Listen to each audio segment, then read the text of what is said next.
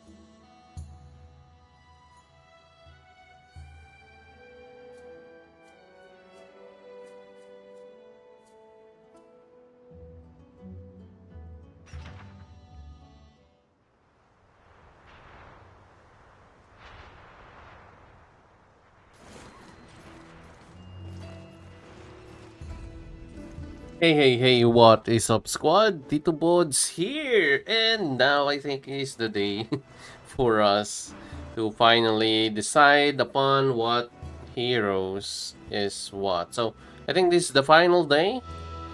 And thank you for checking in right now on our live stream.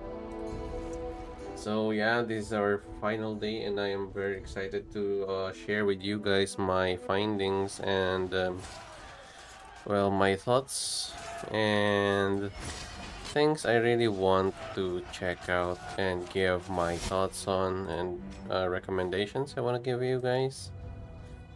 Okay.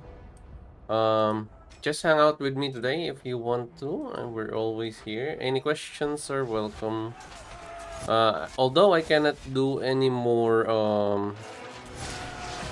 hero requests because we are almost out of troops, and I can't really give you guys the best anymore because we don't have any more skill scrolls here, but we have hero medals, although we can still try if we can. But anyway, for those of you guys who are just tuning in, welcome to the stream. Don't forget to hit the like button so that we can be pushed through the featured um algorithm, or recommended by the algorithm, so that we can be good and have more with us today here in our stream. So just final thoughts maybe, or tests before I finally give my verdict. I also wanted to try this build here, and yeah, hopefully you guys have a wonderful weekend, especially those that are in the Asian region.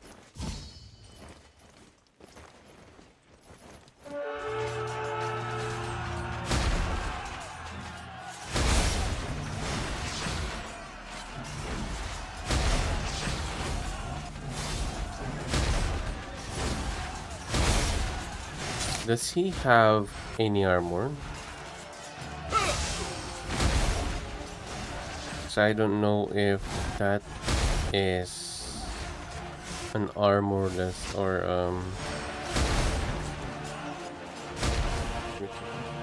he doesn't have any armor though. Maybe we are the ones who are missing something. Why is it 31?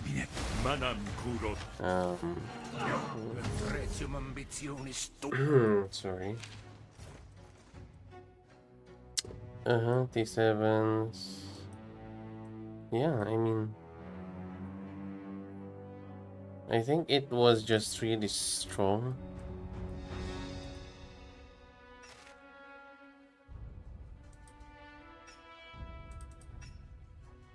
Yeah, I think we don't have that much damage going on for us.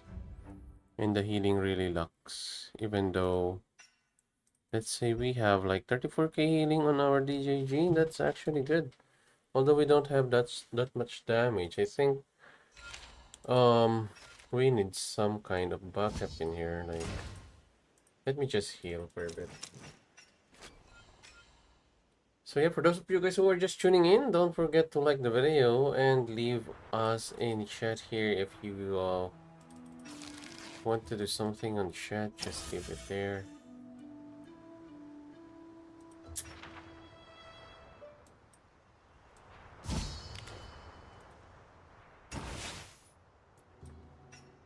No numero mi. There's something missing in this build. No numero. Like, I think okay, let me just use my previous build. So yesterday or the other day we have started using this build. It was really good until well, there's certain times I kind of feel like it lacks damage. Already bound onto a husband. Kingdom of England. Where is our Skyward Knight? Change this to this. Yeah, do you guys think we can beat a full rank Cyrus with this? I mean, like, with Belisarius, I know I can, like, 150%. But I don't know about this one, though.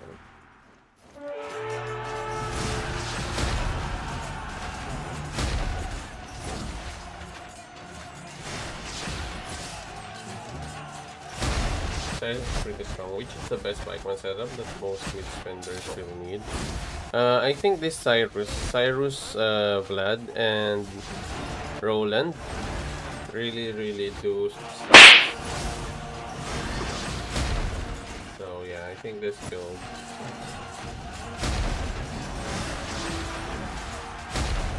I think we're doing better now, I guess. But Cyrus is still pretty tanky.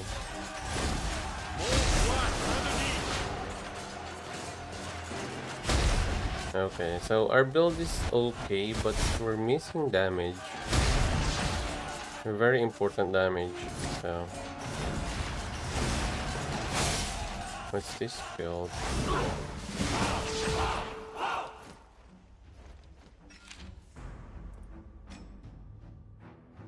Oh, he's using St. Louis with Cyrus and Vlad. Is it right? Like, is it Cyrus and Vlad? Look at this. Cyrus and Mansa Musa, okay. Okay. Hang on. I think I have the wrong ring. Because I have a specific ring I used for this build. I think I'm missing some. Bound onto a husband. Il faut toujours suivre la justice et défendre la cause des pauvres. Jusqu'à ce que la vérité éclate. Azure Moon. Then let's remove that. I don't need that anymore. I don't need silence here. Let's go. The only lineup I don't really have a final like build on is actually St. Louis. Like, there is a build with Belisarius, but it's quite complicated. We're in it straight up chest Belisarius with St. Louis, but it's not even flashy as having Ashoka, and the results were like even Ashoka or the old build actually kills off the new build with St. Louis.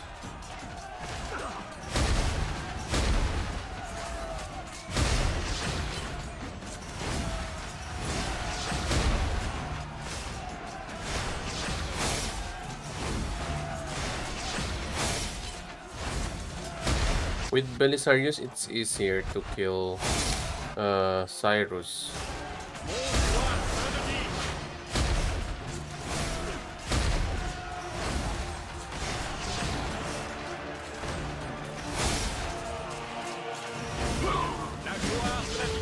So yeah, I don't. That's the build that I kind of like, but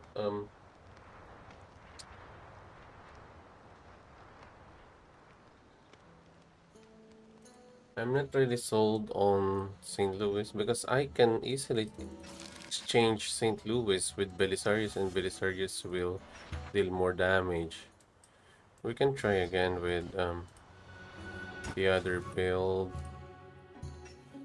So this is another build with Belly. So Belly, Elizabeth. This is actually the suggested build. Non numero merito. Then we change this with double attack. Okay. I think this is this is the build. Actually, you can change this one with bound onto a husband. this.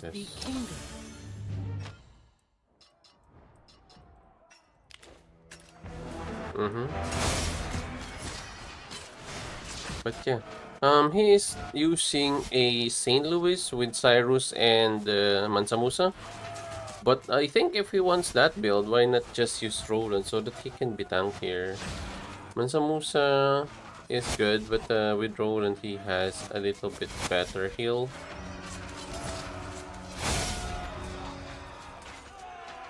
So for those of you guys who are just tuning in, welcome to the stream. Don't be shy to leave a message on the chat right now. So also don't forget to leave us a like so that we can be good with our algorithm today. But anyway, after this one, we're going to finalize our verdict. Combat pour la France, et mon cœur bat pour Dieu.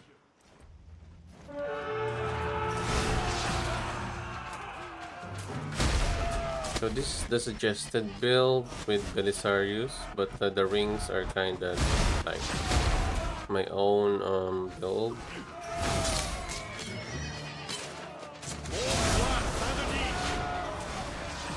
Hello, Mert. Hello, Mertken. Welcome to the stream.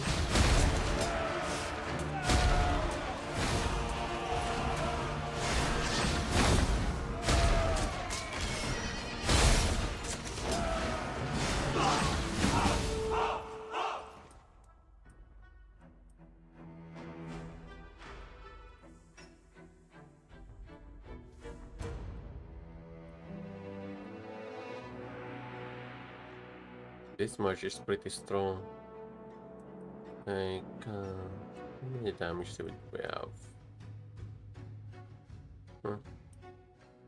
Did you know that with Vlad only without Cyrus, that the march is pretty weak? Like Vlad, Mansa, and Roland, it was pretty weak. It doesn't have that much punch to it like what a Cyrus can.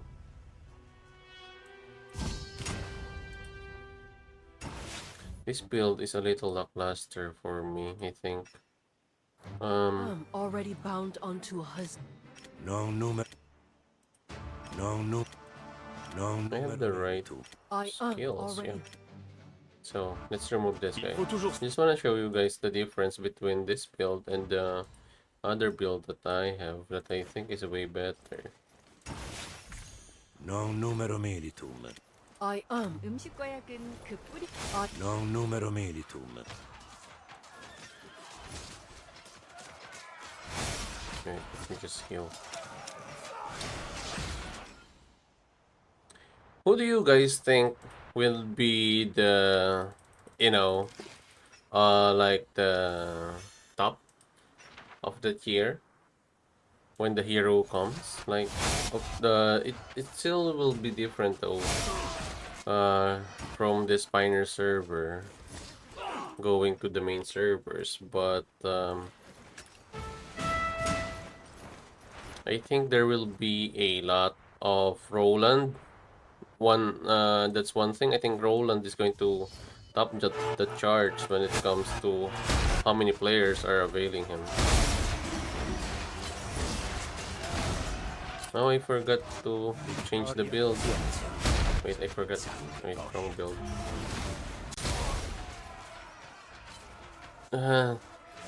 I got the wrong build. I got the wrong build. Hang on. I got the wrong build, baby. People are sleeping on St. Louis. Also, I think Confucius will be top, and then St. Louis. Right now I'm having a hard time on St. Louis though, because on the Pikemen, I'm getting better results with the old builds. Although St. Louis with Belisarius can work, it works, but it's not that good as what we have with Ashoka. Even the build of Ashoka or Belisarius, Elizabeth, and Ashoka beats the build or beats the new hero with St. Louis. And actually, it's I think a bad thing, in my opinion. Why am I not getting that kind of damage that I want to? I think it's this, because of this. Okay.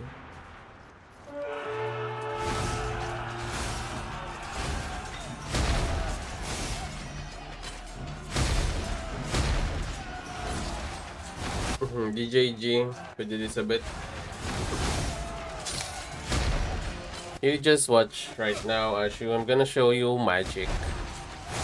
I know that healing of DJG doesn't work. That's why I don't use healing. The only thing that doesn't work right now for me is her signature skill. But the others actually work.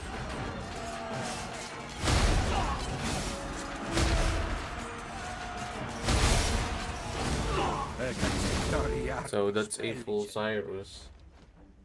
Yes, I tried. It's so soft. It doesn't have heal, so it's easier to kill. So this works, but the only thing that doesn't really work here is the signature skill of DJG that is not going to heal. So this is it. So it will not heal, but the damage reduction and the damage or the increased attributes is still there. This will not heal. So the only healer is, of course, Elizabeth. So that's why here we get this one, the strengthening fortification, that allows your Belisarius to spam skills. Look at this, 15 activations. Do you get that activations from your Belisarius? And also this one, look at the damage of Belisarius here, 141k against your Cyrus with Vlad and who is this? Roland. So even the stats says that the damage output of these two combined is not nowhere the damage output of Belisarius. And the best thing about DJG here is that her skill, this one, stacks. So 4 times it's going to be 8 here, and then this one is going to be for 4 times, stacks for 4 times is 24 damage increase, 24%. That's why that's actually what's missing here. We also have King's Blade here. It shouldn't work because of the healing, but we're not looking for the healing. We're looking for the damage output. This march is really good, but pretty weak against of course Swordsmen. But sometimes when there are Miyamoto that are a little bit weaker, it will actually, you know, what's his build though? Let's see what's his build. Belisarius.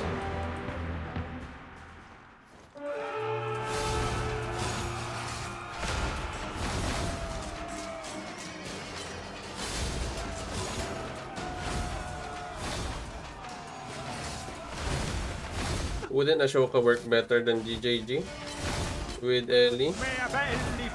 Yeah, it works, but this has more damage.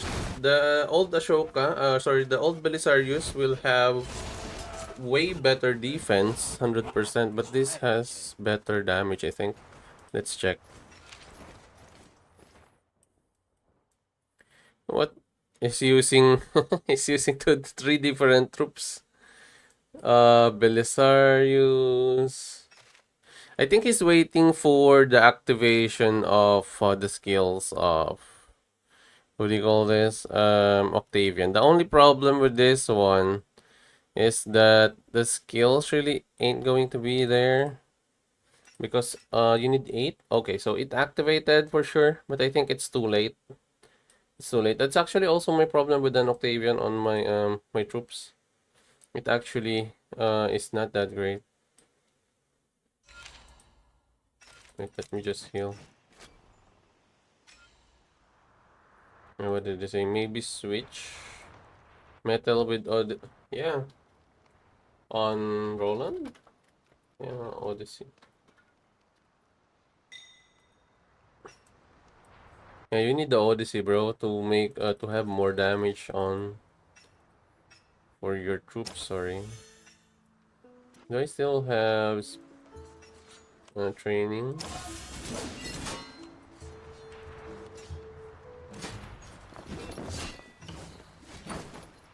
I don't think I have enough speed ups anymore. That's actually my problem right now. I already did that. I don't have enough troops anymore. I'm sorry.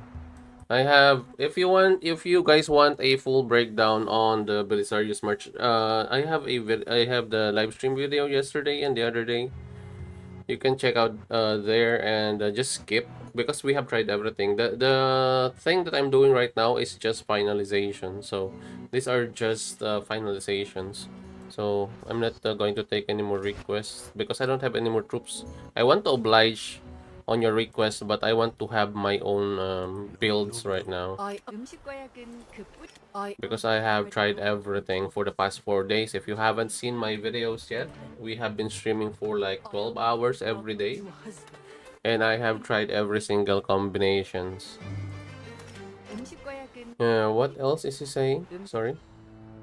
I just really want to try how far we can push this build, because this is actually the build that taken down the old build plus the new build with St. Louis. The only thing that's missing is I want to solidify this one as the better build than Ashoka. This build with Belisarius Elizabeth and the DJG actually slaps Ashoka, and also St. Louis with a new build. It's actually having a hard time with this build. And the old Ashoka build, Belisarius Elizabeth Ashoka, actually is way better than the St. Louis Belisarius Elizabeth. Although it works. Don't get me wrong. It works. But it isn't like the Belisarius build. It works against Lubus, it works against other Pikemen, but it's having a hard time against a Cyrus with Roland and Vlad. So the fights sometimes are 50-50. But with this build, I think I haven't yet lost against Cyrus with this prime build with the right rings though. Because you need tankiness here, although I don't have any more troops. I have 131k.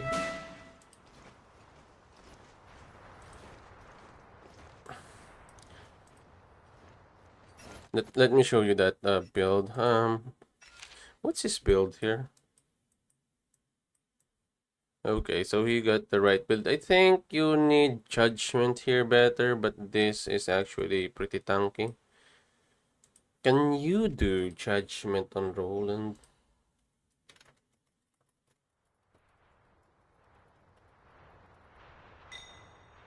Also, another thing is there is a certain weakness on St. Louis, which is his actual signature skill and his customizable skill. There's actually like 15% life difference. Like for example, if you attack a player and you need to damage him for like let's say 15% of his life, that's the only way you can actually it's you can actually activate the bonus of your skills. And then once your opponent hits 50%, that's really where St. Louis is fatal. But before that, if you can't if you cannot let's say outlast the damage of the opponent in the first few seconds, you're not going to really activate St. Louis that much. That's why I think either the best option is to have Belisarius as your main, then St. Louis, and then Elizabeth. And St. Louis, Belisarius, and Elizabeth works also if you want more control. But as I've said, against the old Belisarius with Ashoka, the skills of your St. Louis actually is cancelled out. Especially, for example, you have also opponents that has like the Immortal Army skills. Your control is actually cancelled out. Sometimes the damage is dispelled. That's actually the bad thing about that. But with Belisarius as the main, then secondary is your St. Louis. It's also working good. Then you're using like for example Thunder, Radiant Thunder on your St. Louis. It gives Belisarius more damage, and that's I think your best bet if you're going to use St. Louis in the Pikemen.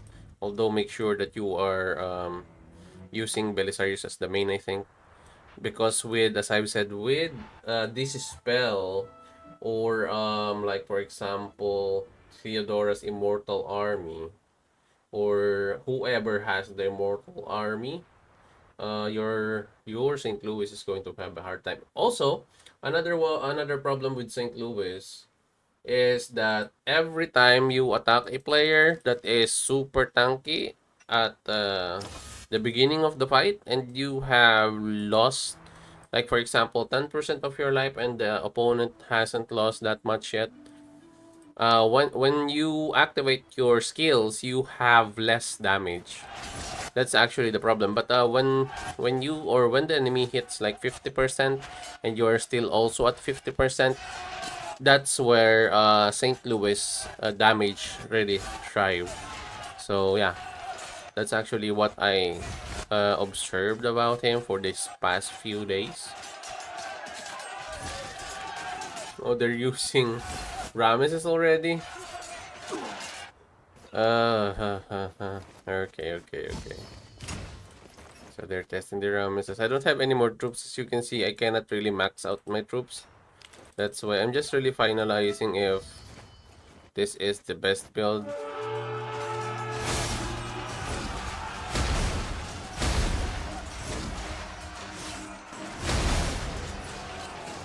Because as you can see, we haven't yet lost against the Cyrus, even if his Roland is super tanky, or he has healings and everything.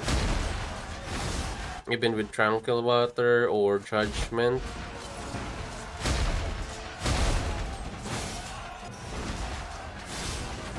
Oh, I think this is going to be our first loss. Oh, we still won, I think. But yeah, so these are the results though. Okay, so this is the Judgment Ring now. If you can see the comparison. You will see the stats. Oh, 19k healing already. And 14k for us. Okay. Look at activations here. 40, 83 activations. Then look at the activations. You can actually compare these activations with, let's say, your own activations without the help of DJG. Look at this one. It activated 30 times. So you get their increased damage plus skill activation chance. Wait. This was another one. So, same build.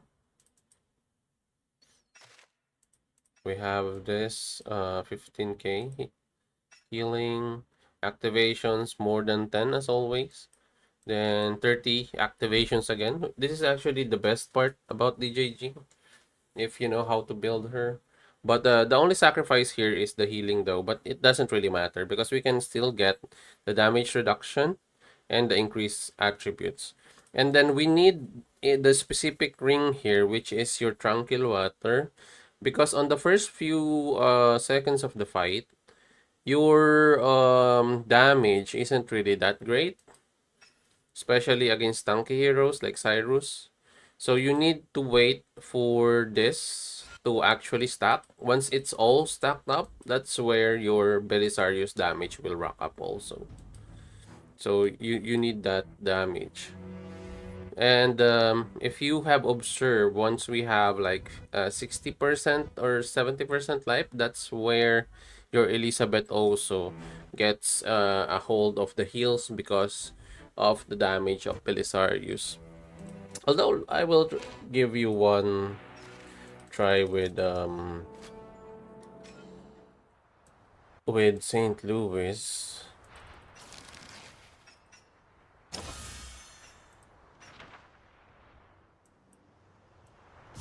I will just use a tanky ring though because we need a little bit of tankiness here.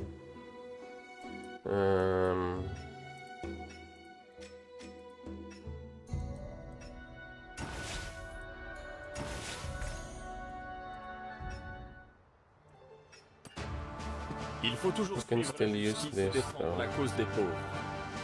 Jusqu'à ce que la vérité éclate. But I think I would rather use the tranquil here. And then the activation. No numero. I am already Here. bound unto a husband, which is the kingdom.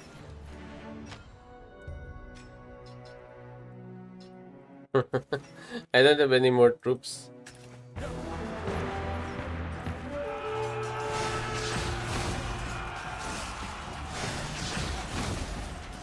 So you can see this also works.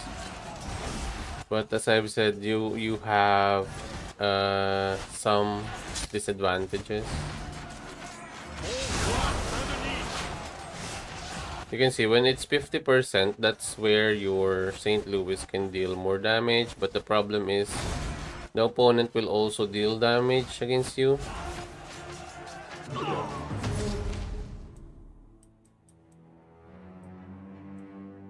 Oh, he's using a Skyward Knight here. Okay.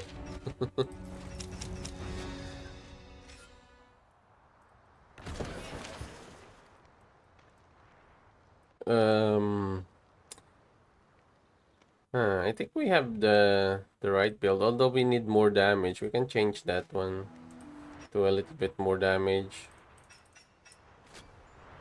Still can't. I still can't find a way to actually say that St. Louis is an upgrade. Although I know how to play St. Louis here. I've been using Bailey and St. Louis with Elizabeth for a while. And the damage still isn't... it's still underwhelming for me. Although we don't have troops, it's another major reason. Oh no. I am. We can use this to spam. And we need defense. Which is Kingdom of England.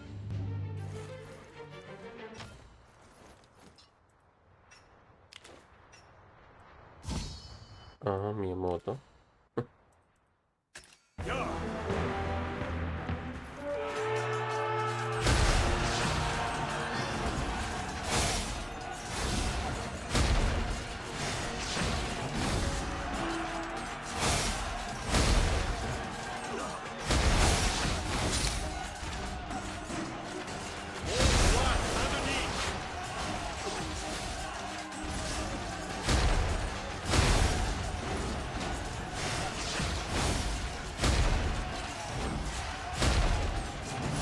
épée combat pour la France, et mon cœur bat pour Dieu.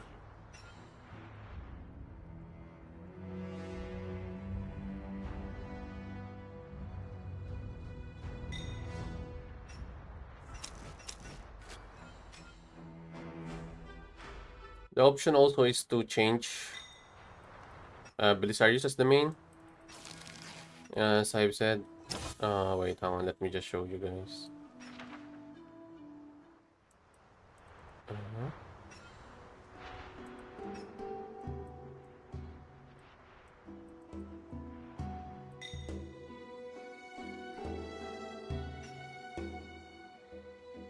My Mia is innocent.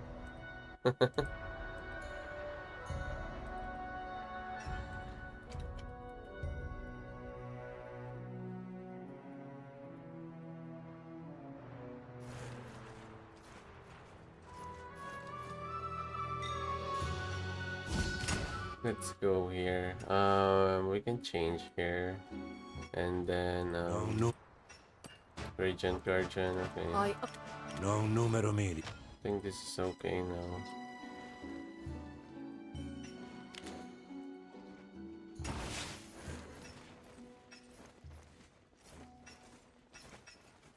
Shit.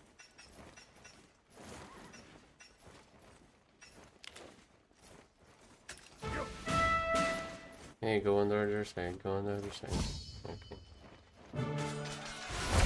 What the hell?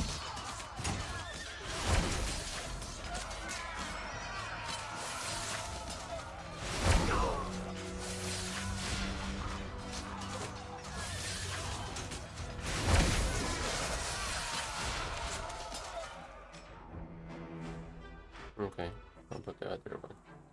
Oh. Toyotomi. Who is Toyotomi? Mertis. Okay, this is a secondary St. Louis.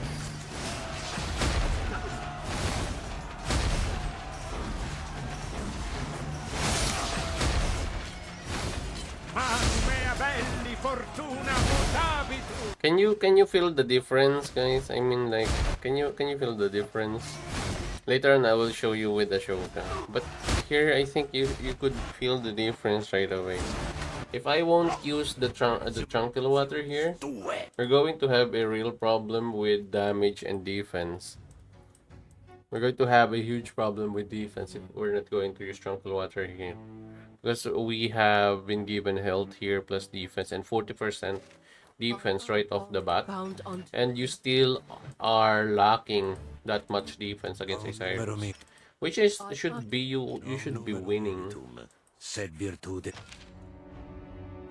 Although as I've said, we've tested this one out against a Lubu already and it works, but you will still get damage though because you're not as tanky as a Cyrus. But when you do burst, it really slaps. It really slaps your the enemy Lubu. So that's the upside. Although as I've said, I'm still a little bit underwhelmed on the damage output because this is a new hero. And if you're going to check out the attributes, so your belly has 1.13 and your St. Louis has 1.17. So based on that, he should be doing that much damage already. Like I even tried with help of activations and we still didn't get that far. But he has a good like lineup with the archers, and we're going to check that in a bit. But let me just show you the build with Ashoka. I just need the gem. I think this one is a better gem. I can also do the activation gem, but no numero milito. So that we can just compare.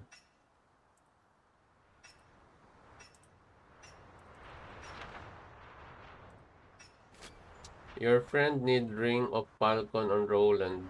He is not power up enough.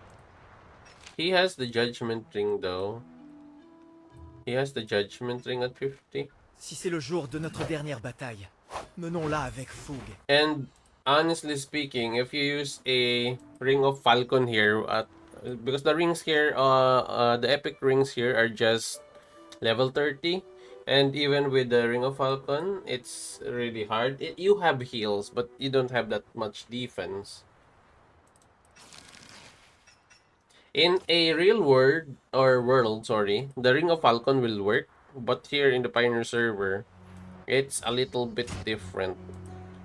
The only viable ring here for let's say epic rings should have at least your opponent also has like an epic ring.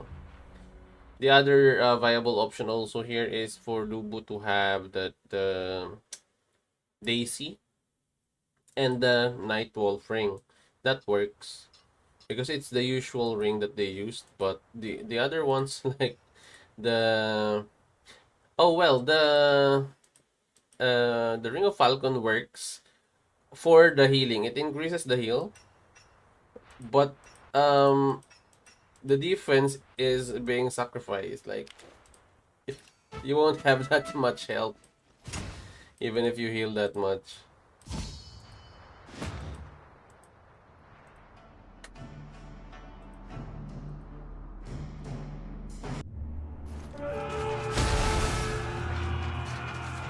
This is the one with the Shoka though.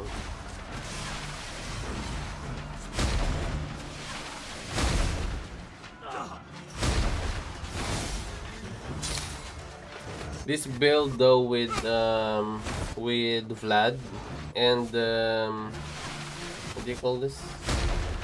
What do you call this?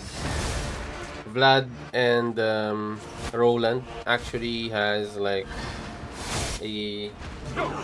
an output wherein you can get sustain plus damage.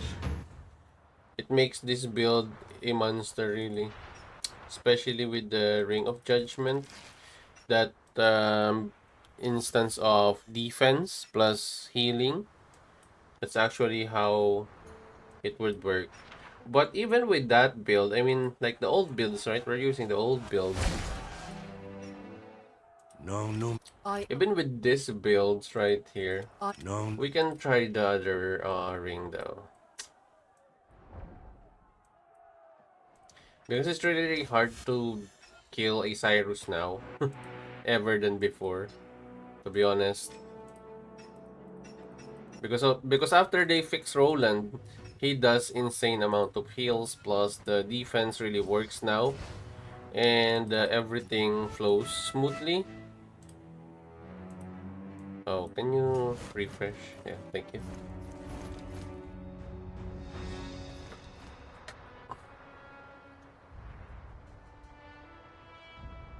So this is still the Ashoka build though.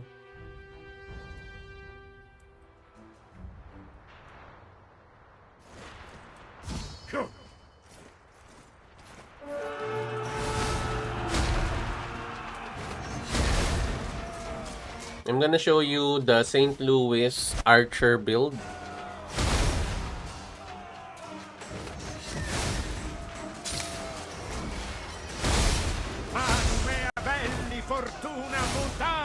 As you can see, we are still losing with the new March of Cyrus, which is pretty strong with Vlad. With Mansa Musa, we can easily take down Mansa Musa. He doesn't have that much damage, so the sustain isn't really that worth it.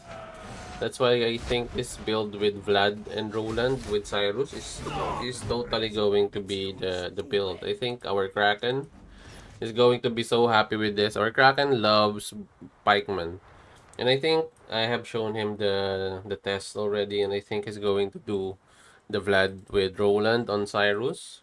I think it's going to even be harder to kill. Like, okay, I don't have healing anymore. What the hell? How can we do this? So anyway, let's try the Archer though, because I know the Archer will really hit hard. So in the Archer, you also don't want Suleiman there. You're going to miss a lot of of activations. That's the problem though. But I found a build for the archer that can work. I found a build on this archer march that can work. But you need the rings also. You need the rings for it to work. Like, I'm not sure if this is the right rings though, but let me just try. Where is my skyward? I did meet a belly DGGLE in the last desert. It hit hard and fast, but it trounced him after that. So it doesn't think much of it. Yeah, it hits hard really. That's actually. I think I don't need any more to change the skill. I think this is the right build here.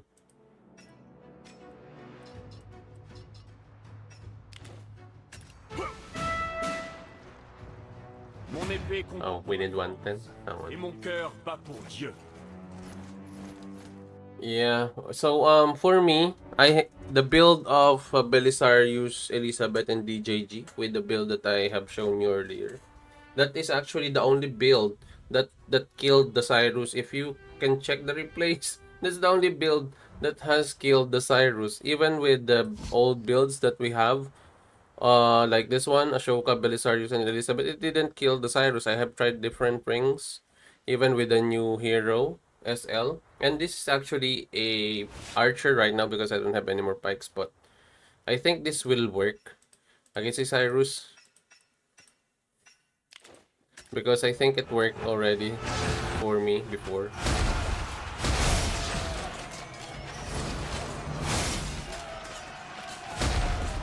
You just really need to silence Cyrus here. But the problem is the damage though. We cannot sustain really the damage of Vlad. Look at that. Even if we're trying so hard, bro.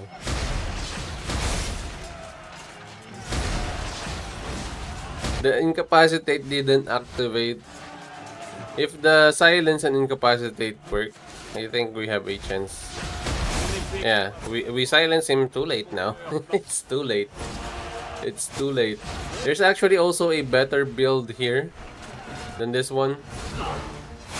But it's quite, let's say, it's quite squishy. It's quite squishier. So we need the ring of... Where is that? Ring of Tranquil here. Agir juste.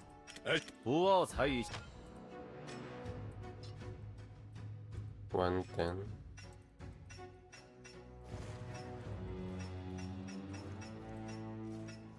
If you really want to test the tankiness of the enemy, this is the enemy that you want to deal with. Because it's super tanky.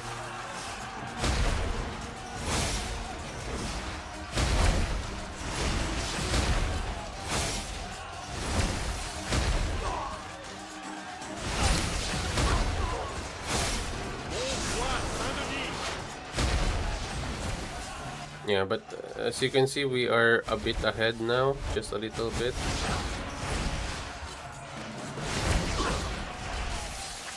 See that? It's a little bit squishy at first, but we are winning right now. You can see that? You see that? It's an archer. So this is the build I use. He uses every right scale, the right ring. This is actually the ring because this is a huge damage input on this march. 20% for Vlad and for Cyrus. And then you have 10% defense plus 10% troop damage.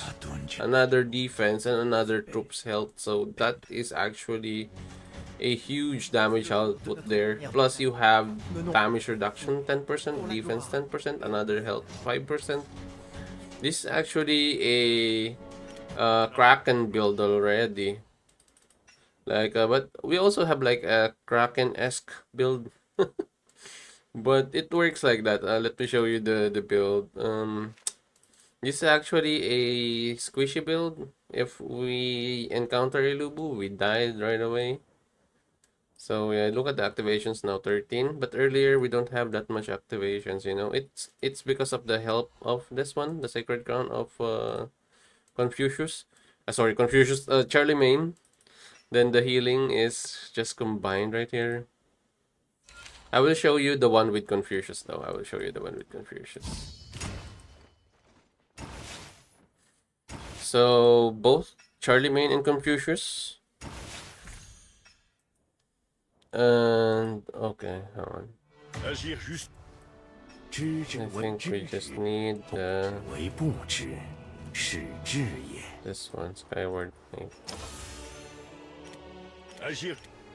Yeah, let's go. This will be tankier though when Confucius activates his skill. Oh, we need 110. 110.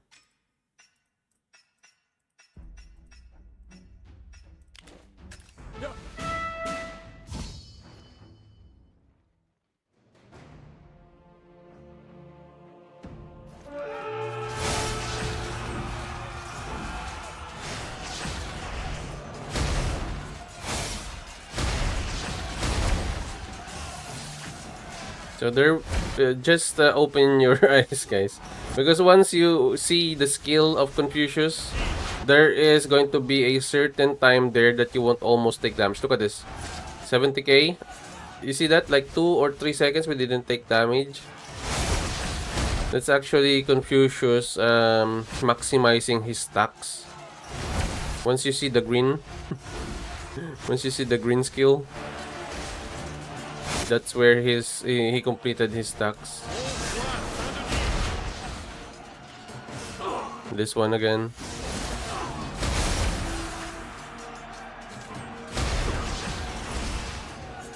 You can see we can kill a Cyrus, a pretty tanky Cyrus because of this. But it's going to be different in the field though, because he will have extra activations because of the other attacks of other players. Because you already know that the Cyrus, when being attacked by 2 or more players, will have more devastating damage and will activate all of his other skills from his whole troop quickly. So that's actually the oh, I remember I don't have any more speed ups.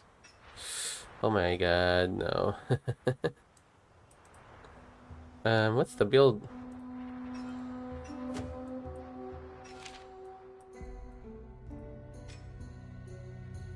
Oh, Roland with the...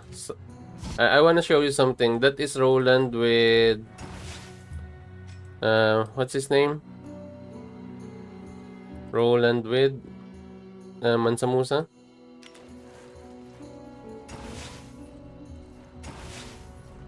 Let me show you something, guys. Oh, shit. Yeah, I think it's here still. So I think you're curious about the damage output of Cyrus, right?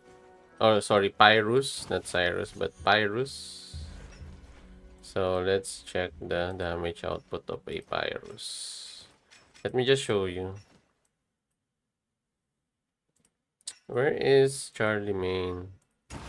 I need Charlemagne. Also this guy. I'm gonna try them both. So Charlemagne, and let's say Confucius also. Oh,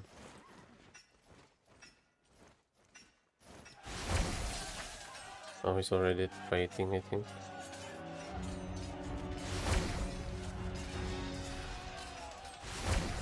Λατρεύω τους γενναίους αντιπάλους, γιατί η γενναιότητά τους ενισχύει τη νίκη μου. We need this though. We need that item. Oh my god, we are just 77k plus T1s. Okay, let's try. You see that we only have like 77k of troops. And T1s. So we should be at a disadvantage.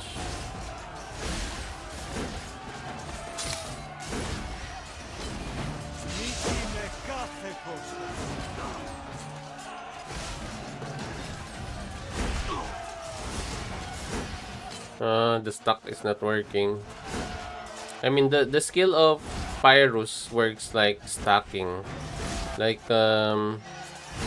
he will activate his signature skill, and then it has a chance to activate for another time for 35%, and that skill has another 35% chance to activate.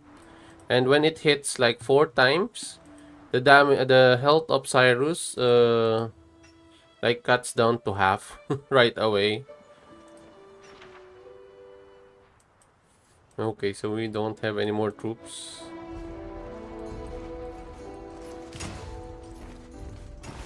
You can also see here Zug actually also works here.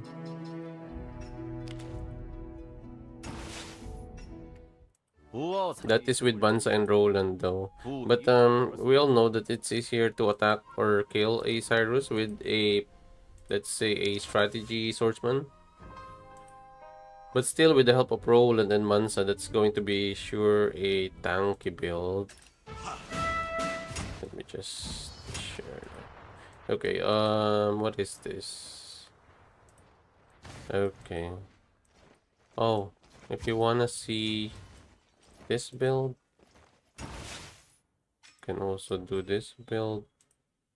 Although I don't think I have the ring. I need the ring that is on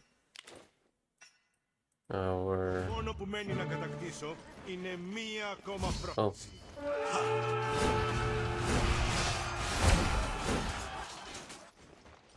Sorry.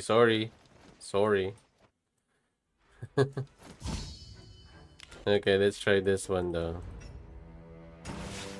So, we'll build here. If you want this pure military marshal, you need this build. Known by their leaves, not even by their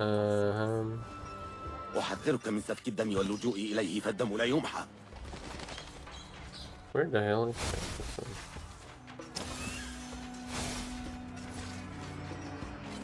And you need her tactics here. This is a standard build only. And you're gonna use... not swordsman, bro. Gonna use the Egyptian chariot. And yeah, I think we can max it out still. Alright. Wait. Why is he attacking? You wanna attack me? No. I wanna attack the Cyrus though. I think it's 110. It's 110. Oh, okay.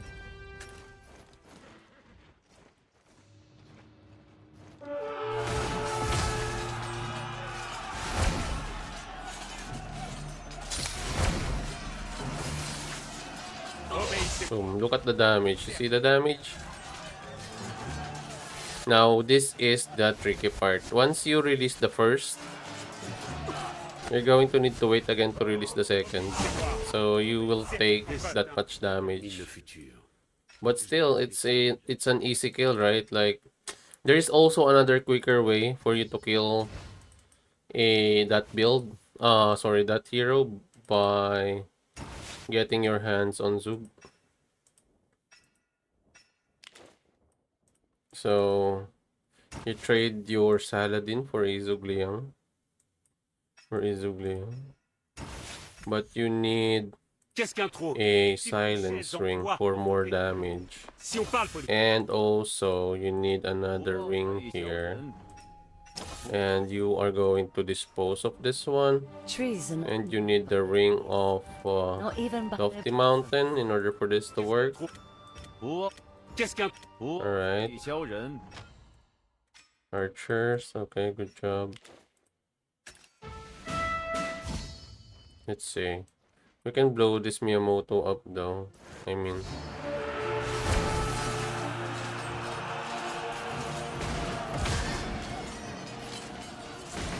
can see the damage, right?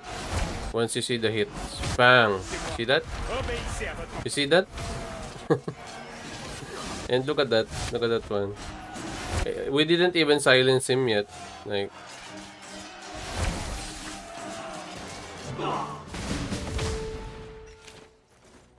So the first one we deal like 21 seconds.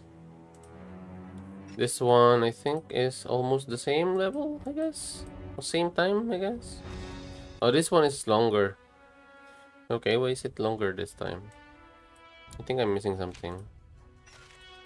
It shouldn't be longer. Yeah, I always forget I don't have any more troops. So let's try it with Cyrus though.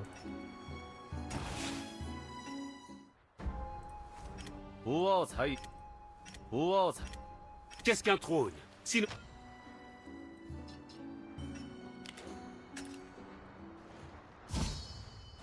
Is it worth it getting Pyrrhus if I already have a 5-star Ramesses? Are you a whale, a mid spender, or a low spender? If because I don't prefer Pyrrhus if you are not going to invest on him, especially if you already have Ram. Ram is still the best with Scipio. Ram is still the best with Scipio, and Zhugliang still the best damage dealer in the game, I might say. How would you tease Archer fare against Ubu? Pretty bad still, bro. Pretty bad still.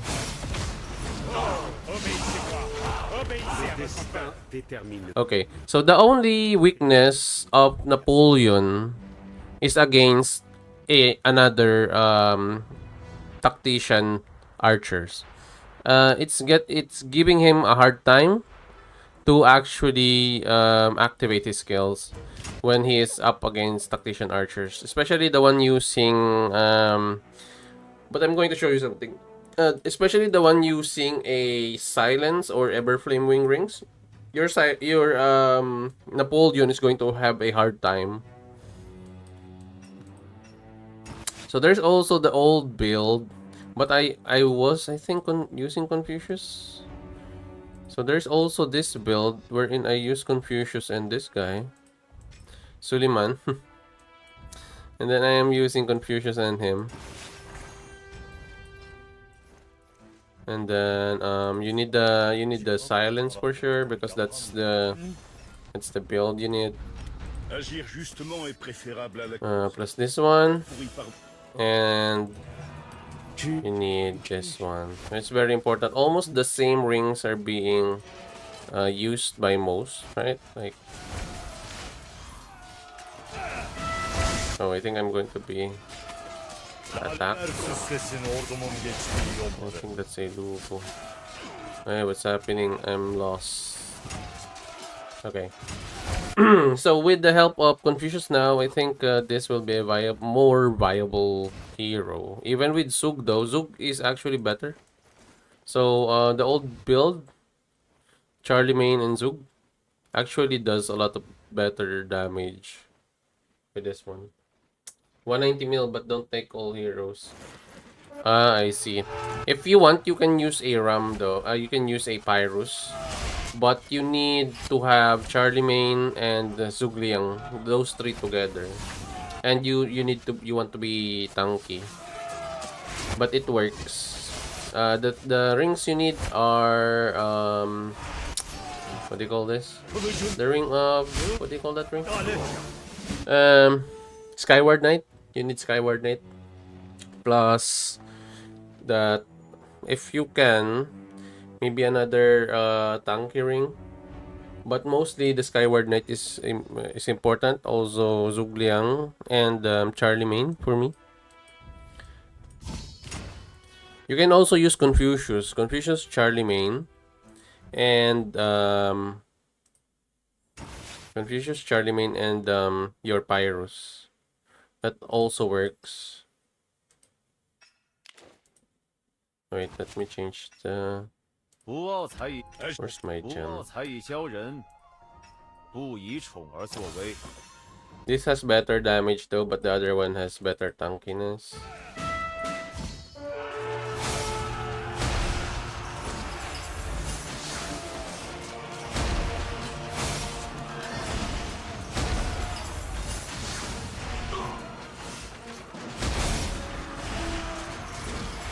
You can see the damage, right? The spam of the damage of Sugliang. I mean Suliman. You can see the damage there against a Cyrus with Vlad. Although he doesn't have ring now, that's the problem. He doesn't have ring. Vlad has no ring. Your Vlad.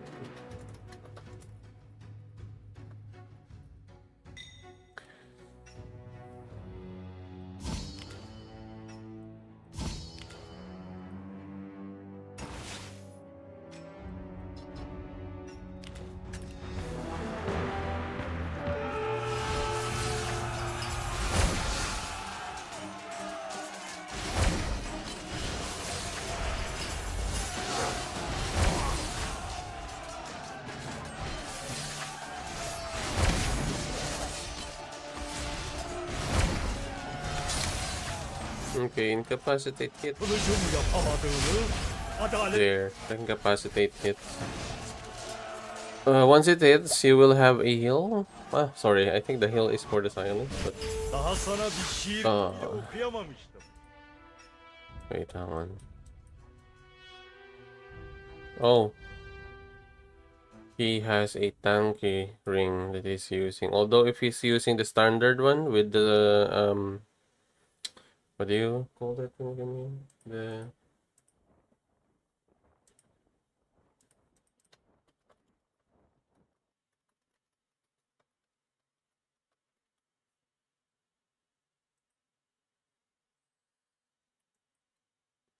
sorry guys, someone just messaged me, but anyway. These are the results though. Look at the damage though of Suli. 7k healing of Suli.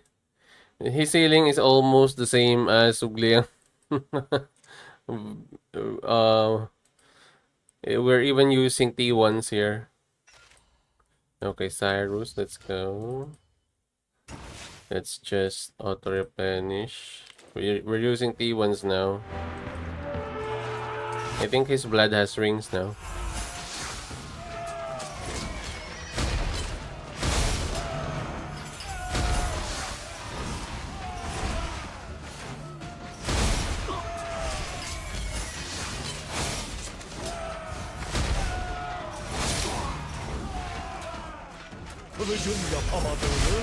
You can see here already how we are working. Look at that life, bro. Look at that heal. You can see how good Suliman is. You can just you can use this build, this exact same build, but you can just replace Suliman with your St. Louis. I don't even have the max strategy master's gift here, and when we do have max that will be even more damage.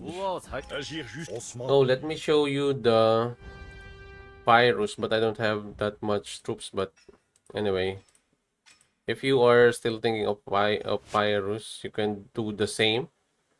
For me, you need this guy. Especially with RNG, you need that one. And then you need also the Ever Flame Wings. Or you can also use the Serpent. Where is the Serpent? Let me just show you the Serpent first. With a Miyamoto, you are like 50-50 with the damage depending on the activation of the Miyamoto and how strong Miyamoto is. But the only thing here is you need the Tranquil. Now, maybe you don't need it because we're fighting against a Cyrus. Okay, let's just max it out. Okay, so we only change one hero, right? But we have the same build.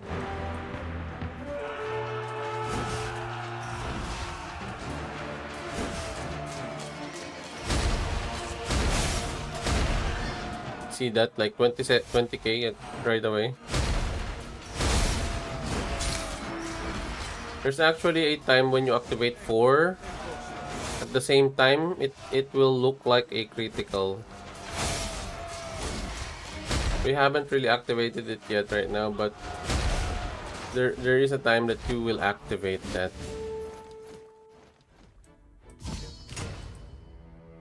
So we're using a Serpent here, right? Like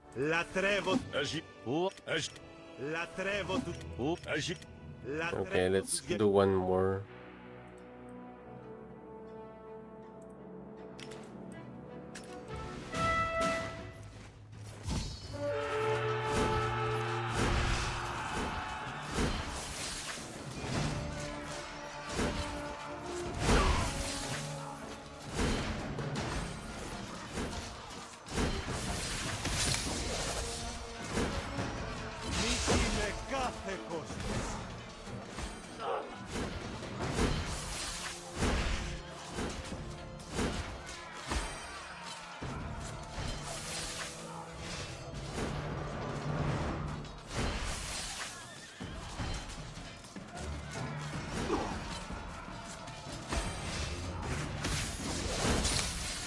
This is also another downside of Pyrrhus.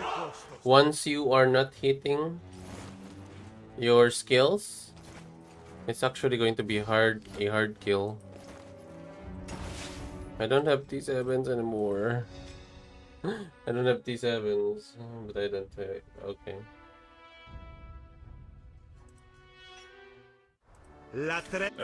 Λατρεύω τους γενναίους αντιπάλους, γιατί η γενναιότητά τους ενισχύει τη νίκη μου. You can also use an Azure Moon Ring as a substitute for your damage, because there is actually a time wherein you're going to wait a long time sometimes to activate the skills. So I think you need to have a little bit more damage. Oh, I'm sorry. I'm sorry. What's with the Lubu? Okay.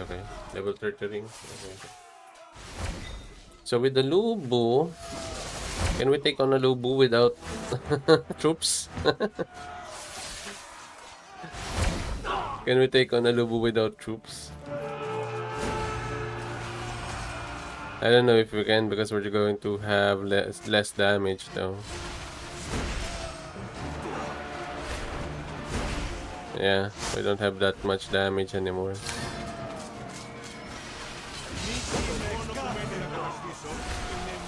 How much do you guys still have? Tito, can you try Pyrrhus plus Sunchu? Tio, not... I already tried that one. It doesn't work. No damage at all. No damage. You are going to be food. You're going to be food. You can't use those two here, especially with Pyrrhus. Pyrrhus needs more activations. And actually the best one that I had is a silence on him. But let's try this first here.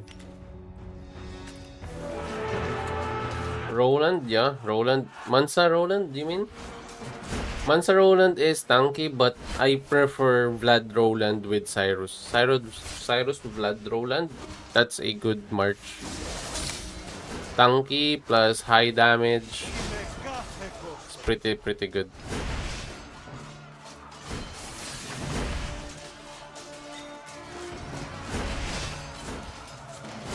You do not have medical security? What do you mean? Yeah, I don't have speed ups anymore. So, but we still win. Look at this. We're still winning without full T7.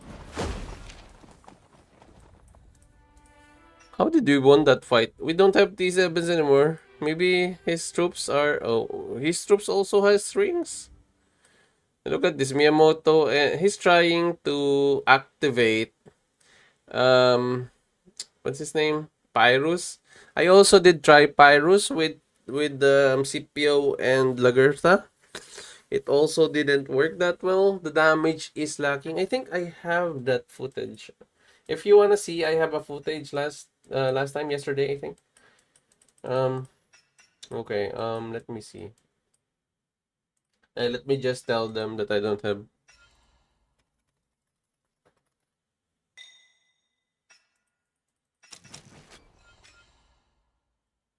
Vlad, Roland, Mansa? No. Vlad has a problem. Damage problem. He has a damage problem.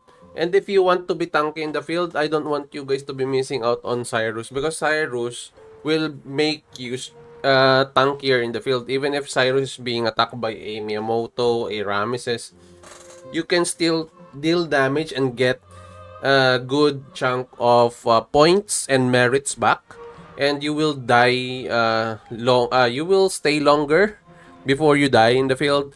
And with only Vlad, even with the help of Roland and Mansa, you can be bursted by a Miyamoto and a Ramesses. That is 100% sure, because most players doesn't realize what Cyrus can actually give. If you read his commander skill, if you read his customizable skills, his what do you call this, his signature skills, there is a defense in there. There is an activation also of a damage reduction. Plus, there is also another activation there of his customizable skills, or like spamming his skills. Plus, there is also another activation there wherein you have, or you can ignore some of the enemy's armor or defense. So something like that. So if you haven't really searched on that and you want to replace him with a Vlad who only offers damage, I think you are missing out. Because Vlad's damage is really not enough to compare with a Cyrus damage. So if you want, you can do a Cyrus, a Roland, a Mansa Musa. That's a strong march also. But you will lack a little bit, just a little bit of damage, but you will have a healing to sustain in the field. But with a Vlad, I think based on the uh tests yesterday on the depot, the best build with Vlad now, unlike before that we when we are using Cyrus, Vlad, and Mansa Musa. But right now with Roland, we have better survivability, and on the top side we have better damage because your Vlad is boosting also the damage of your Cyrus, and Vlad is also dealing damage, and it actually complements each hero's strength better than if you have Mansa Musa before with a Cyrus and Vlad. So I think right now the best bet is to go for a Cyrus, a Vlad, and a Roland. But before, I don't recommend that build. The builds that I recommend before Roland comes is actually Cyrus, Barbarossa, and Mansa Musa, because we have better merits, better exchanges in the whole fight, and you will live in the battlefield longer, which means every time you are attacked, your Barbarossa will reset the heals. You will heal again, and actually, with Roland, he can take that heal. Plus, another fun fact is that actually all that Mansa Musa can do with the healing, your Roland can be better or has better healing and defense than your Mansa Musa. The only thing that your Mansa Musa is better at than Roland is actually his damage from his passive skill, his signature skill. So for me, if you want, just remove. If you want to be tanky, then Mansa Musa and Roland with Cyrus. If you want to be tanky with damage, is Cyrus, Vlad, and Roland. So I don't really recommend this before Roland comes. I only recommend like Cyrus, Barbarossa, and Mansa Musa, because we have better results on that march versus if you have Vlad with Mansa and Cyrus. But right now, the tides has turned or have turned. Cyrus, Vlad, and Roland is actually kicking everybody's ass. You all know this. Like the only thing that's going to really have, or you're going to really have a problem with, are players like tactician users that is at your same power level. But beyond that, you won't have any problem, especially on the field. Even if you are a free-to-play player, a low spender, I think Roland is going to be your best bet.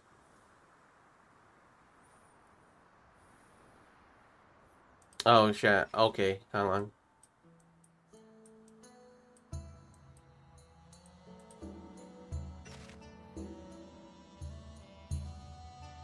Yes, with the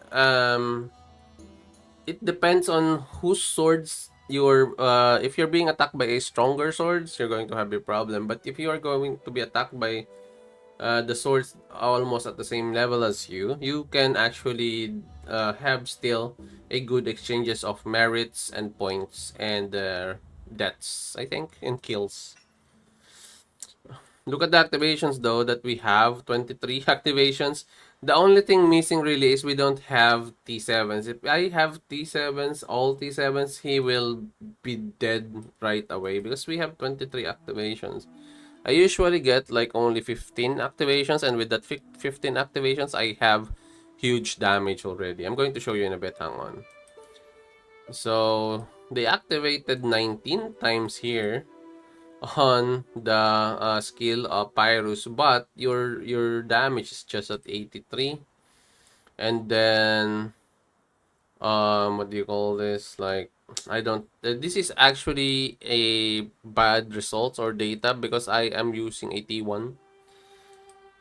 But if I have T7, I can easily kill him off for sure in just a few seconds. Wait, hang on. Limited time assignment. Yeah. But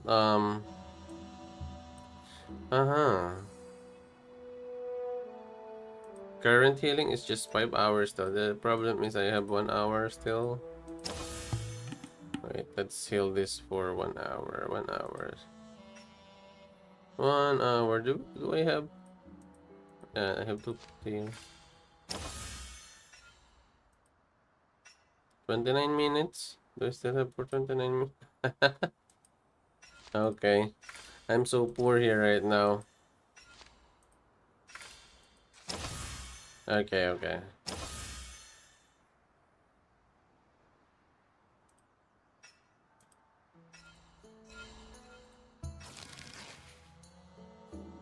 How many hours? 1 day?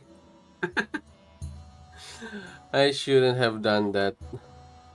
I shouldn't have. If only there's a BIP here or something that I can get Empire coins or speed ups. Well, I can buy speed ups. Hang on. I think I can buy speed ups from the store. Here, there is a speed ups here. Oh, it's a training. Isn't there healing? I can just train, right? Like, I can just train, but I don't have any more other speed ups here. Do I have health or healing? Sorry.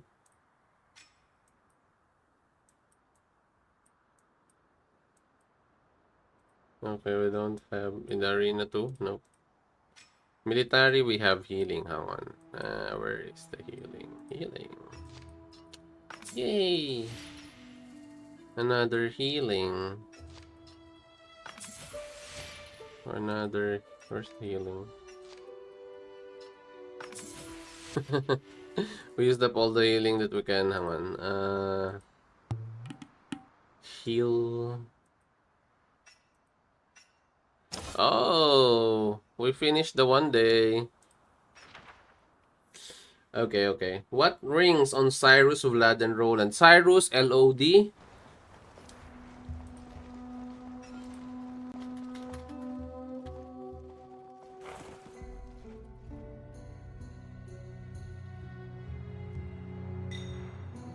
Okay, so you want to see Pyrrhus in action? I think we can do it. Nope. Wait, hang on.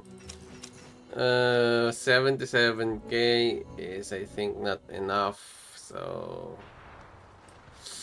where is the swords? There. How much speed ups can I do? Like, train 1 day? Do I have 1 day speed ups? I think I have 4 days.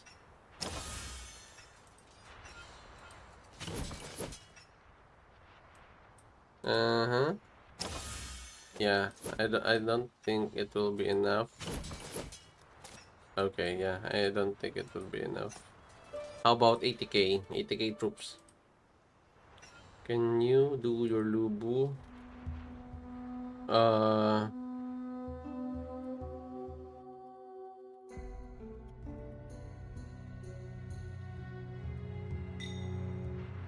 I think T1 is okay.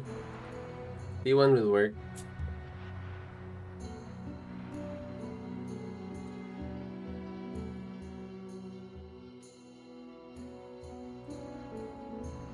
You're welcome, you're welcome. Hi, Tito. Did you test Julius Caesar, QSH Auto? Yeah.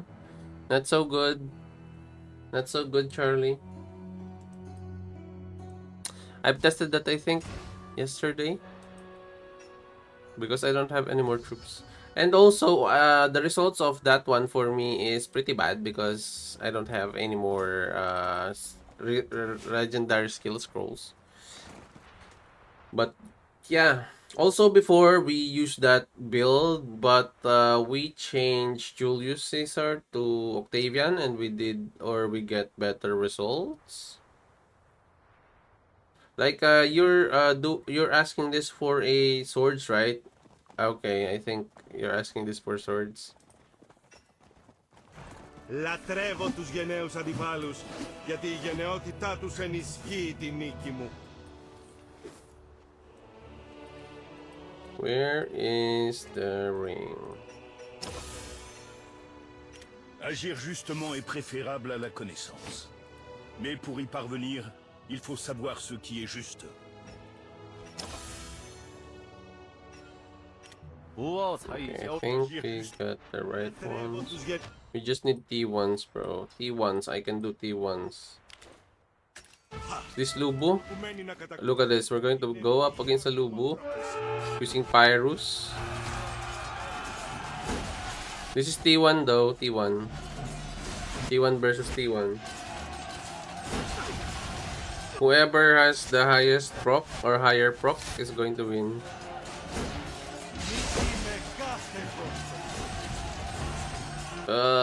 Oh, I think we're almost there. Ah, okay, we lost. What's the build though? Nice, DJG, very strong. Oh, even using thunder. Okay, how much healing does DJG did though? 19k plus 11k. Damn, that's a 30k healing overall. That's 30k healing. I will see the video. Okay. Okay. Activation. Look at this. The activation is just 13, right? We have like 23 earlier. And on the 13 activations, we have 124k on the damage. If this is against a Cyrus, we will have way better results. But if it's against a Lubu, so... Also another one that I can do, but we're going to lose a lot of resources though. Oh, I have a speed up now. Okay, very good. Lubu. Lubu. Lubu. Okay, let's go.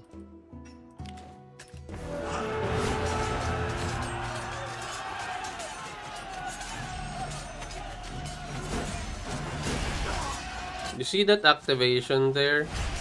You see that activation? That is actually what we are looking for with Pyrrhus. When you activate your skills, that is actually where this hero thrives. You have seen the damage, right? I will show you the damage and activations though. Look at that. Just 10 activations, 128k off the bat, 16 seconds.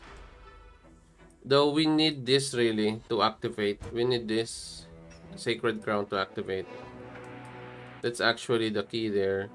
He didn't even heal that much. That's 10k already.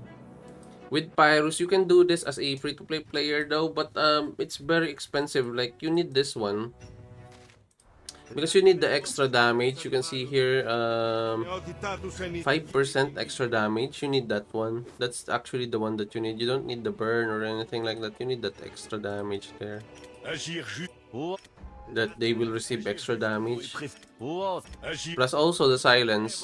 It's pretty important. Okay.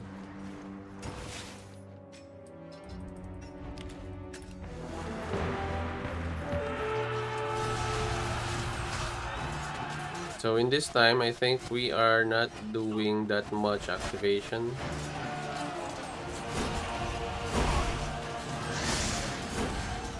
Okay, we're doing still good. Alright, so yeah, the activations are pretty poor here. You can see now the inconsistency of your Pyrrhus. If you don't activate that skill that much, you will have a problem. This is 22 seconds though. 16 seconds, we already activated 13. And we have more damage. Because you know, you already know, or you should have known by now, that more troops means more damage for you.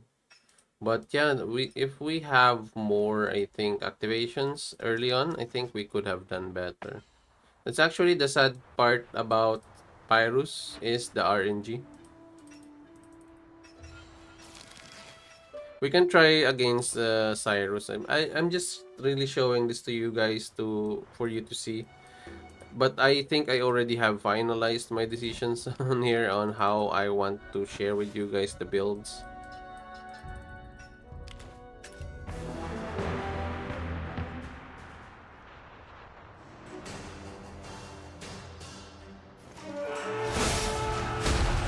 Okay, this is a Cyrus.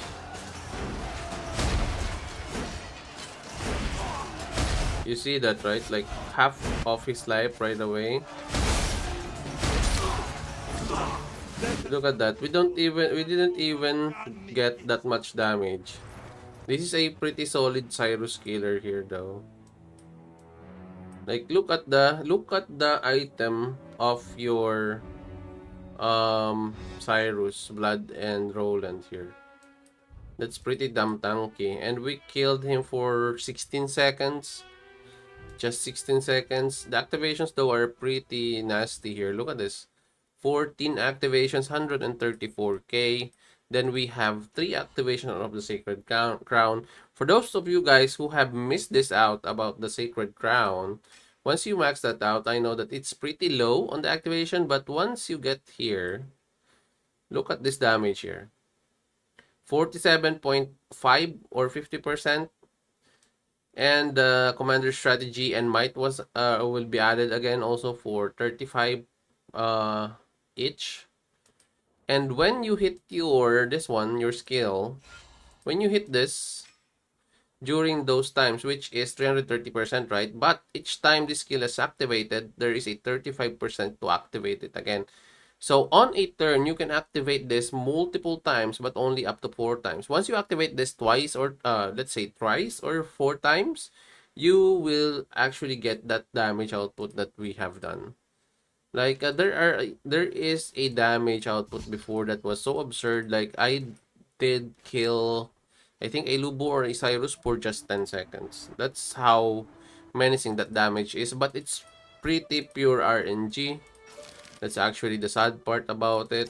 So there are times that you are not going to get that results that we are actually expecting him to get. So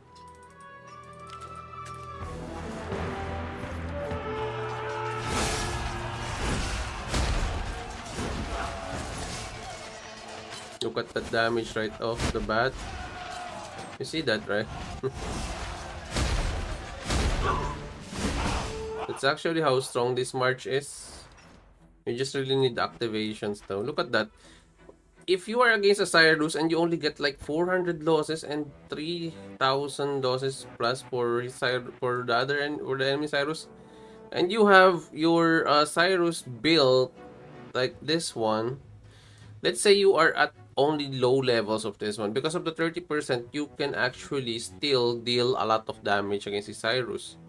But look at this though, 14 seconds, and the damage is insane at 133, even though it's only 12 activations plus another 3 activations of the Sacred Crown. This is actually what is good here, because this is pretty damn nasty. Once that hits, combined with your Pyrrhus, you can see the stats, bro. Like 137k damage right off the bat for just 14 seconds. For just 14 seconds. So let's try it again with Lubu. I will not even max out my troops. Okay, which one better for F2P using Timur or Vlad on Lubu? F2P, Zhao lineup. Can you test that? I have tested that. If you want to see all my tests, I have the recordings, 12 hours per day. And it is on the live stream list. You can check out day 1, day 2, day 3, day 4. So each day I individually tested every single hero lineup. And I think the only day that I didn't test everything is day 1, but day 2, day 3, day 4, and day 5 yesterday, I have tried that March. But on that part, Lubu, Xiao lineup, if you want for free to play, I think you should not remove your Attila. Attila is still better for me. Lubu, Attila, Xiao. Or maybe if you wanna be tanky, Xiao, Lubu, Attila. That is actually my build, my free-to-play player build on my alt account, and that actually slaps. So yeah. Woody272, hello, welcome to the stream. You guys all slaps. You guys all do slaps. Okay, but let's see. So this is a DJG. Although I think okay, so what he did was to damage this one. You know what? I don't believe that this is a better ring against a what do you call this? Let me just show you the Daisy ring. Let me just show you a better build than that. What is this? Is this a T7?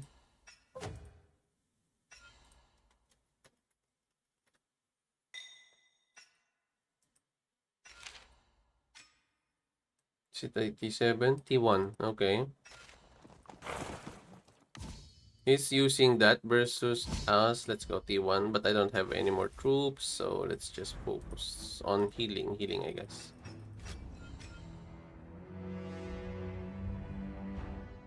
Very hard to... you don't need DJG. Believe me, Virus. You will get better results. Just go with Zhao, Lubu, and Attila. That's a pretty tanky march already. You don't need Dark Flag. Stop that skill from being used. That is an abomination. The only players that will be able to make that work are Krakens and Whales. Believe me. If you are a free-to-play player, you want pay in blood 110%. You will not. You don't need Dark Flag. That's bullshit. Free-to-play players are not able to land that off without proper gear, without proper investment.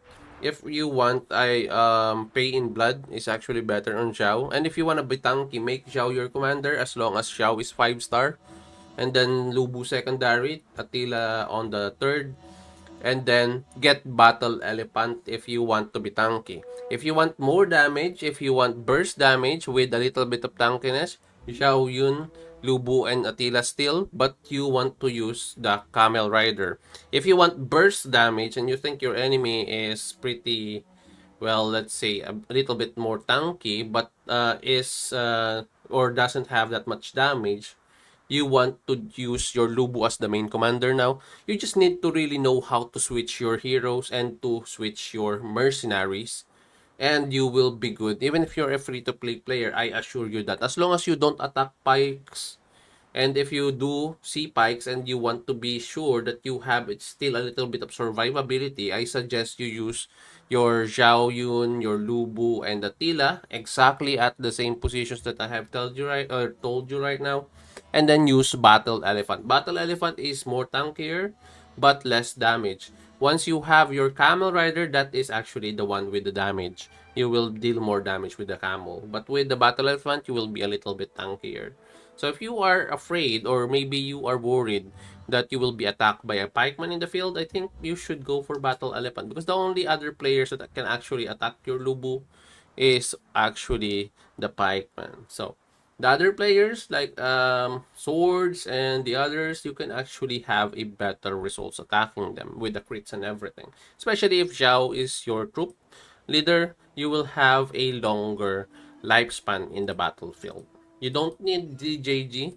You will need a lot of investment if you're going to push for DJG. For me, as a free-to-play player, I've been using Attila since day one of the game, and I never change him. I got Timur to 5-star, yes, but Timur's results are pretty bad. You know, he is only good for me in the rallies. I use him in the rallies. So also before I was using Rani, but since we got Xiao, of course Xiao is the one that we have to choose. What is that? Sorry, can you translate that for me? How to make gold ring level 50 as F2P or make DJG 5-star? You want, what gold ring are you going to level 50?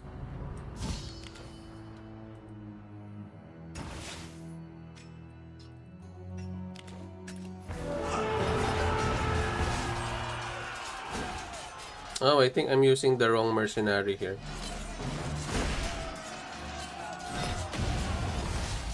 Okay, so he's using a Scipio, but I think I'm using the wrong mercenary here. Look at that, he's using a Scipio and Confucius. I'm using Charlemagne and Zhugliang. I'm even still using the wrong mercenary here. Okay. He even has a... Oh, but his ring is level 30. It's pretty bad. Oh, you don't want this one because this is a might. Oh, sorry. Is it? I thought it was the other ring, the sun something ring, sorry. Can you level your rings to 50? Level rings to 50, brother. Level rings to 50. So Attila 3-star versus Timur 3-star, which one is better to use? Both PvP and rallies. I think you should have invested on Attila way before, but for me, I think 3-star Attila versus 3-star Timur. Well, I will still favor Attila because you can still get burst damage out of your Attila. Because all your troops are going to have double attack. Your Lubu and your Zhaoyun. Double attack means double the damage and everything. And to be honest, Timur is, I think I'm a little bit let's say underwhelmed on Timur's productivity with Attila. That's why when I got him to 5 stars and I didn't really get still that much from him, I reverted back to Attila. So Attila for me still until now I'm still using him, and I even am doing pretty well in the PvP even against other players, and I'm getting huge exchanges against whales, and my troops are just free to play friendly. So they're I can actually vouch for that. And oh, is this a T7? Sheesh. Do we wanna speed this up? We just wanna cancel, right? Let's just cancel this guy. I think we have enough to get like a few. Just a few. Okay. So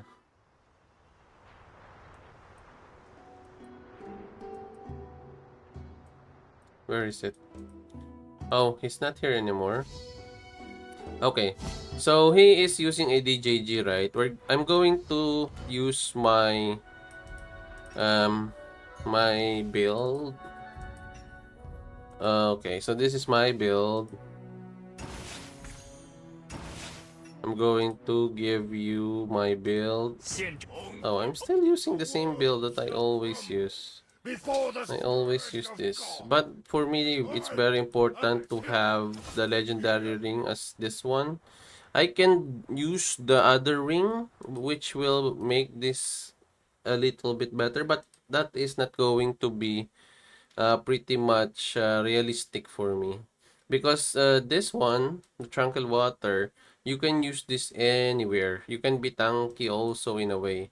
If you're going to use this, yes, you will have more damage, but you are going to sacrifice a lot of defense. And I think having a little bit still of survivability is pretty much important, especially you can still do critical damage. So for me, Tranquil Water still. Okay, so we're going to fight off his other troops. His Lubu. This is with DJG, against DJG. He should have better damage than me.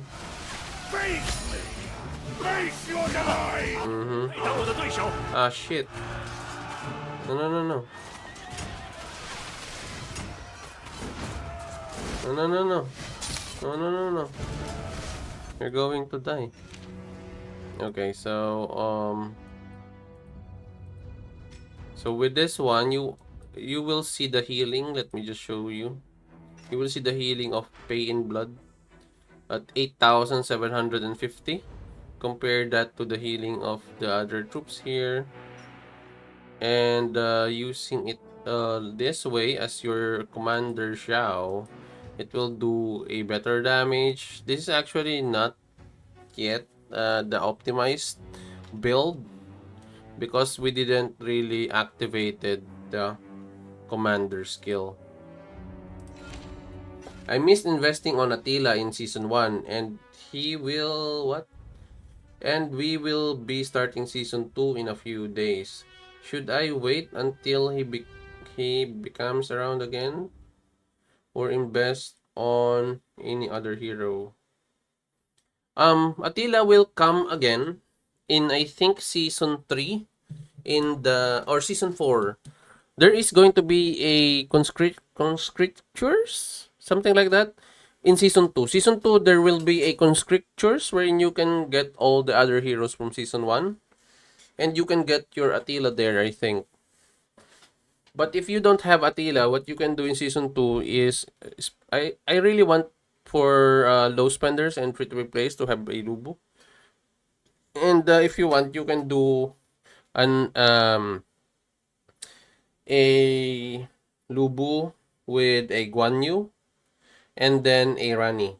You can do that. Hey, Mr. Sneaky, how are you doing?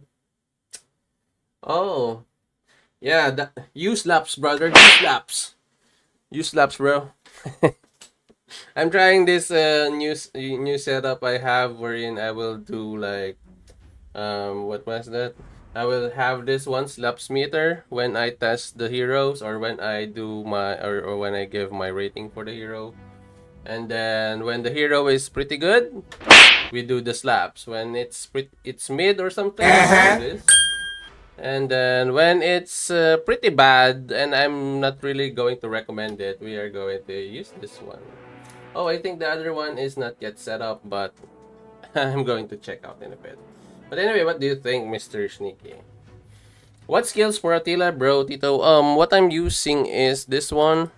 This is actually the most optimized build I have with Attila. I have pretty much better results with this one.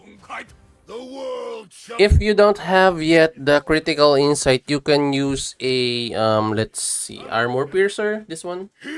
Especially the early stages of the game. For example, you have the first season.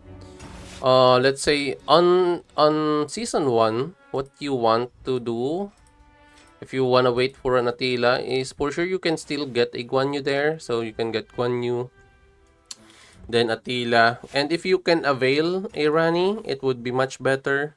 But if you really can't avail a Rani, just go for Harold. So for the skills here, you can just save your medals. Just go for the armor piercer, or if you want a little bit of, let's say, damage during this time, it's either you go for fatal blow or berserker. But truly, if you really just wanna save up, just go for armor piercer, then infuriation, and then just level them up maybe. And then your Attila should be on the 3rd slot here. if you don't have a Rani. So that's on season 1 if you don't have a Rani.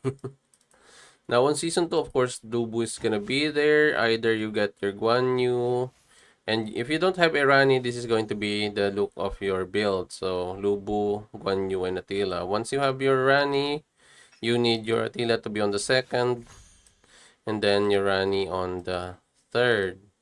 This is actually what it's going to look like. Now, for me, I don't really recommend getting Timur, so you just need to, maybe you want to unlock, but I don't want you to get Timur anymore. He's actually one of the heroes that have that I regret getting to 5 stars. So I should have not gotten him on my alt account. So it's pretty bad. I mean, like when Zhao Yun comes, that's actually when I was deeply. That is where, or when I feel, I deeply regretted getting Timur and wasting money on Timur. What skills for Attila? Oh, I think I already answered that one. As a player in this game, we thank you very much. Thank you. You are welcome. Yeah, how about you, Mr. Sneaky? How was your stream? I think you were streaming for a long time. And for those of you guys who are Mr. Sneaky fans, you guys slaps, bro. You guys slaps. One more time. You guys slaps. But anyway, thank you, Pyrrhus. But yeah, I'm going to give you guys my final input about this heroes, and we're going to start with my most heroes that I think is the best. Wait, hang on.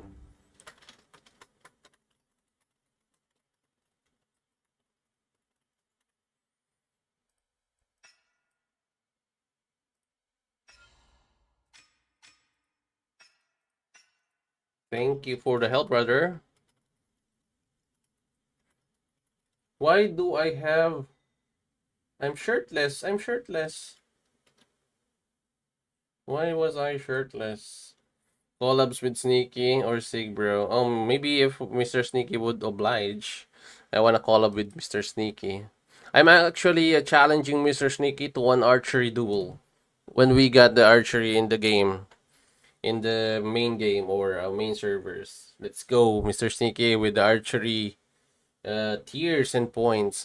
Let's see who's best at archery.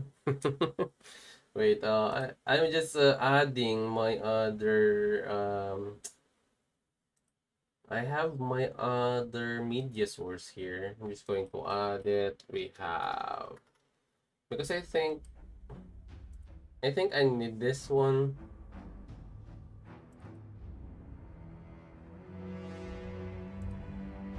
Okay, so this is the other one. Did you guys see that? Okay, so we're going to use that. But what is the filter? Hang on, guys. I'm just really setting it up because I kind of forget this one, the last one. I kind of forget this one, and I'm just going to set it up. Set it up. What is it? Brother, can you translate that for me? Wait, hang on. Let me just hang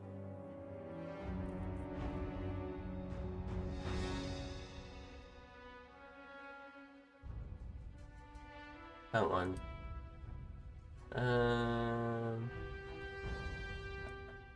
Okay. Let me translate that so that I could understand.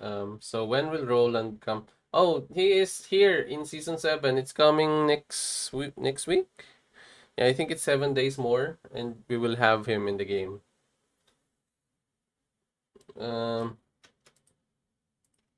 Wait, hang on. After the wheel, yeah, it's going to be next week or this coming week. Oh, next week, yeah, it's the coming week. Sorry. Where is that? Okay, I think it's this one.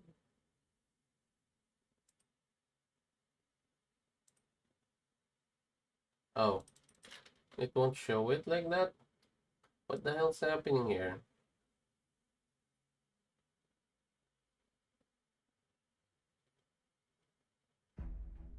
Media only, yep. It should be here, it should be here. But I think it's here on the bottom.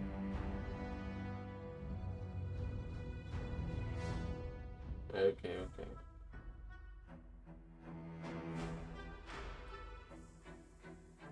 Restart. 3, number 3. Okay. So when the hero is bad, this is actually how we will do it. Like if the hero is bad, we should do it like this. What do you guys think? What do you guys think about that?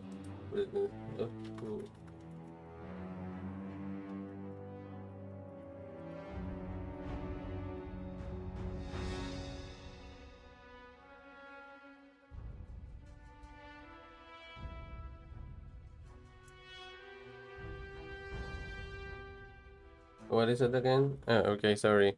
All right, let's see if we can really get to. Okay. All right. So I think safe to say that I have my final verdict on the heroes. Okay. Let's go here first. Sorry. Λατρεύω τους γενναίους αντιπάλους, γιατί η γενναιότητά τους ενισχύει τη νίκη μου.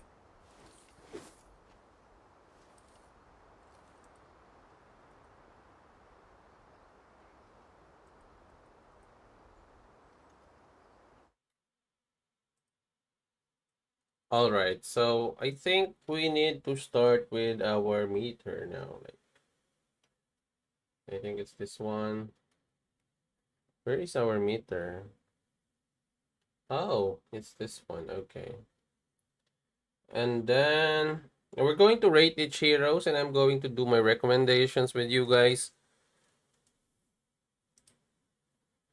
Okay, so what we're going to do is I'm going to give you each individual heroes, how the skills work, what are the combinations, which skills you need to get, and also if you oblige me, I'm going to give you the most current lineups that I think these lineups will work on. Sometimes it's going to be unconventional, so please bear with me. If you have other recommendations that you think is better or best in this lineup, you can leave them in the chat or in the comments, and I will actually consider them. But if I have tested those lineups before in the past few days of the Pioneer server, I'm also going to give you the feedback about the lineup that you have sent. Okay, hope we are clear on that. So I'm going to give you guys first the skills, the heroes, and its lineup. So individually, I also going to give you the ranks of the heroes.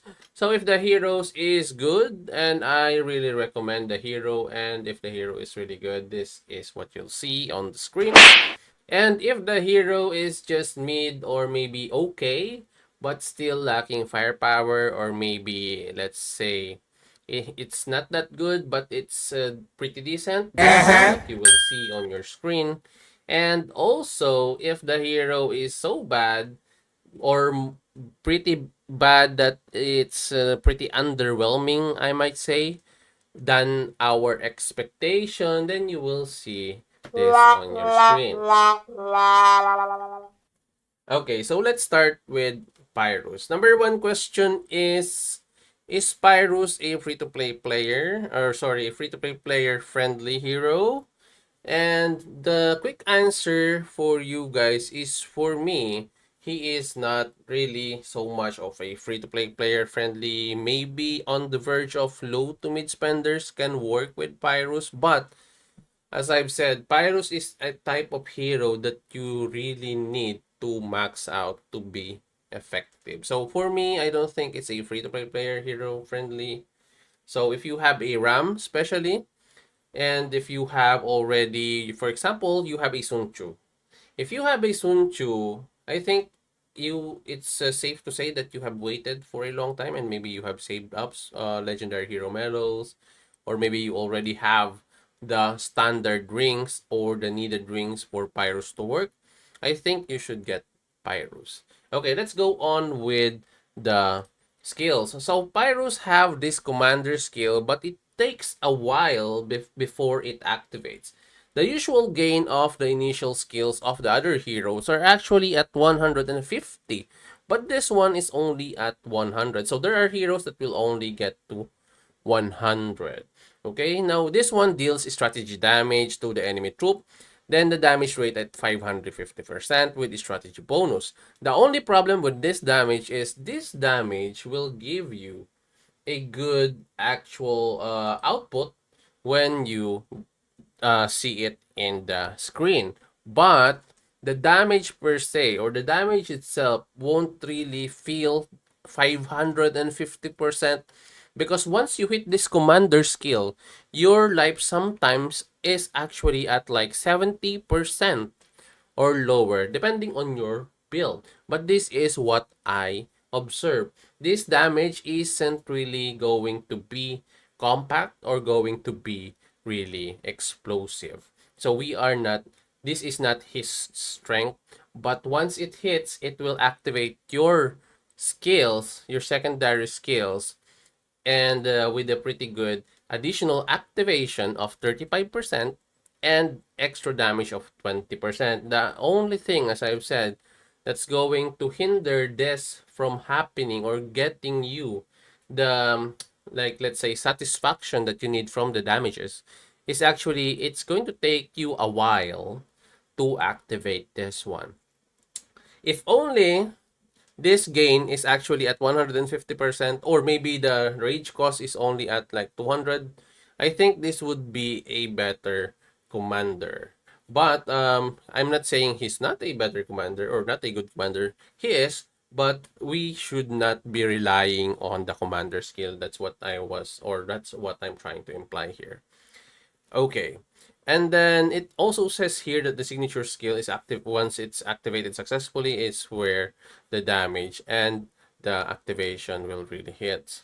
Now, the thing after that one is also, it means here, sorry, I kind of forgot to tell you guys that it means here that you will be able to only use this 35% activation chance plus the 20% damage once after you hit this skill. So that's also another downside of this extra skill. Now we have here the signature skill. This is actually the best part of Pyrrhus. So for me, Pyrrhus with this skill is pretty good. You just need to know the other heroes to pair up with Pyrrhus. Now this skill is Thundering Trample, wherein you deal strategy damage to the enemy troop with the rate of 330%. This is maxed, and the strategy bonus. Now, each time this skill is activated, there is an 35% chance to activate it one additional time. And the max of activations per turn is 4. Now, the thing here that you must consider, because this is going to be pretty important later, is sharing the limit with other additional activation effects. So actually, that is going to be the other problem of this one. And after that one, you have every 2 activations increases your strategy by 30 for 6 seconds. So next up, we're going to talk about now the skills or customizable skills. Now, here, for example, this is a passive skill, the Expedition Phalanx. This increases your signature active skill chance by 2%. Each time you activate a signature active skill, increases signature active skill damage by 2%, and stacking it up to 6 times. That is going to be 12% at max, And then during rallies, your signature active skill damage increases by an additional 10%. This is actually where it works. And if you haven't really gotten the gist yet of this hero, he is actually a hero that is going to be really successful as time goes on. So that is why he is actually dubbed as going to be a monster in the rally, because of the stackings of his skills, and also with an additional 10% for the rally. Now this is where it gets tricky, because you are going to choose which other skills you want to get for him, right? Do you still remember that you have only like 4 activations per turn on your signature skill here? So for me, in my own opinion, this is not a standard, but for my own opinion, based on what I experienced, based on the tests that I have done for the past few days, I don't want you guys, or maybe I recommend that you guys won't really get another active skill. As you can see, I have unlocked both and tried both and everything. But for me, the best still here is the Strategy Master's Gift. With the Strategy Master's Gift, you will get that 30% extra plus activation chance for your signature active skill, which, as I've said, is very, very important for your Pyrrhus or Pyrrhus, whatever the pronunciation of his name is. So that's my suggestion for the commanders, for the customizable skills. Now, here are the stars of Pyrrhus, and the reason why I don't really want to share this with free-to-play, or I'm not really recommending this to free-to-play players, is because of the star escalation. Like, look at this. Increased thundering tramples damage rate by an additional 30%. So that's already in there. So 1 star is pretty easy. 30% damage is pretty cool. Now on the 3rd star, thundering tramples reactivation chance increases by an additional 2%. And then every 2 activations increases your strategy by 30. So this is the additional for the 3rd star. It's pretty good, right? And then on the 5th star, increases Thundering Trample's reactivation chance by an additional 8%, and increases the max activation limit per turn by 1. Now, this is where your Pyrrhus actually thrives. That additional activation of 8%. It's not an activation really, but reactivation, because this is where your Pyrrhus would thrive. The activation or reactivation of his skills, because you can see from our videos before, if you haven't yet seen it, we have a list of live streams from day 1 of the Pioneer server up to today. So you can check out there how we did with our Pyrrhus. You can just jump on to some parts of the video if you want to, but we have Pyrrhus test every single day. But anyway, for me, you need a 5 star on this hero. But I'm not saying that 3 stars is bad.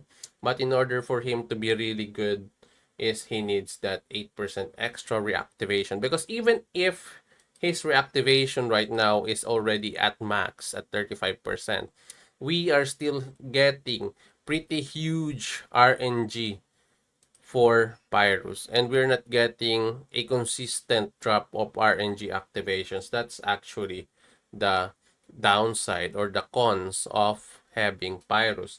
But if you're going to ask me if he is a replacement for Sun Tzu, I'm going to straight up tell you yes. Another question is he going to be better than Ramesses? I would say 2 things. He can be better against a Ramesses wielding or having a support group of only tactician swordsman. So he can be better on that end, but he cannot, or he has a hard time dealing with a Ramesses with Scipio and Sugliang. This is based on the experiences that I have. He is going to be like, he's always going to have a hard time. Whatever build you have, you're going to have a hard time against a Ramesses, a Scipio, and a Sugliang. But this build that I have made here with your Pyrrhus, with your Charlemagne, with your Sugliang can deal or kill a Ramesses with a Confucius and a Zhugliang.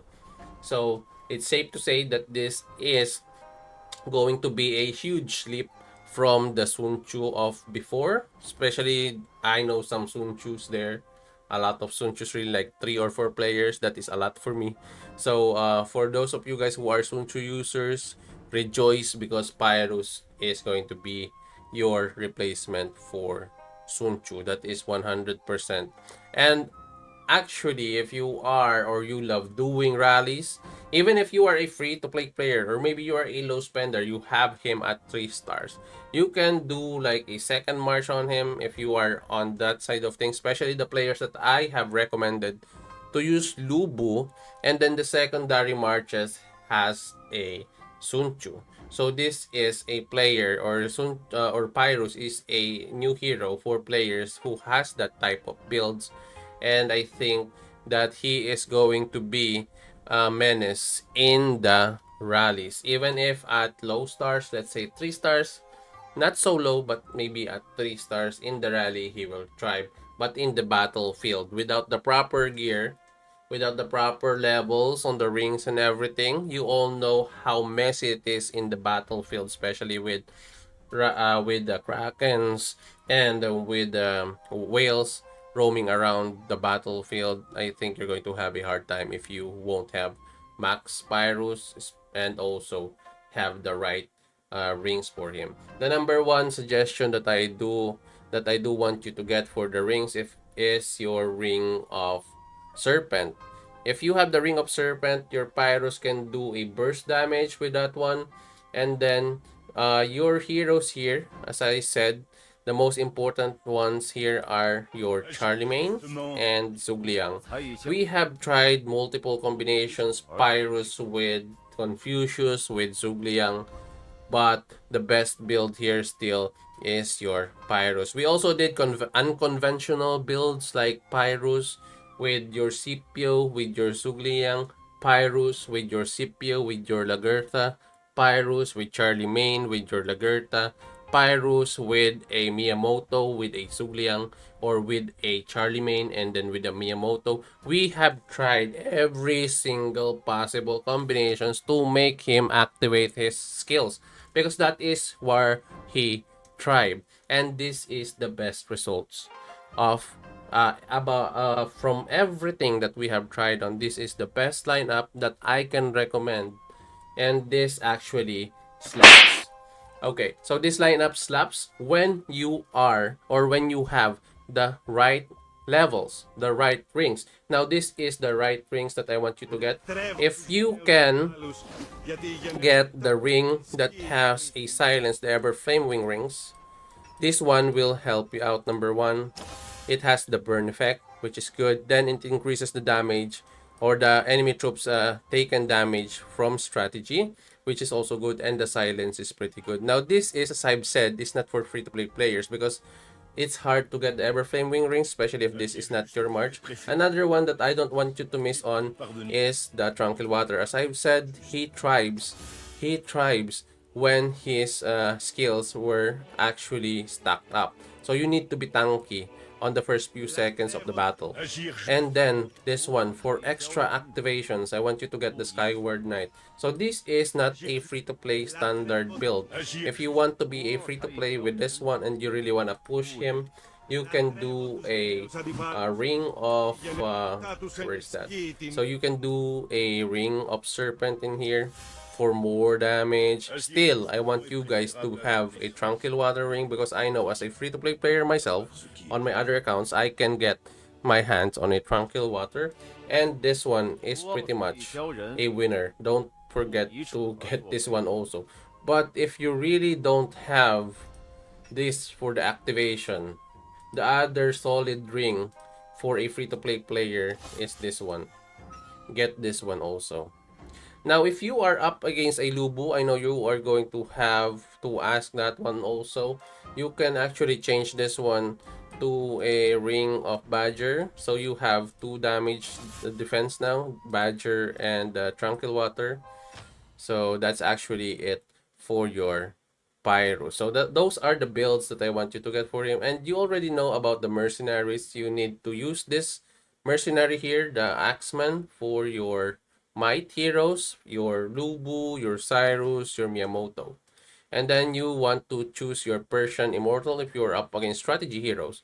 That's simple. The Japanese Samurai, I have tried millions of times. It's not millions, but thousands of times maybe, because we have a few hours there. But anyway, yeah, Japanese Samurai, I think is not a good one for me. The other two is conditional. So just give me 2 minutes and I'm going to get back in 2 minutes.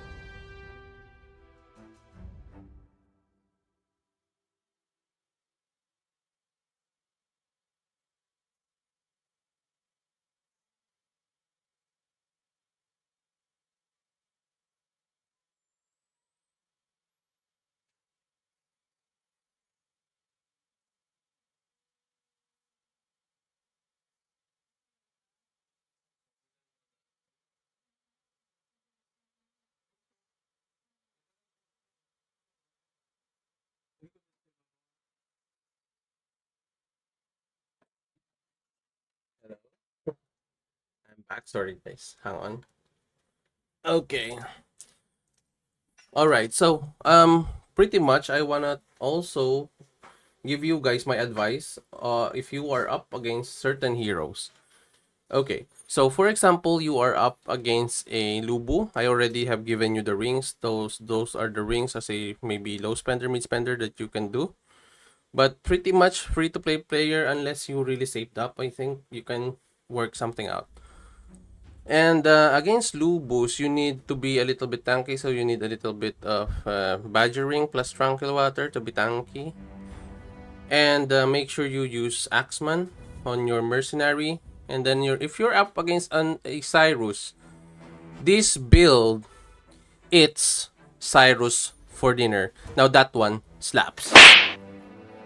This build, it's Cyrus for dinner. Mark my words, one of these days when I get Pyrrhus and I saw someone who is a pretty good Cyrus and I use Pyrrhus and I get some good activations, I will show you guys how Pyrrhus eats Cyrus for dinner. Even if with Roland and with Mansa Musa. As long as you have the right build, the right rings, and the right everything. As I've said, this March slaps. Now, next up question is against archers. Now, against archers, we have a pretty well, what can I say about it? Against archers, it's pretty bad. As I've said, the activations are really key. So against archers, there are only like a few fights that we have won. It's very inconsistent. So in every fights that I had, like I had fights with a warrior archers with Alp Arslan. I had fights with a Suleiman, with a Saint Louis, and with a freaking Napoleon. And all of the fights have never been consistent. There are fights that we won, but most of the fights we lose. It's maybe because of the ring combinations and everything. But I think if you have a better, let's say, build with the rings or better research, you can withstand the other archers. But based on if you have the same rings or same level rings, same let's say power and everything that will level you out with the archers, I think you're going to have a hard time. But if not, then the only thing there really is on whoever has the higher research or has the better equipment. Now for the swordsman, we have, as I've said, a huge problem against a Ramesses with a CPO and a Sugliang. But we are successful against a Ramesses with a Confucius or a Sugliang and a Sugliang.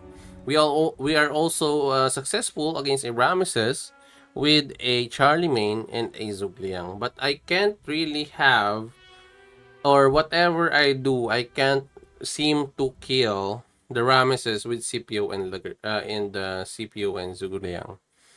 Even though we can bring him down to lower health, there is only like once in a blue moon chance that I have killed that march. So for those of you guys who are users of Ramesses with CPO and Sugliang, I think you guys are safe from Pyrrhus. So yeah, that's about it for your Pyrrhus. If you have questions, just leave them on chat. We're going to check on it later. And also, if you are watching this video out of the live stream, just leave your comments for recommendations, suggestions, or opinions about what I have said. But for me, overall, this hero slaps. Next up, we have... Okay, let's continue now with Roland. Alright. So, as you can see, we have a pretty much different route than what we have before. Before I reveal why this is my march, or this is the chosen march that I have really, well, decided on, is I'm going to reveal it with you guys in a bit. But I just want to show you guys the skills that we have on Roland, and thankfully Roland was fixed, because if not, there's going to be a riot for sure, because we are not getting healings and working skills before. And yesterday, luckily, we have tested Roland and he is now good and better than ever. So we have his commander skills called Durandal. We also have here deals might damage up to 3 enemy troops around you. Then deals rate is, or damage rate is 320%, might bonus, and reduces their damage dealt by 15%. Can you recall who has the same skills? Who has the same MO for their commander skills? That's right, it's Mansa Musa.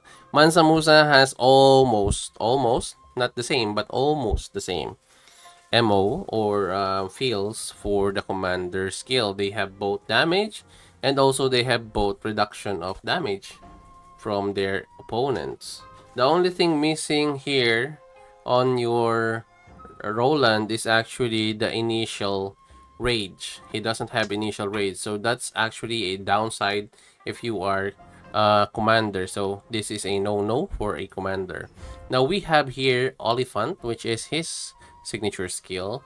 Now when your troops takes normal attack or skill damage, there is a 35% chance, which is pretty high, to reduce the enemy's damage dealt to your troop by 20%. That is a huge damage increase or damage reduction increase. And you increase your commander's might damage by 25% for 3 seconds. Now triggers up to 1 time per second, which is pretty good. That is pretty good. 1 time per second. How many damage can you really get from that? And also, the commander's might damage is pretty good. Now, also, every 3 times your other heroes in your troop deals skill damage. For example, you have your Vlad and your Cyrus now. Continuous damage effects excluded, like burn, like rout, or something like that. recovers your units. Now you know why I have my hands or my troops with Vlad in there instead of Mansa Musa. Because Vlad has all of his skills that has damage. So that's one reason why.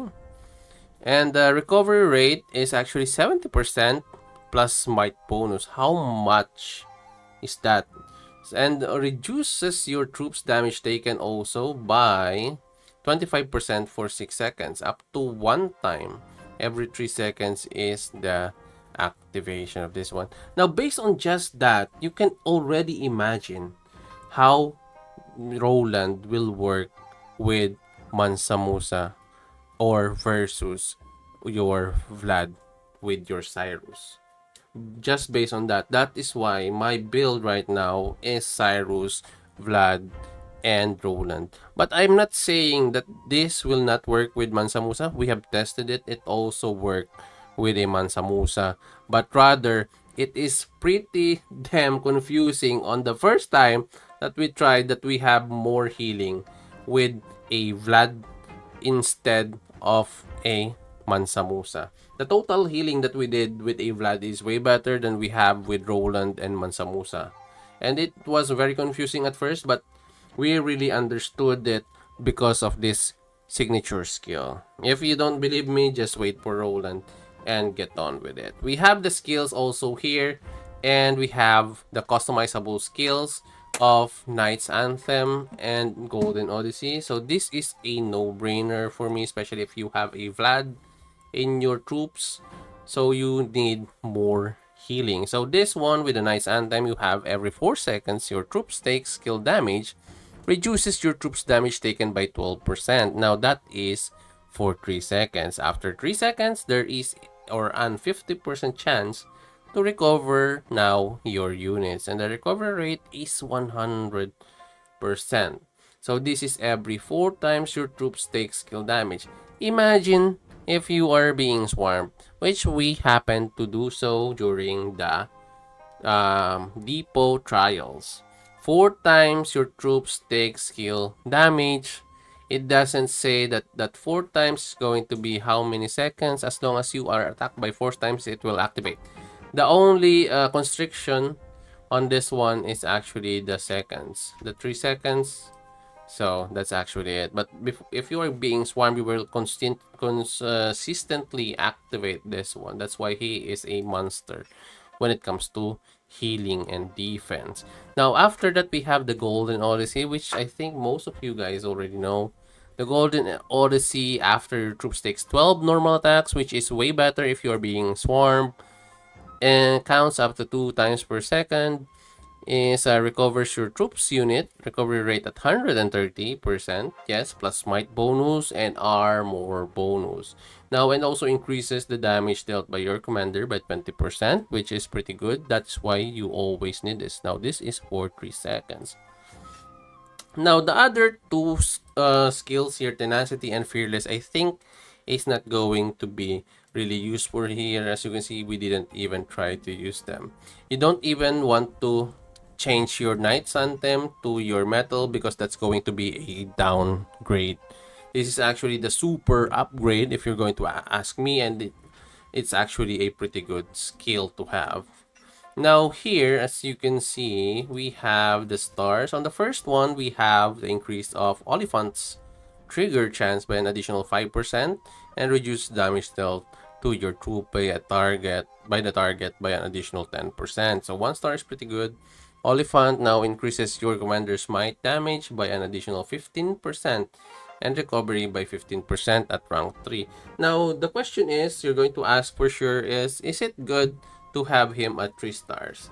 Now, let me just show you first the 5th rank. On the 5th rank, every 3 instances of damage dealt by your other heroes triggers the recovery effect of Oliphant, and additionally reduces your troops damage taken by 25%. Now, let me ask you again, do you think that Roland is better with 5 star or just 3 star?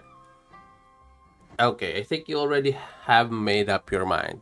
So for me, Roland is better at 5 stars. You need to 5-star Roland. But as I've said, it's not going to be easy for free-to-play players or low spenders. But I think by now, if you have skipped your other heroes, or maybe if you have been waiting for Roland for a while and you have saved up, especially players who were using Barbarossa for a long time, I think you have already saved up some universal hero medals, because the first time we leaked Roland, that is like 2 seasons ago. 2 seasons, I think it was back in season 5. So I think you should have been saving up from then. So I think it's safe to say that there are free-to-play players, especially that I know of, that already have been waiting for Roland and have saved up hero medals already. So for me, this is achievable by free-to-play player as long as you have your saved up hero medals from before. Now, is Roland pretty good, especially for free-to-play players? Yes, I can say that he can work with free-to-play players or for free-to-play players, but he is better at 5 stars. But then again, I will say that Roland really do slaps. So Roland is pretty good with this March, particularly for the reason that I have told you. With much or every time your troops takes damage or deals damage, sorry, you will have a healing. Every time your troops also deals damage, receives damage, then you also have a healing. That is why Roland is a healing beast when it comes to the battlefield, is because of that. That is also one reason why, if you are only going to think of replacing Barbarossa, as much as it pains me because I'm a Barbarossa fan and user, I would say that Roland is actually going to replace Barbarossa. I'm sorry guys, we have to take a moment to say goodbye to our very long time friend, Mr. Frederick Barbarossa. And now that's finished, I think Barbarossa do also slaps, but this time around I think Roland is going to be the one that you need in order for you to reach the next level for your troops. Now, ring selection, I think, is the next one. So the question is, can you still use Mansa Musa? Yes, as I've said, with Mansa Musa, this is going to be a little bit tankier, but you will see less healing from Roland. But it's going to be a little bit tankier. But with this one, it's mixed of damage and healing and tankiness. So healing is different from tankiness. There are healers that doesn't have tankiness. Okay, so this is my recommendation: Cyrus, Vlad, and Roland. Now for free-to-play players, I know you already have your LOD. Don't kid me because I already know that you have that. Then on your let's go first with the high ranking rings. Let's go for your Vlad. Your Vlad, you want your hands on, where is it? The Celestial Spark. And then on your Roland, the ultimate build here is your Sage of Judgment. Okay, now for low spenders, you should already be having your LOD. I think that's your legendary medal or legendary ring, I'm sorry. And then here you can also use your badger now. You know why you can use your badger now? Because you have a lot of healing, a lot of defense. Now you only need more damage here. And the more damage you have, the better you do in the field. Now, if you do not have the Sage of Judgment for your Roland, the only other option I think that it's safe to say that is pretty good is the Ring of Falcon. You are a free-to-play player, right? You can use the Ring of Falcon. Consistent healing plus the healing effect. The healing effect, imagine how much damage you will deal with your troops, with your troops also being healed at the same time by Roland. That healing effect is at just level 30, which is achievable. I have level 30 already on my free-to-play account with the Ring of Falcon because it's easy to get. So it's free-to-play player friendly. The Ring of Falcon with the healing, with the defense, it's going to really help your troops out. So if you're a free-to-play player and you can only afford one legendary ring, and I know if you are a Pikeman user, you should already have the Messenger of Destruction. And also, those are the two other rings that I want you to get. The Badger is for sure you already have that one. And then just add the Ring of Falcon, which I use also on my Barbarossa. I don't know what you are using with your Barbarossa, but it actually gives him more healing. But anyway, that is actually my suggestion also. If you're going to ask me if you can put in a Tranquil Ring on there, I would say yes, you can. But maybe put it on, let's say, Vlad. If you don't want any more Badger, if you don't want Badger, then put it on Vlad. But still, I think getting your Ring of Falcon here for extra additional healings will really do you good, especially in the battlefield. As a free-to-play player, you want that extra edge on healing, for me, in my opinion. Because the other option here, I think, is only the Ring of Judgment. But yeah, that's actually how it works. Now, for your mercenary, the mercenary that I want you to get here is actually the damage one, which is the, what do you call this? The Swiss Pikeman. This, based on our test, this actually did more damage, and you don't want to be defensive anymore because you already have your Roland. What you need is to maximize your damage for your Cyrus and for your Vlad. Now this line up with your Swiss Pikeman will really do you good. Even if you have a Mansa Musa in here instead of Vlad, I think the that mercenary, which is the Swiss Pikeman, will still be your standard.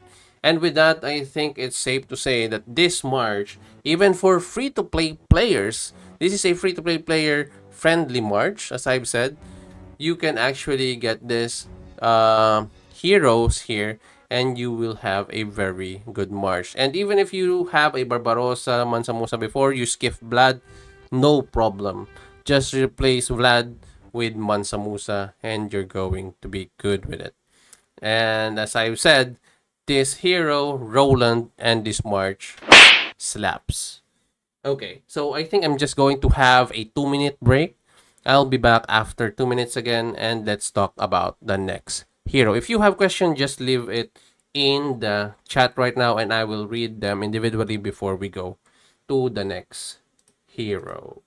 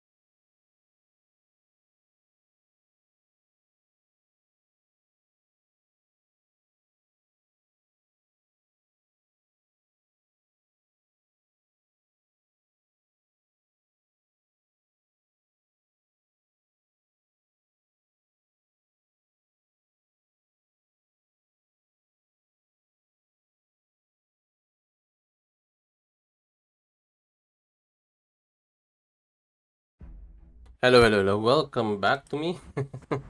Thank you guys for staying on the stream. Okay, it's time first to read our questions. Here, hang on. Let me just check.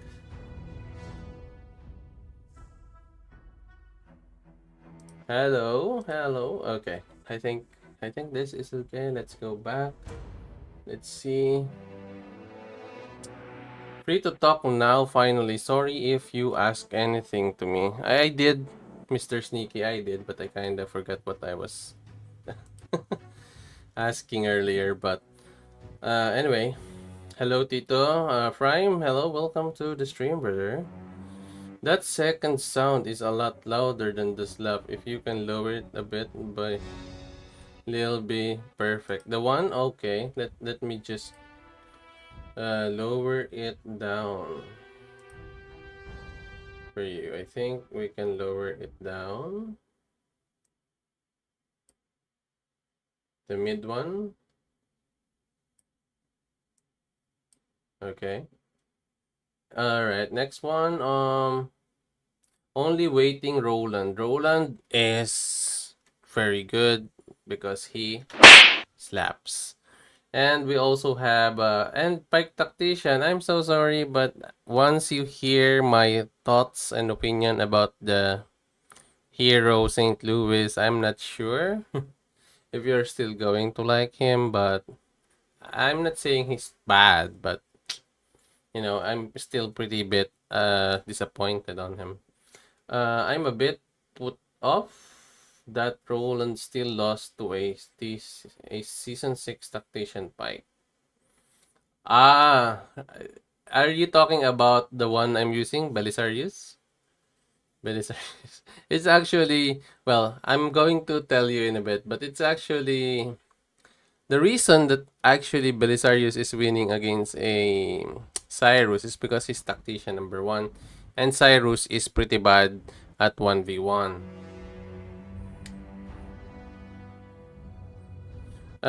It is pretty good too. But the tier list is, for me, this is the first tier. The second tier after this is Mansa Musa. And oh, don't follow my pikeman here, or mercenary pikeman. Use Swiss pikeman. Okay. What do we have here still?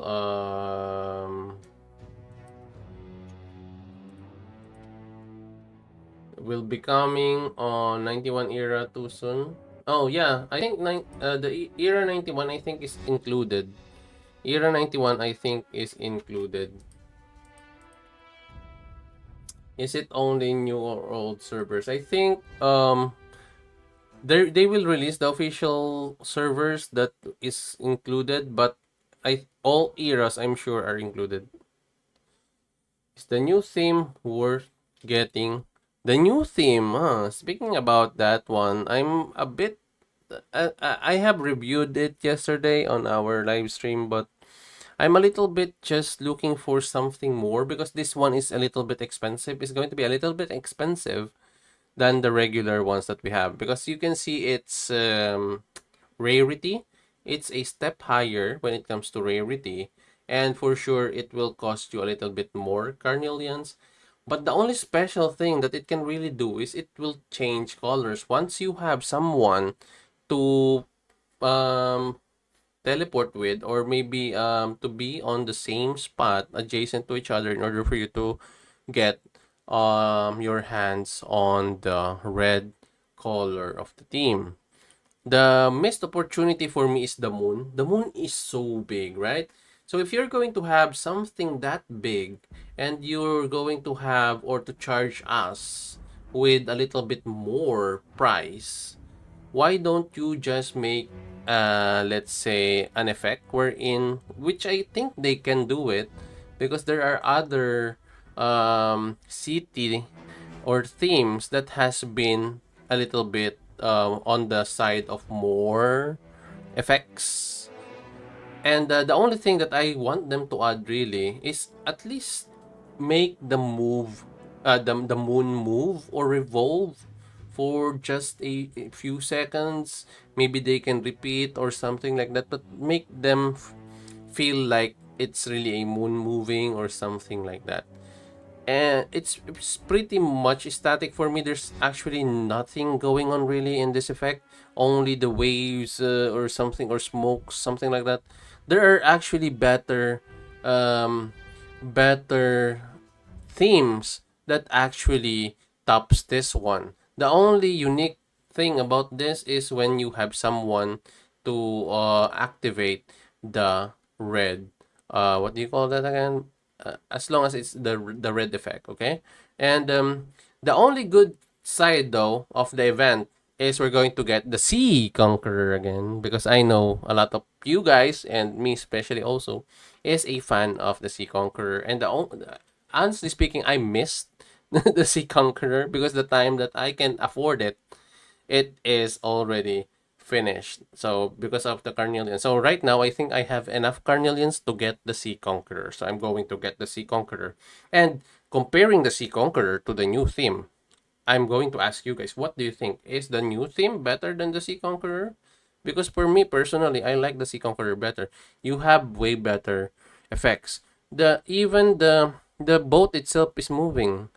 Why don't they have the effects of the moon moving instead? With that, I think with that added, that only bit of detail added in there is actually going to make that city theme way better. Like it will be worth it to purchase if that would be added, because where else can you see a city theme wherein the moon is revolving? Like even slowly, like even if it repeats every time, I don't really care as long as it moves. And just few, particle effects near the moon, I think it would be really good. Also, I'm having problem with the new troop team.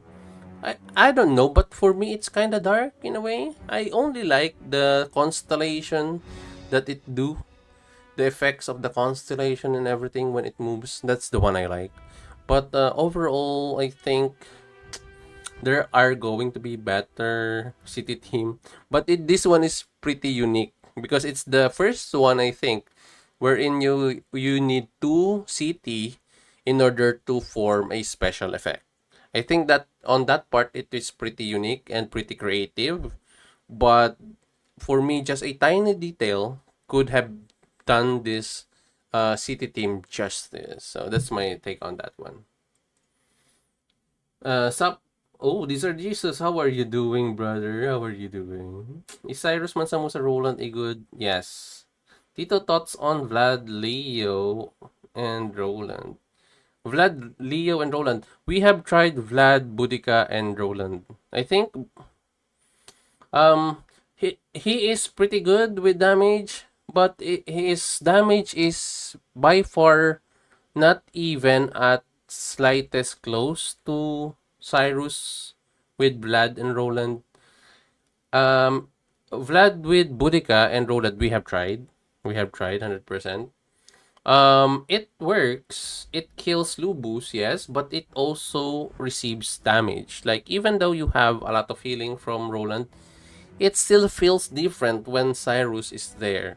Because Cyrus, first of all, is pretty damn tanky by himself. Adding Roland to the equation, or plus even Mansa, it's going to be really better. But it's not bad to have Vlad, Leo, Roland, but I just can feel that there is a missed opportunity if you put Vlad and Roland away from Cyrus. But before, since I have said before, if you can check out my other videos, I am a pro Cyrus, Roland, and Barbarossa. I even left out some few seconds to mourn the loss of Barbarossa because Roland is going to slap hard, so Barbarossa is going to be bye-bye. So we have Cyrus, Vlad, and Roland. This is the top tier that I can suggest for you guys, even though the other players or the other content creators, if there are some of you guys who doesn't really let's say if you guys don't agree with me, it's okay. you have your own opinion, and this is actually mine. After a series of testing for days and days since the Pioneer server starts, this is actually the best one that I have found to be even better than what we have with Barbarossa and Mansa Musa. Now the question is, for sure, my previous prediction was actually there will still be Cyrus, Barbarossa, and Mansa Musa. And then you move Vlad as a commander on a second march. Then you have Roland and Boudica or another hero. That is actually what we were expecting, right? But after testing Roland with Vlad and Cyrus, the results are way better than with Cyrus, Mansa Musa, and Roland. But with Vlad, or sorry, with Mansa Musa, if you don't have Vlad, Mansa Musa is the second best thing. And having a second march will actually give you more, like the power of a super strong march, if it's split into two, will be two subpar march, okay? And you will really feel it. For example, you have you split your troops. You have Cyrus the Great with Barbarossa and Mansa Musa on one troop. You have Vlad, Roland, and which other heroes you have, like Richard, your Leonidas, or your Boudica. You have two marches. You are on the field.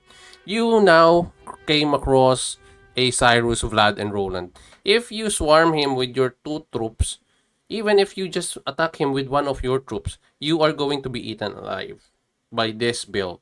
I am sure of that. I swear. I cross my heart. Pinky swear. I swear. Like, we have tried that. We have tried this build against that build that I have talked to you about. We even tried this lineup to be swarmed by other troops. But the thing is, because of the rings, we are easily defeated. But yeah, same goes with Barbarossa though. We are easily defeated. But as I've said, this is the only march that you, if you do 1v1 with all the other old marches, always wins with the flying colors, even up against a Mansa Musa with Barbarossa. So this is the march for me. And we did a trials for the default, and it's confusing for me. As I've said, I think I mentioned this one earlier.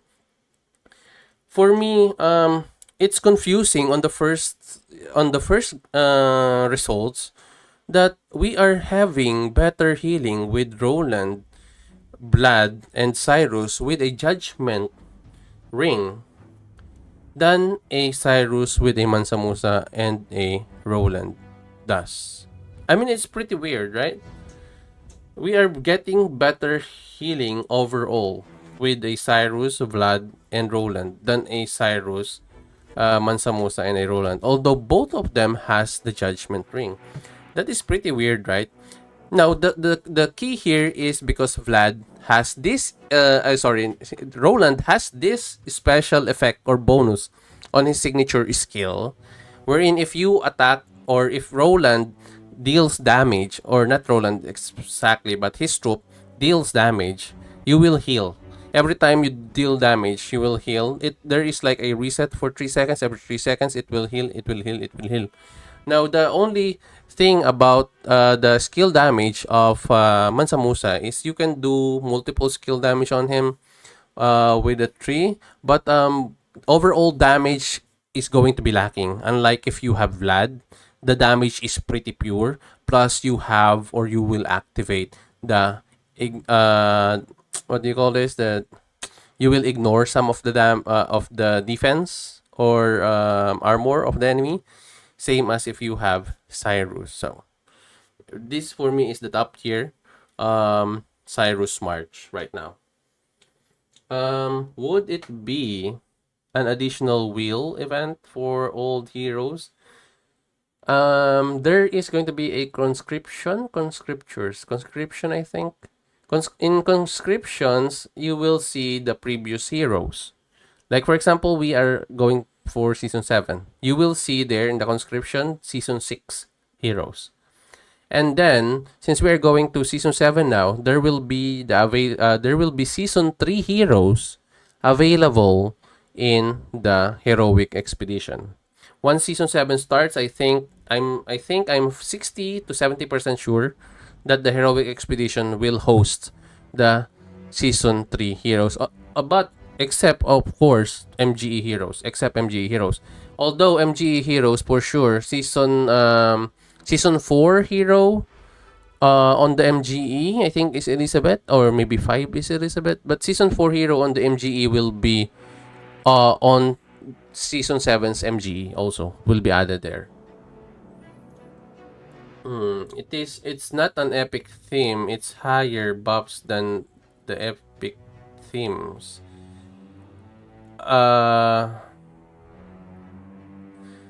Yes, I know that. I'm just saying earlier it's about the themes, cosmetics, no. And honestly speaking, let's say that it has a higher attributes now than before. Do you think that there will never be a next team that has the same attributes and attacks or something? For sure, the whales or krakens can avail them, but for me, if I'm going to be wise about it, I can have the same attributes again, but for the next one, because we don't have any special events right now, just merging. There is like no special events. There is going to be another special events for sure, especially on the anniversary event, that maybe we can get some kind of dragon, I think. And maybe for low spenders, mid spenders, just save up for now. If for me, if you don't like the troop team and you just are after for the attributes, there will be a theme coming always during every event, festival event for sure, that has the attributes. Maybe next time it will be higher on the attributes. So I think pretty much the attributes is higher this time around. That's why I said it was higher in Carnelians. Why not add more particle effects also, not just based on the attributes, but as I've said, why not, if you're going to purchase, why not purchase the one you like and also the attributes? Because I think if the thing is, I think they will produce new troop teams with the same attributes as they have now in the coming festival events. And also, I'm sure that next anniversary, we are going to have another troop team that has higher attributes. So yeah. Is it worth taking Roland or just skip Mansa? It is 120% worth to get Roland. Leo has good healing. We take Tito, thanks. Okay. Thank you. It's not when you are triggering your Roland's 3 seconds sooner. That's okay. If I don't invest in Roland, it's not when you are triggering your Roland's 3 seconds sooner. No, I mean like it's somewhat like of a spam. In a way, you can spam it when you are actually being swarmed. I think it will be like something of a swarm. Not swarm, spam or something like that. Do not skip Roland? Yes, for me, do not skip Roland. Absolutely. I think Mr. Sneaky and I can actually attest to that you don't want to skip Roland. Roland is going to be really good because he slaps. If I don't invest in Roland, would I be missing out too much? Yeah, sorry. I think I have answered that one. This puts my auto in such a weird spot. Dang. You know what? My alt account has a main Marshal main. So my heroes there are pretty weird. I don't know how to actually adjust. But right now I am trying to adjust my heroes. I'm moving towards Lubu.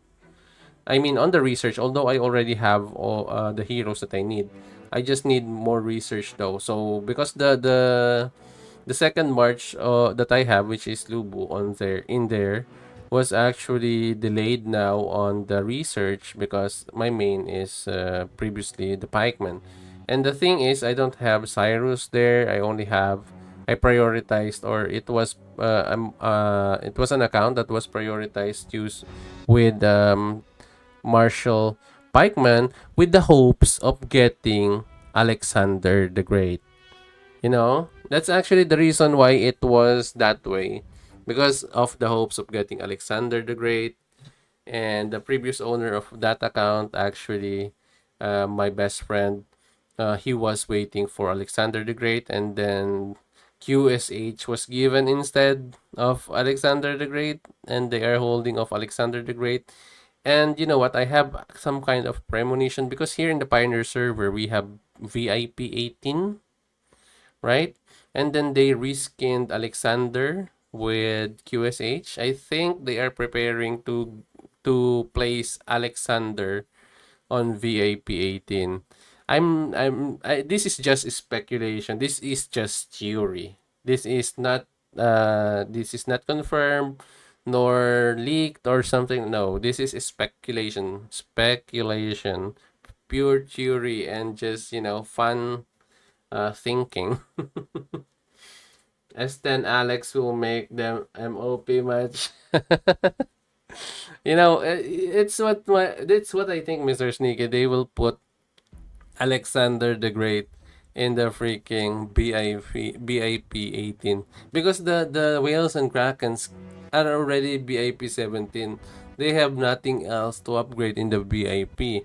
What else do you think the devs could think about to make the krakens and whales interested into getting another VIP level?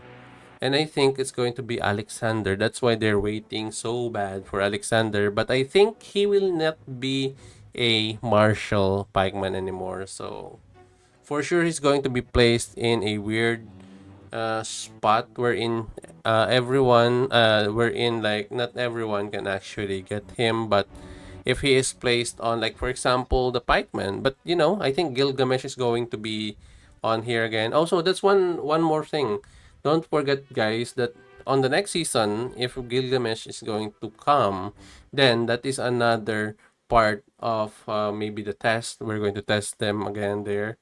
That maybe can be the second march. So if Gilgamesh is as good as Cyrus, maybe there is something there to actually be a second march. But for now, I don't think you want to have two marches. Because if you faced a Cyrus, Vlad, Roland in the field, and you split your power into two marches, I think you're going to be obliterated by this march. Especially the rings of these troops. And if you split them up, I don't think you're going to get far. But anyway, I think that's my take. That's my take on this march right here. Okay, I think it's time to move on to the next. Sorry, you have to pardon my voice. I'm kind of a little bit, having problems with my throat or something. But yeah, I think we need to move on to the next bit.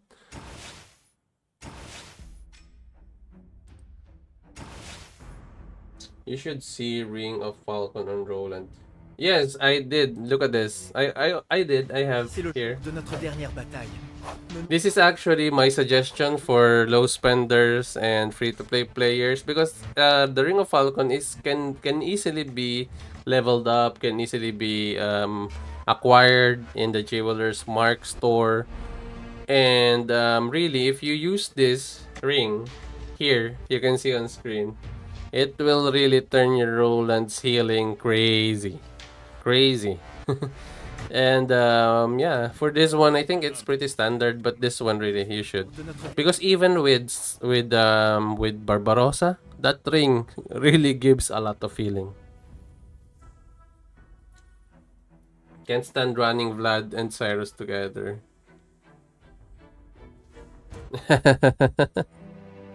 And then you see here, Pyrrhus has a pike. Pyrrhus has a spear here, really. So yeah, I think we should move on. Mr. Sneaky, I have a question for you. What do you think about St. Louis? Because I think we are going to have a difference in opinion when it comes to St. Louis.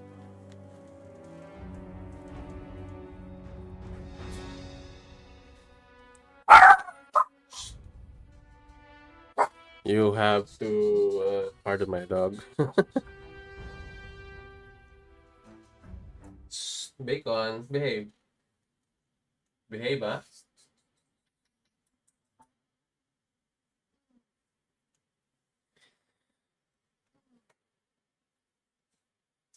Okay, hang on, guys. Let me just get some water, and I'll be back. And we continue now with our heroes. So next up, we're going to talk about which one? Oh, let's talk about the martial archers, which I think this is the. Well, I think this is the specialty of Mr. Sneaky, the Napoleon March, which I think 100% is on already ready on Mr. Sneaky's account, right? I like him. He's a better Suleiman for sure. But I think he's more suited for pikes, not archer. Well, but did you test him out against Belisarius Elizabeth and Ashoka? The previous March, the old March?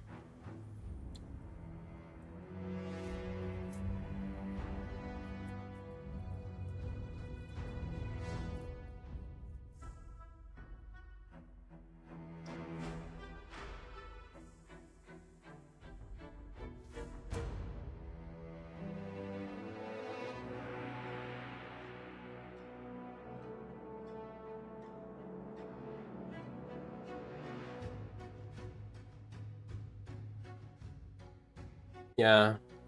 But I think there are actually there is actually a better thing to put it. So I have tried so this is gonna be a little bit crazy because I have tried using that march as a pikeman against a Cyrus. This is a pikeman versus pikeman march. So I tried using that march with Belisarius SL Belisarius and who do you call this? Belisarius and Elizabeth versus Cyrus, Vlad, and Roland. And it was pretty hard to really kill a Cyrus with that march of what do you call this again? Of SL and Belisarius and Elizabeth. Did you get better results with that one, Mr. Sneaky? The power of incapacitate AoE is huge on opening field. King Arthur could randomly stop working, and I value that. Yeah, but I think the march itself should be, I think, leaning towards tank just a little bit, you know. But you know, the archer side of things, though, I think I think the archer side of things is pretty undervalued. But since the problem is going to be if there are lubos, that's why I think the value of SL is quite valued at higher on pikes than on the archers.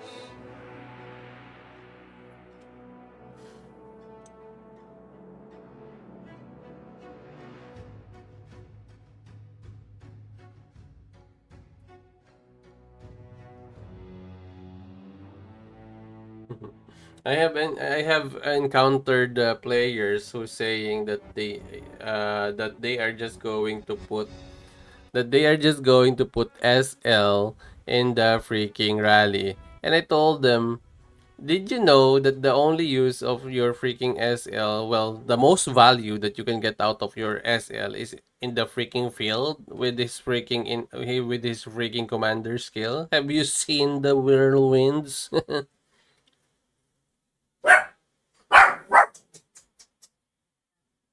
Bacon.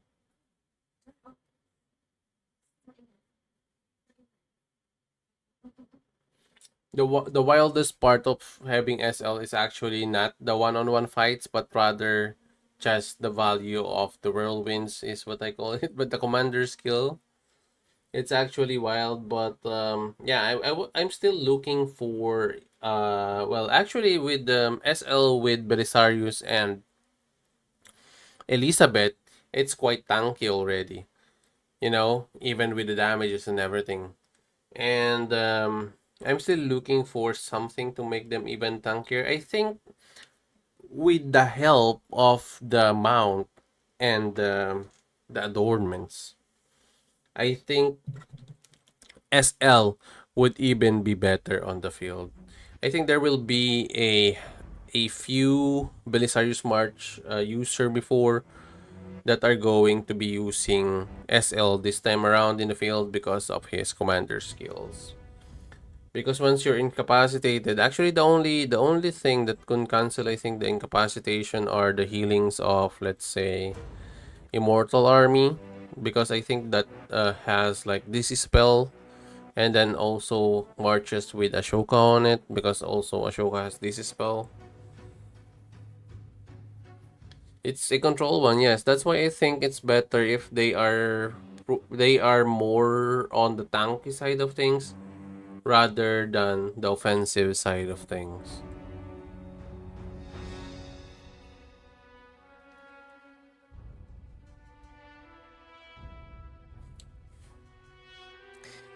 Honestly speaking, I saw this skill already of SL on a different game. But I can't remember. But the skill has similarities, you know. But I kind of like the incapacitation. Although sometimes I do have a problem with RNG. Maybe that's just me. Because sometimes the incapacitate doesn't really work for me. But yeah. As you guys know, I'm a big Suleiman fan, and I have tried him in the Archers, and I really like him in the Archers. And um well, he's a big upgrade because honestly speaking, with the increase in the, let's say, maybe the rage, it's, I think it's just me, but I think it activated earlier. The commander skill of SL activates earlier than the commander skill of Suleiman. And I also have tried SL with Suleiman, but I think SL himself can uh, can do it alone. But yeah, I think you're right that it's going to be better with the pikeman, because you need that extra tankiness, number one. Plus, you can actually counter a Lubu, so Lubus are going to have to think twice before attacking you, honestly speaking. So although as I've said, the only thing in the field you're going to really be worried about are swords, which are a lot of swords in the field. That's, I think, the only one you're going to be worried about.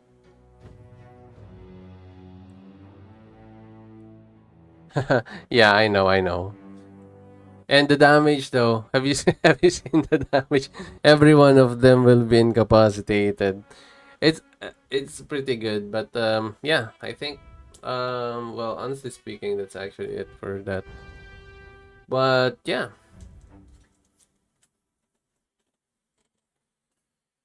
So, do you think, Mr. Sneaky, about this build of yours with Eleanor, Napoleon, and Saladin, that we have actually Isabella coming? Do you think you would like Isabella to replace Saladin? Because I don't think you need Saladin anymore here.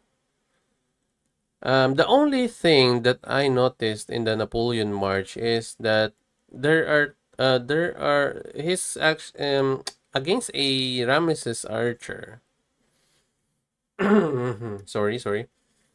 Against a Ramesses archer and an SL archer.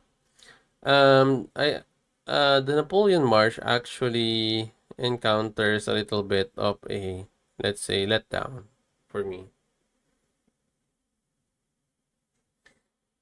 Restart. I tried Saladin. I think he is a waste of stat, to be honest. Like,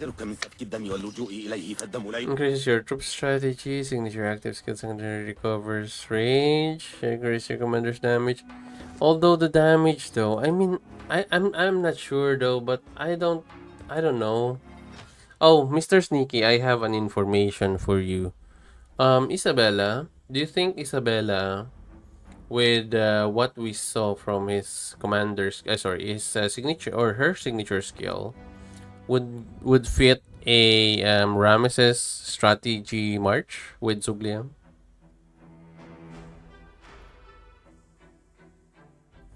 I have resetted my Saladin. My Saladin on my main account is actually at, I think, 2 stars or 3 stars. I think 3 stars, and then I reset him, and I just use the tomes, because right now tomes are getting pretty expensive for level 150 and up, and most of my march are at 151 already, so I need more tomes. So yeah, okay. So I'm actually recording at the same time, so maybe I need to move on to our next one. So where is my march here? Oh, Saladin is fine. He brings rage recovery and damage boost to commander. Yeah, I mean, like, for Napoleon. For Napoleon, there is actually this phenomenon wherein when you hit your first commander skill with Napoleon, it's not just because of the damage though. Sorry, not just because of the many activations, but rather the first instance of that damage really matters, because it has more damage on the first instance, and if you have a boost of damage on that first instance, you will bring your opponent down to 50% health right away after that first instance hits.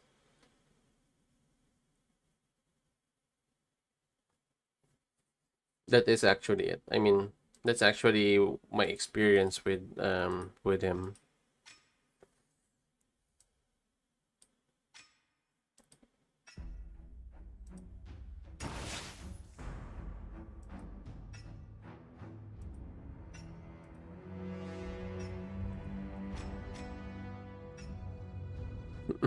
Okay. So I have tried this march because I have a Belisarius, Elizabeth, and DJG on my Belisarius march. And I know Ashoka should be there, but I kind of like the damage output of this march. I mean, like, I tried this march. This is actually my my march for my Belisarius in game, and this is a pretty broken build. So yes, the healing here won't activate or won't heal, yes. But the the reduction of your damage will still activate there. The increase of strategy will still activate. Even the stacks will still activate. And this one really helps a lot. My Belisarius with the signature active skill plus combination. And also this King's Blade. My Belisarius really with Elizabeth and DJG is something really broken because this is not a standard build. I have tried this build with SL. It looks pretty cool, but it's really not that tanky. It's not that tanky because you're losing a lot of defense. I also did try like this build to be tanky. It's pretty tanky. It's pretty tanky. But you have to change this, the Immortal Army plus Peaceful Haven, in order for you to be tanky, but you will lose some of the activation chances and some of the damage. But it's pretty tanky. You will activate your commander skill multiple times if that's your main goal. But yeah, for me, let's start with this build, the standard one. Okay.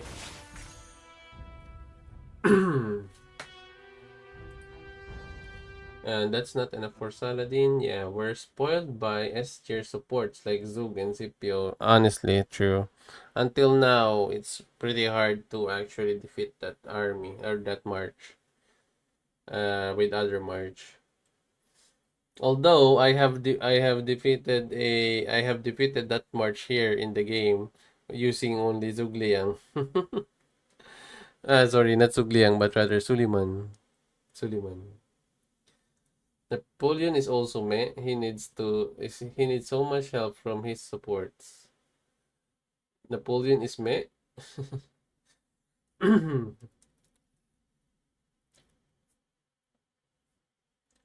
And oh, you should ask Mr. Sneaky if Napoleon is meh, because I think Mr. Sneaky is fond of Napoleon. Eleanor looks like an S tier support. She is for me. She is a good support. You can actually use her on other marches as long as they're tactician. Might damage reduction against Lubu is nice. And with Lofty Mountain, people still struggle with Lubu. It depends on what their main heroes are, if that's what you mean. Napoleon plus Eleanor plus Zug might be OP. Steven, yes, we have tried that also, and I think Mr. Sneaky has tried that also, and I think he built that once particularly.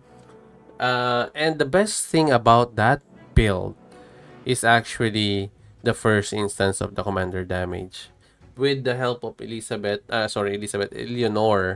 30% additional commander damage on the first try. It is really something monstrous. You can bring down a swordsman's health or even a Cyrus health at 50% with just one or with just the first commander skill.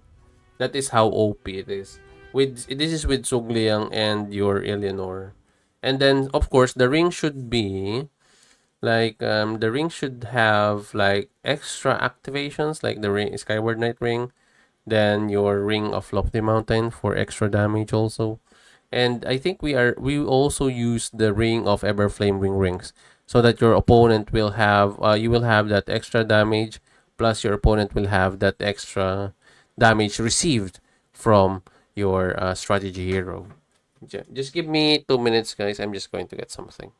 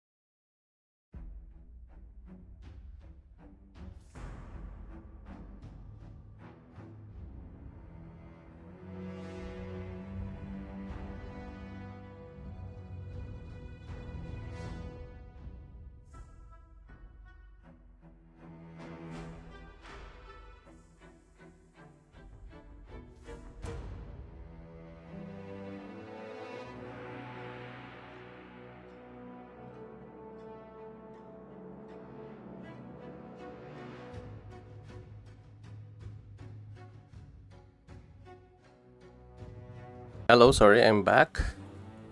How you guys have been? What are you guys talking about? Oh, okay. Let's start with Steven.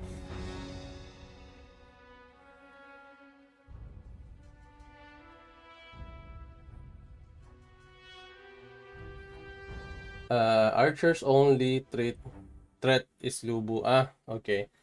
That's true. Super weird. It's been instant targeting Lu for a while. Thanks for sharing. Oh, is it the build for Eleanor? Marshal archers just need so much. Well, that's true. Cheers, y'all. Ring plus S tier support. Playoffs today. Oh, you also watch NBA, or is that other playoffs? Like, are you watching NBA also, Lizard? Because I'm a big Lakers fan, and I really love that LeBron won today. Which takes away from the other marches. Okay. What is the best overall gems for Roland, you think? Health, might, healing. Health. Number 1, health, yes. Might, yes, it will help with the might bonuses.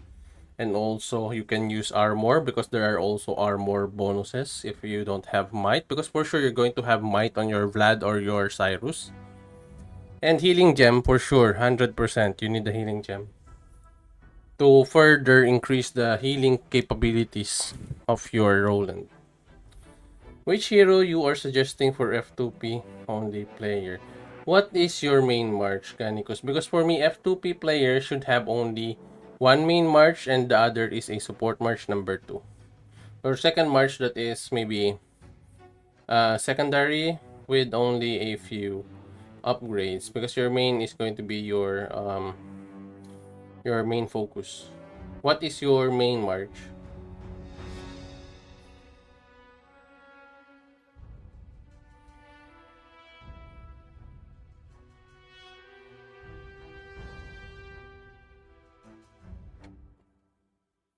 Actually, does Roland have bonus or that other hero that doesn't scale with might or something?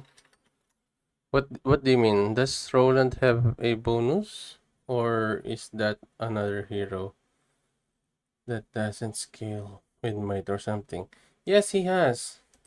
His skill has bonuses. Like, for example, signature skill. This one, might bonus for the recovery. Might bonus right there. It says might bonus. Second up, another recovery. Might bonus again. Might bonus. And this for sure has might bonus and armor bonus. So armor bonus, might bonus, might bonus.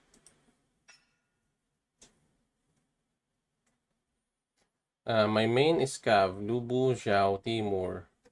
Second one is Mia, Scipio, Lagerta. That is actually a very logical march.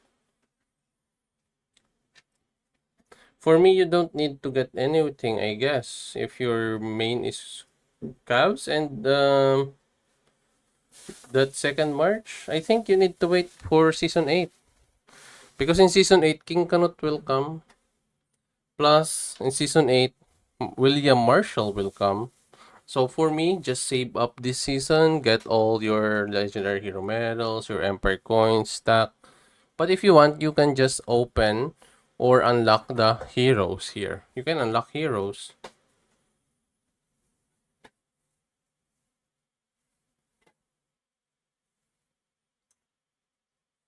What do you mean, Primal? What do you mean, like maybe some other hero?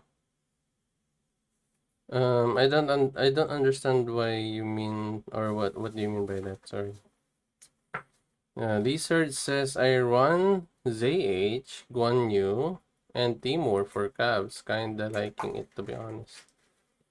What I run on my Cubs is Zhao, Lubu, and Attila. That is like, since I got Zhao, that's actually the march that I'm using.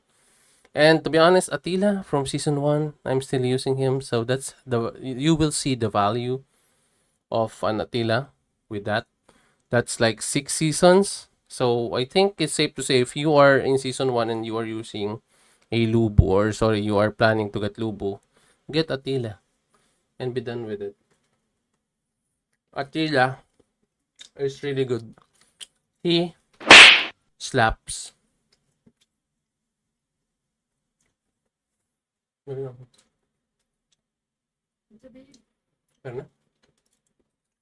There was some other hero that didn't have a scaling bonus. I thought there are heroes that doesn't have a scaling bonus. There are heroes.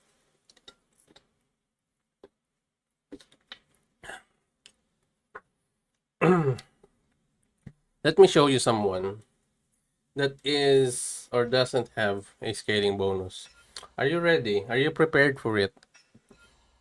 Λατρεύω τους γενναίους αντιπάλους, γιατί η γενναιότητά τους ενισχύει τη νίκη μου.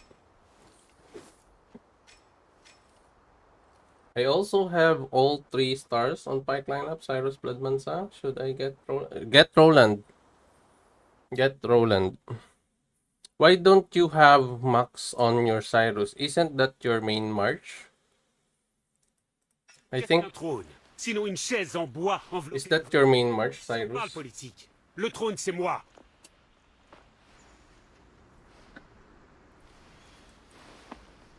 I think it's not here. It's not yet available here in the game. But the one hero that doesn't have a scaling is actually Isabella. It's going to be pretty weird, but Isabella doesn't have an attribute scaling. And I know there are also other heroes that doesn't have an attribute scaling. I just forgot some of the other heroes, but as I've seen Isabella, she doesn't have any scaling on the attributes when it comes to the bonuses. Okay, when it comes to the bonuses, definitely get Roland 3-star Mansa pulls of hard. Hey Tito, my main march right now is Ramesses, Scipio, and Zug.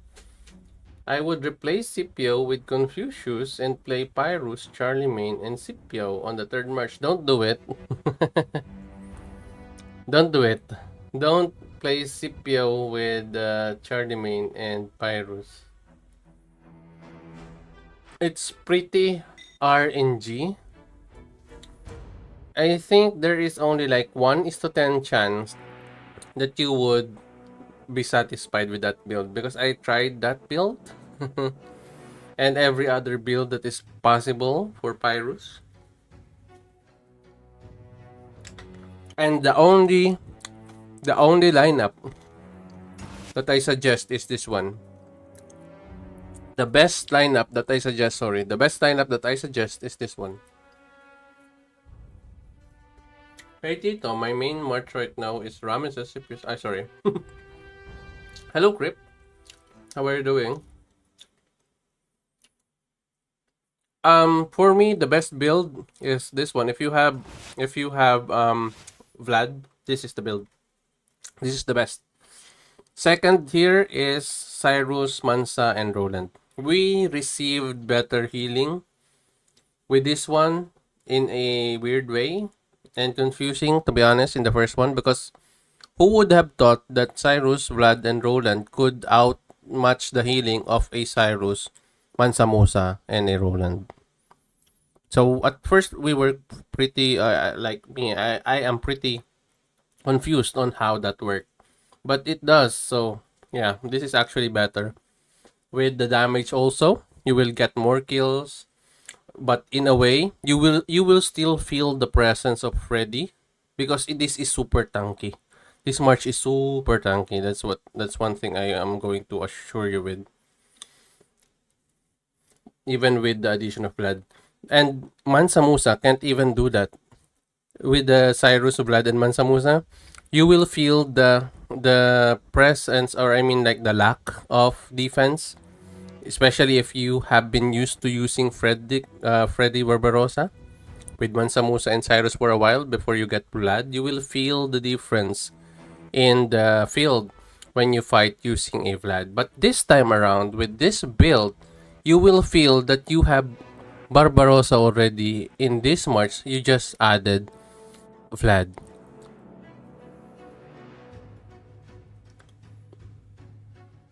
Your main is calves. Okay, I think you should focus on calves.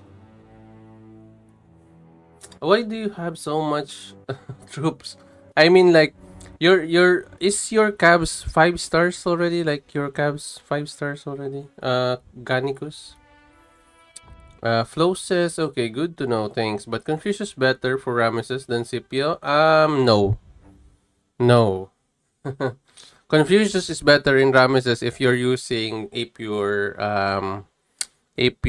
tactician march. But Confucius, sorry, you can use Confucius also in the Ramesses march if you want to replace Zhugliang, but it's not going to really be a huge difference. Zhugliang will still win against the one against a Ramesses with Scipio and Confucius. After fix bug Roland better than Mansamusa 100%. It slaps.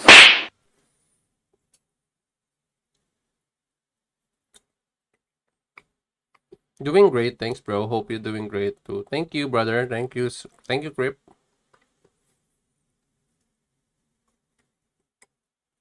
Salm said, I was thinking of swapping out Ramesses with Pyrrhus.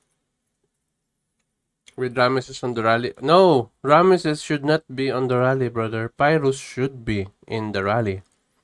Because Pyrrhus' main focus or his main strength is the rally. But he is also a good commander in the open field. Only second to a Ramesses, Scipio, and Zhugliang. Because for me, Pyrrhus with this build can actually like win. Like let's say 60-40 is the 60 for Pyrrhus and 40 for the Miyamoto lineup with Scipio and Lagertha. But still, the king of the swordsman march for the open field is Ramesses. You don't want Ramesses on your rally, brother. Because you will not have your commander skill be used on a rally. So Ramesses is pretty weak in the rallies. Pyrrhus actually is the one you want in the rally because he is stronger the longer the time he spent in the rally because of the stacks. Number 2, he has a 10% extra damage bonus if he is in the rally. That's the addition to his skills. Just swap out the gear and should go to go. So, sorry, swap Ramesses with Pyrrhus. I repeated myself. Okay. My cabs. Lubo 5-star, Attila 3-star, Porsche, and 2 petals. 2 petals? Ah, okay. You mean 2 tier? Okay, why don't you max out your Zhao? You're going to need that. You can max out your Zhao to 5 stars. Yeah, just plug and play, I mean. So, yes, you can do that. You can do it. But, Scipio, if you have this march, Charlemagne, Pyrrhus, Charlemagne, and Zhugliang, if you are using this march in the field or in the rally, you would have a better result. I don't know if I understood correctly. So Ramesses Scipio Zug is stronger than Ramesses Confucius Zug? Yes. Yes. The only issue with Ramesses is the slow start. That is true. That is true. You know what the only issue is with Pyrrhus? The only issue is his RNG. His RNG. He's not always going to activate his skills right away. His RNG. Like, he can activate his skills right away, right off the bat, and deal ton of damage right away. But he also has the potential to not deal that much damage because sometimes his activations are pretty poor. Sometimes it activates at, let's say, 70% life, 60% life, so the damage really isn't going to be there anymore. That is the bad side about Pyrrhus. The strong side about Ramesses is that you are always sure, even though you don't have that much damage on the first few seconds, but once your commander skill hits, you are always sure that you can kill that enemy that you have in front of you unless you already have half health or maybe like 60% health or 70% health. RNGs. Yes, Pyrrhus is that. As I've said, he is the RNG king. Because you need so much RNG for this. Even with the help of Charlemagne already, with the Skyward Knight ring, still the RNG is pretty ridiculous, bro. But once it hits, bro, it pours. Once it hits, you can let's say 2 hits a Cyrus, even with the best march.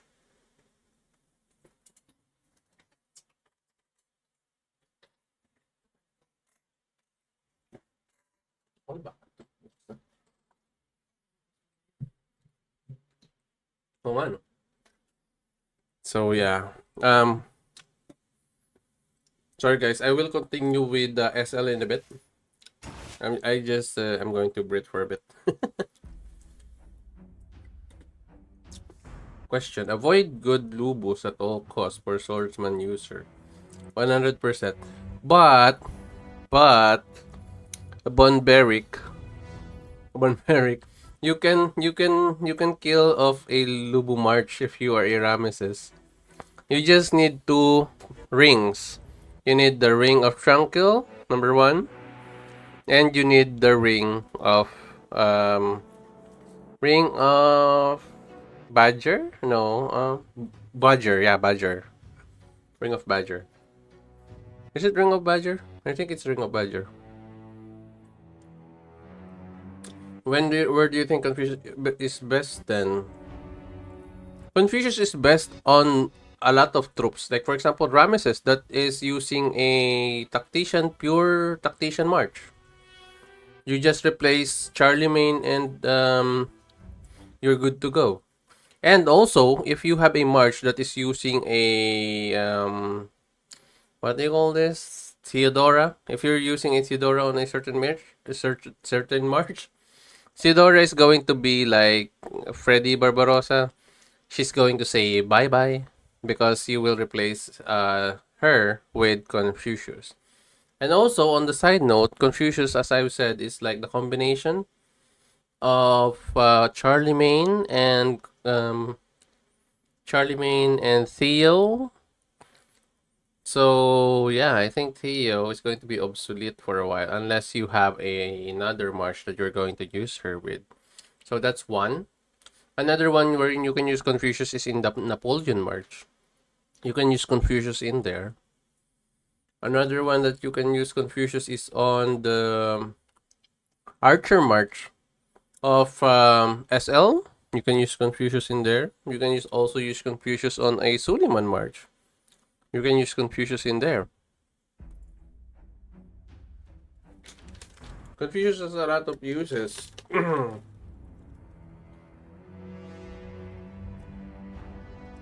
Because he is such a good healer, he can also be used by Pyrrhus, the new march, Pyrrhus, Confucius, and Sugliang in the rally. I think it's going to be pretty dope because Confucius also, like your Pyrrhus, has this stacking skills, wherein those stacks can be used after a few seconds, and I think it's going to be stronger in the rally. But I'm not saying that your Confucius is not good in the battlefield. He is, but you need certain tactics to be able to pull off the full stacks of this march. So you need to be tanky, like you need the Ring of Tranquil so that you will have tankiness in the first 18 seconds, maybe combination with Lofty Mountain so that you will really be tanky in the first few seconds of the fight. And then once that the stacks hit, it will really do a lot of healing and also give a lot of damage output to your commander.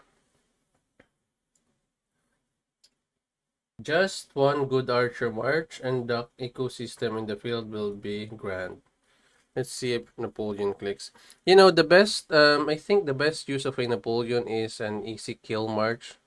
Like, because if you have a build or the ring build that you have is like, for example, focus on damage, and your Napoleon also has a supporting cast that focus also on getting Napoleon damage, you can actually 2 hits, or let's say not 2 hits, but rather you can kill a swords in just maybe 10 seconds, 12 seconds, something like that. If that is I mean, like, if that's the norm. But that's actually, I think, the best part about Napoleon. You can actually burst damage, and after that you can run out of the Lubu's reach, because for sure you're going to be killed by a Lubu, but you will still do damage first on the swordsman. So you can, if you kill fast, it's not the rage that really kills fast. It's not the rage. It's the first instance of the commander skill. That is the key to killing using a Napoleon quickly. To make your Napoleon have a better damage, and make sure that first commander skill will do damage. So it should be a burst damage rather than a rage damage. That is actually what we have learned from this one.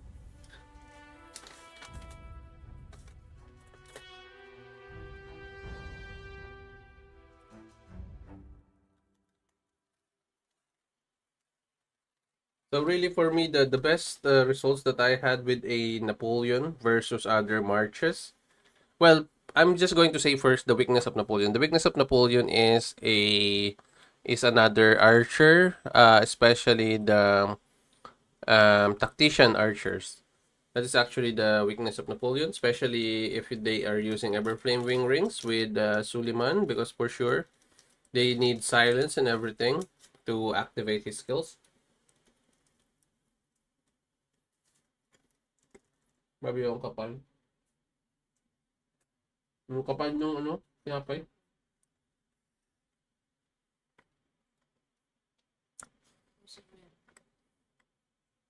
So best ring for Ramesses, Scipio, and Zug right now. I'm playing Everflame 30, Skyward Knight 20, Lofty 20. Do you know which one to go level 30 next? You are using a Skyward Knight on your Ramesses? Well, you can use that so that you can have more activations, okay? I can dig that. You know what I'm using with my Ramesses? Although I think the best build with a Ramesses is actually the Ring of Serpent, number 1. Because the Ring of Serpent will give you so much strategy that it will translate to the damage of the critical strike that your Scipio will actually give your Ramesses. Another one is that the Ring of Serpent has a might bonus that adds another strategy. And the more strategy that Ramesses has, the higher the damage of the critical he will get. So that's number 1 that you should have. Number 2, I think you need your Lofty Mountain. If you're using a Lofty Mountain, I think your Lofty Mountain should be the one you should be focusing on next, though. Because I'm not really sure if you need the Skyward Knight at the highest level possible right away. Because having your Lofty Mountain leveled up first, you will have more defense, more health. And also it will transition from I think the 5% to something around 10%. Okay. Yeah, same as me. I have Everflame Wing Rings also, but I also have Ring of Lion. So Ring of Lion is what I'm using right now. But yeah, I think you should go for the Lofty Mountain next.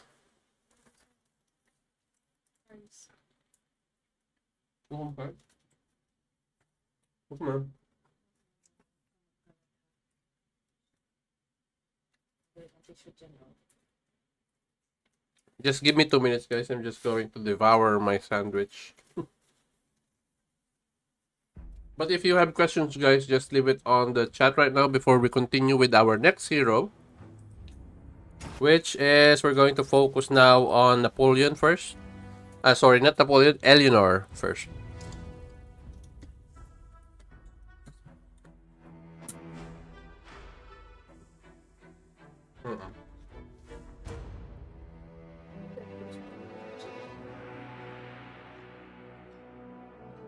Notes.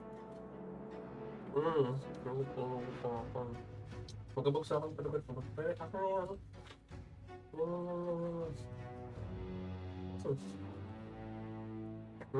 May mag-record lang ako habang nag-stream.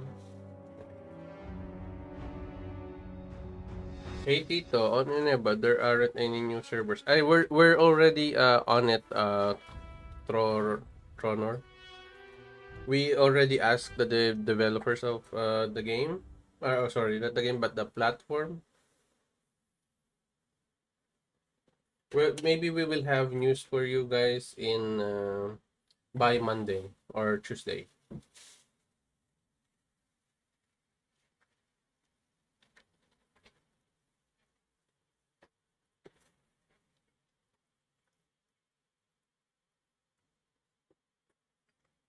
Odin, yes.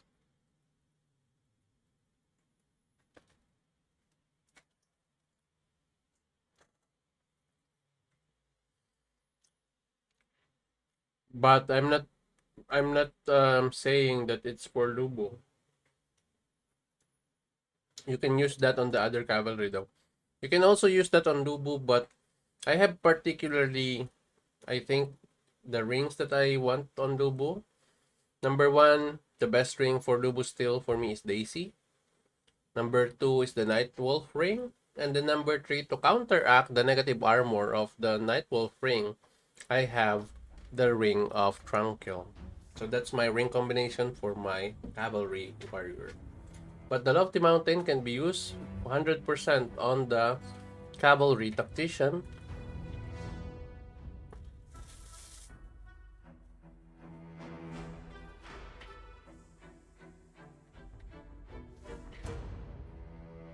Hindi naman ito ang daya.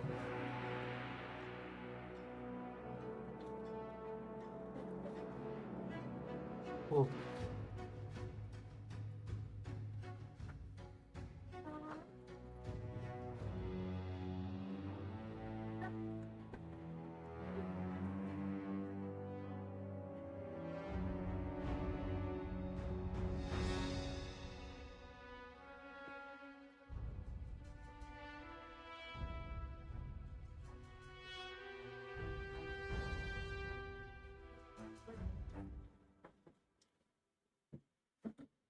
Oh, Victor.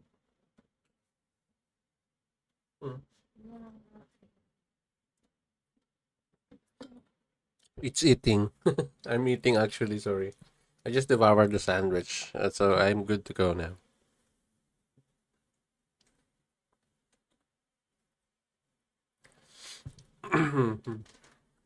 Anyway, moving on. Sorry. Okay, we're going to go first with Eleanor and then let's go to SL. I'm doing fine. I'm going to do a recording at the same time. For those of you guys who are new to the chat right now, like we have this new theme that I call the slaps meter. This is only for TITOBODS, so so if the hero is good, and I do recommend them, we do the slaps.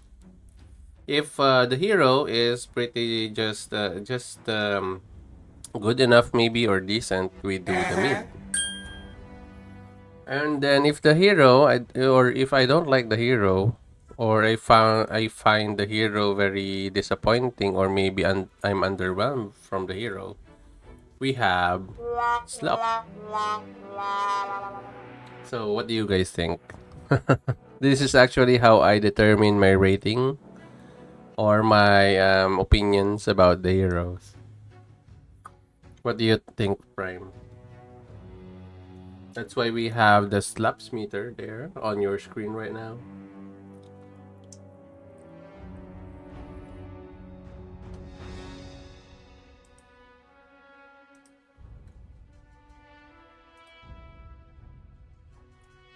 Okay, let's just read first our for those of you guys who haven't yet answered our poll for today.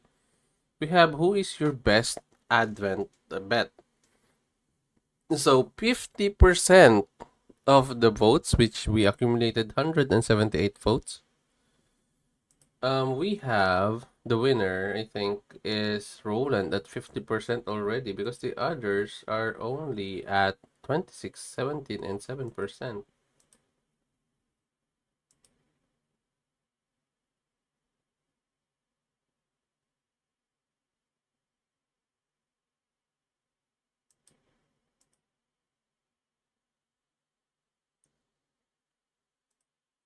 Okay, how are you doing, Tito? I love that. Great. Thank you, thank you. Sorry if I'm making questions for early sessions. Yisu Shin? How good is he? How much can he carry me through seasons? Yisun Shin. Okay, YSS. Based on the radio skill, he seems good, but I never seen someone to talk about it.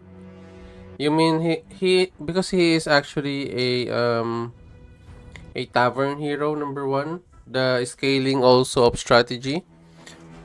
Okay, let me give you something to think about. Yusen Shin, you're talking about Yusen Shin, right? YSS, this hero,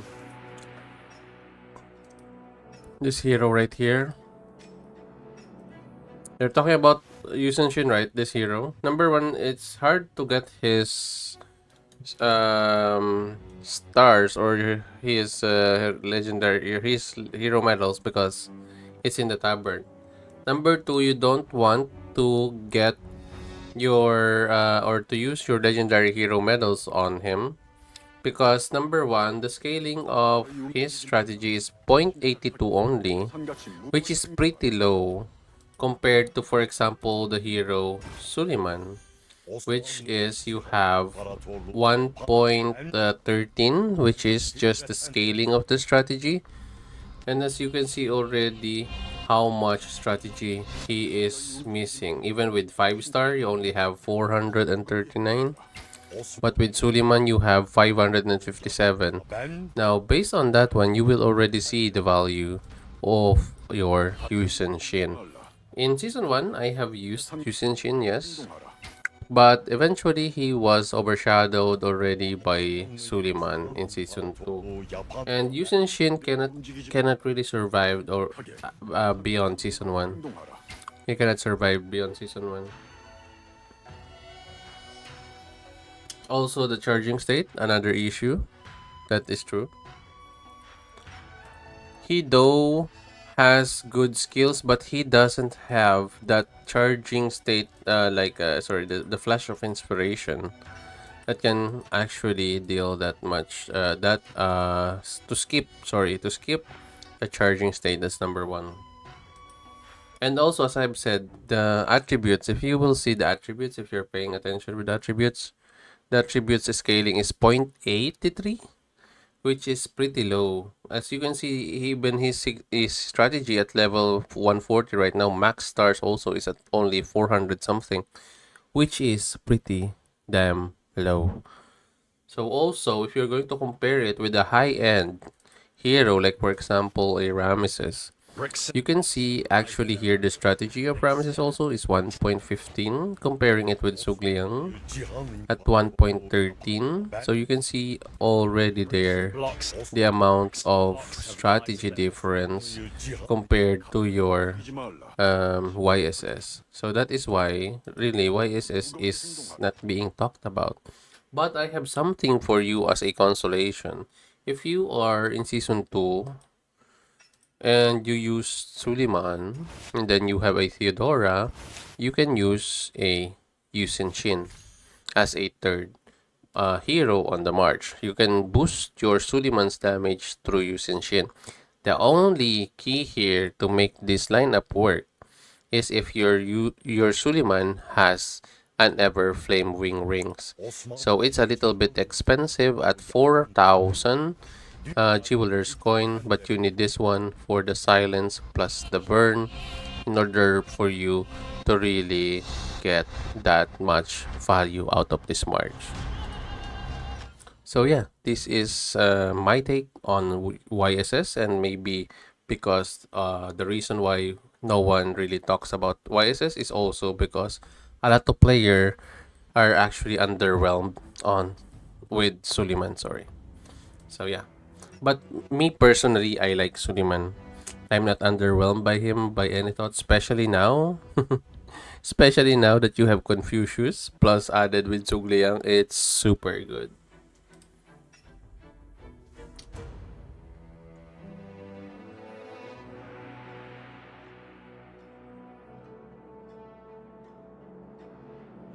What is your rate? What is my rating for Tactician Cavalry? This one. You already know it, brother. Do I want to repeat it? This one. Okay. Wait, hang on. Let's move to our topic for today. Sorry. Okay.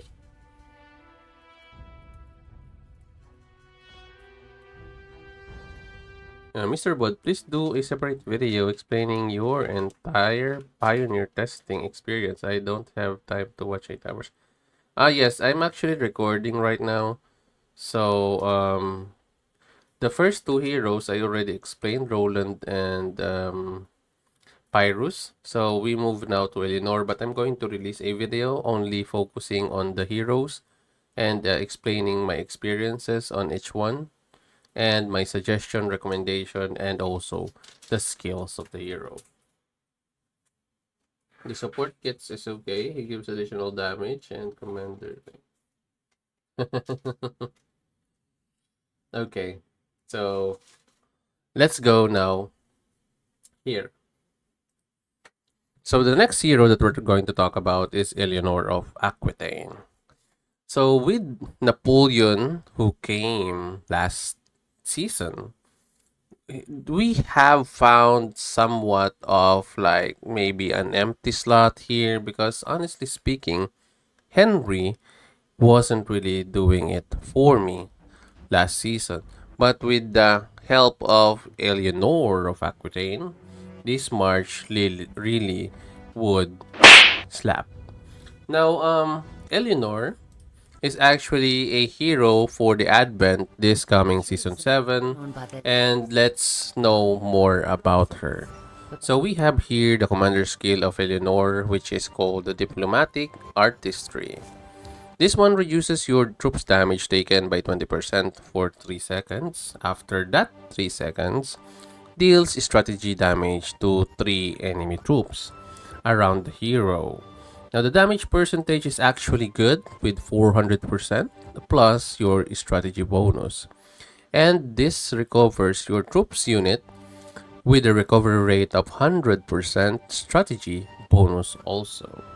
Now also grants 100 initial rage upon entering battle. The only downside is that this rage cost is actually 300, and you will have a little bit longer time in order for you to activate the rage cost. But do not worry, because this is a hero that is also a rage consumption user or rage giver, if I'm not mistaken. So we have here her signature skill. So it's called Regent, wherein it is a passive skill. And after entering battles, this one increases the damage, of your troops' first commander skill by 15%, and the second commander skill by 30%.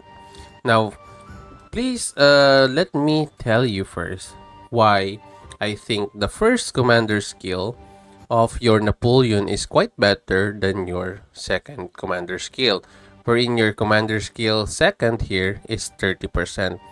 First is because your Napoleon is going to hit your first commander skill ever before you drop your life to, let's say, 60-ish%. And that is pretty important when it comes to damage, because the higher life or troop left you have, the higher damage you will do to your opponent. You can actually feel this already when you are, or if you are using a hero.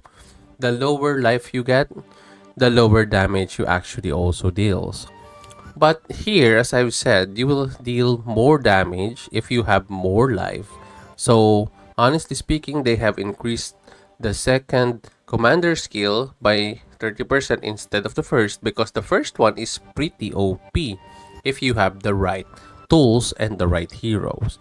Now, next up, we have for the first 12 seconds after entering the battle, your troop recovers 8 rage per second. Afterwards, reduce your troops rage to 4. Now, we also have here when your units falls below 80%, know this fact, reduce the damage taken by 12%. Plus, you have an additional strategy bonus that would increase this even more, and increases the commander's strategy by 100.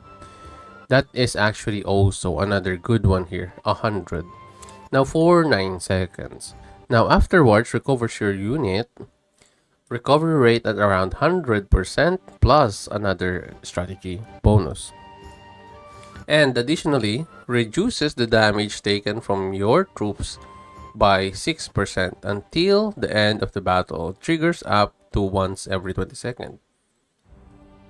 So it means that you are going to be tanky for a while, especially after 80% or 20% of your life is lost. Now, when unit falls below 50%, recovers your unit's rage by 100 to deal another, of course, commander skill, and clears all silence and slow down effect. So it means that this hero has a purification or debuff in a way, or not debuff but rather just, let's say, purification in a way, wherein you can cancel out or dispel some of the controls that you have on your troops. The only thing here is that this triggers once every 60 seconds, so that's only the downside of this unit falls below 50%. And now we have the commander skill. There are actually a few commander skills in here that you can play with, but this for me is an important one that you shouldn't miss. We have the Radiant here. Radiant Finch reduces your troops damage taken by 8%. Now with strategy bonus, and it's for 12 seconds. Now when your troops rage exceeds 80% of the limit, your troop has a 100% chance to gain silence immunity, which is pretty good if you are up against a player who is using a silence skill, like players who have an ever-flame wing rings. Let's say pretty much the Suleiman March or Tactician heroes. And increases your commander's strategy damage dealt by 12%, which is pretty damn good.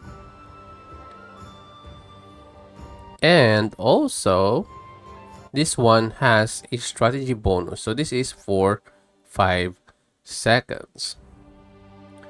So as I've said, the first commander skill really with boosts and everything, especially with the 15% plus, if ever you have damage rings or bonus damage on your rings for your commander, the first instance of the commander skill will really give you or place you in the state of awe, if you know what I mean. Now next up, we have the other commander skill, the other customizable skills that you can use on Eleanor. We have here Fervor. Is it an option? I don't want you to go there. But there is another option that if you want more rage, I want you guys to get the Roar of Victory. Free-to-play players, low spenders, Fervor, okay, fine, you can do it. But I think rather go for Enraged Strike so you will have a damage at the same time. Now, Roar of Victory, I think, is an option if you don't have a Saladin, because other players are going to choose this March without a Saladin. They are, especially if they are gunning for a instant damage build, because there are going to be 2 builds that I'm going to share with you guys. Now another one that is pretty important is the Immortal Army, because this has a recovery of 330%, which is pretty damn good, and it slaps. Now it has also a 100% chance to purify all your heroes' attribute debuffs, only those debuffs obtained in battle. So, like, for example, your silence, your slows, and other debuffs. Like also your incapacitation can also be cancelled out by your immortal army because it's also a debuff. So all in all, your Eleanor of Aquitaine is pretty good. Now let's see if your Eleanor of Aquitaine is good as a low spender, because most low spenders are going to be on the first or third star. For the first star, for the first 12 seconds of the battle, Regent recovers additional 2 rage per second, which is I think the rage that we have seen in the signature skill. Afterwards, recovers an additional 1 rage per second. Now we also have the third star here, wherein after entering the battle, increases the damage of the first commander's skill activated by your troop by 15% and the damage of the second commander's skill by 30%. Now this is where you can actually get your instant damage that I have said for your first commander skill is pretty important for me rather than spamming the rage. Now we have here the 5 star. This is where you will know if you are going to or you have to max out the hero or not. When your unit falls below 80%, so this is actually the free or the added bonus that you can get from this one. Additionally, increases the commander's strategy by 50 for 9 seconds. This part here is not pretty much important for me, in my opinion. And then when your troops or when your unit falls below 50%, immediately recovers rage by 100% and improve your silence and your slowdown. Okay. Now for the 3 stars, it's pretty much important. So I guess it's safe to say that as a free-to-play player, you can run this march even without 5 stars, because this 5 stars is just for me an additional. You can run this march even if not 5 stars with your Eleanor of Aquitaine. I'm just saying this for the part for the part of Eleanor. So for me, this is a free-to-play player or low spenders friendly march with your Eleanor. So what do I think about Eleanor and this march? I think Eleanor is another hero that slaps. So yeah, we have here the first march that we can actually, or I can actually give you some advice on. And also we have another march after this that I think is the march that suited the instant burst damage. Now we have here Napoleon and Saladin. So this is the skill build that I want you to get if you are using this march. The rings that I want you to get is actually a little bit expensive in a way, because you need Azure Moon. Although Azure Moon is only 1,600 jewelers mark, pretty affordable still for low spenders or free-to-play players. It is affordable, but it's not cheap. We have next, I think you are going to need this ring, really, the Ring of Tranquil Water, because who really doesn't need the Tranquil Water ring? That is actually my second one there. And the last one that I can think of is actually the Regent, or sorry, the Skyward Knight ring. This makes this even more better with the damage. Now there is a ring that you can switch for your Tranquil Water here, and that is actually your Lofty Mountain. Where's that? Here.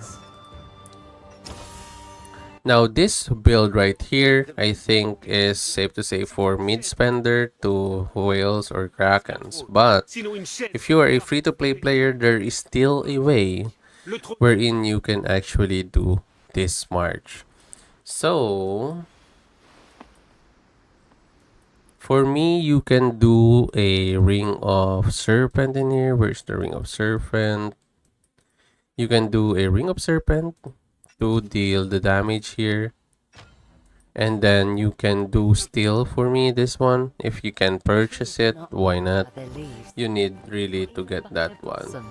Also here, if you cannot get your hands on a Skyward Knight, I think what you can use is get your hands on the Lofty Mountain for your Saladin here instead, and then get a good, let's say, chunk of healing here for your Eleanor, which I think it's safe to say that you want to get your hands on the Falcon Ring because it really gives you a lot of healing also. So this one. So for me, this is for low spenders or free-to-play players because this ring of Serpent and the Ring of Falcon is very cheap in the Jeweler's Mark store. The only one that is actually, I think, at 1,600 Jeweler's Mark is this one, the Lofty Mountain. You can be a little bit more tanky if you want to be more tanky with the Tranquil Water, but I think this healing here will suffice, that one. And then with the Lofty Mountains tankiness also, you don't really need to add in the Tranquil Water anymore. So this is a budget-friendly build for the rings. Now, I also did mention already the build of the rings for those spenders out there.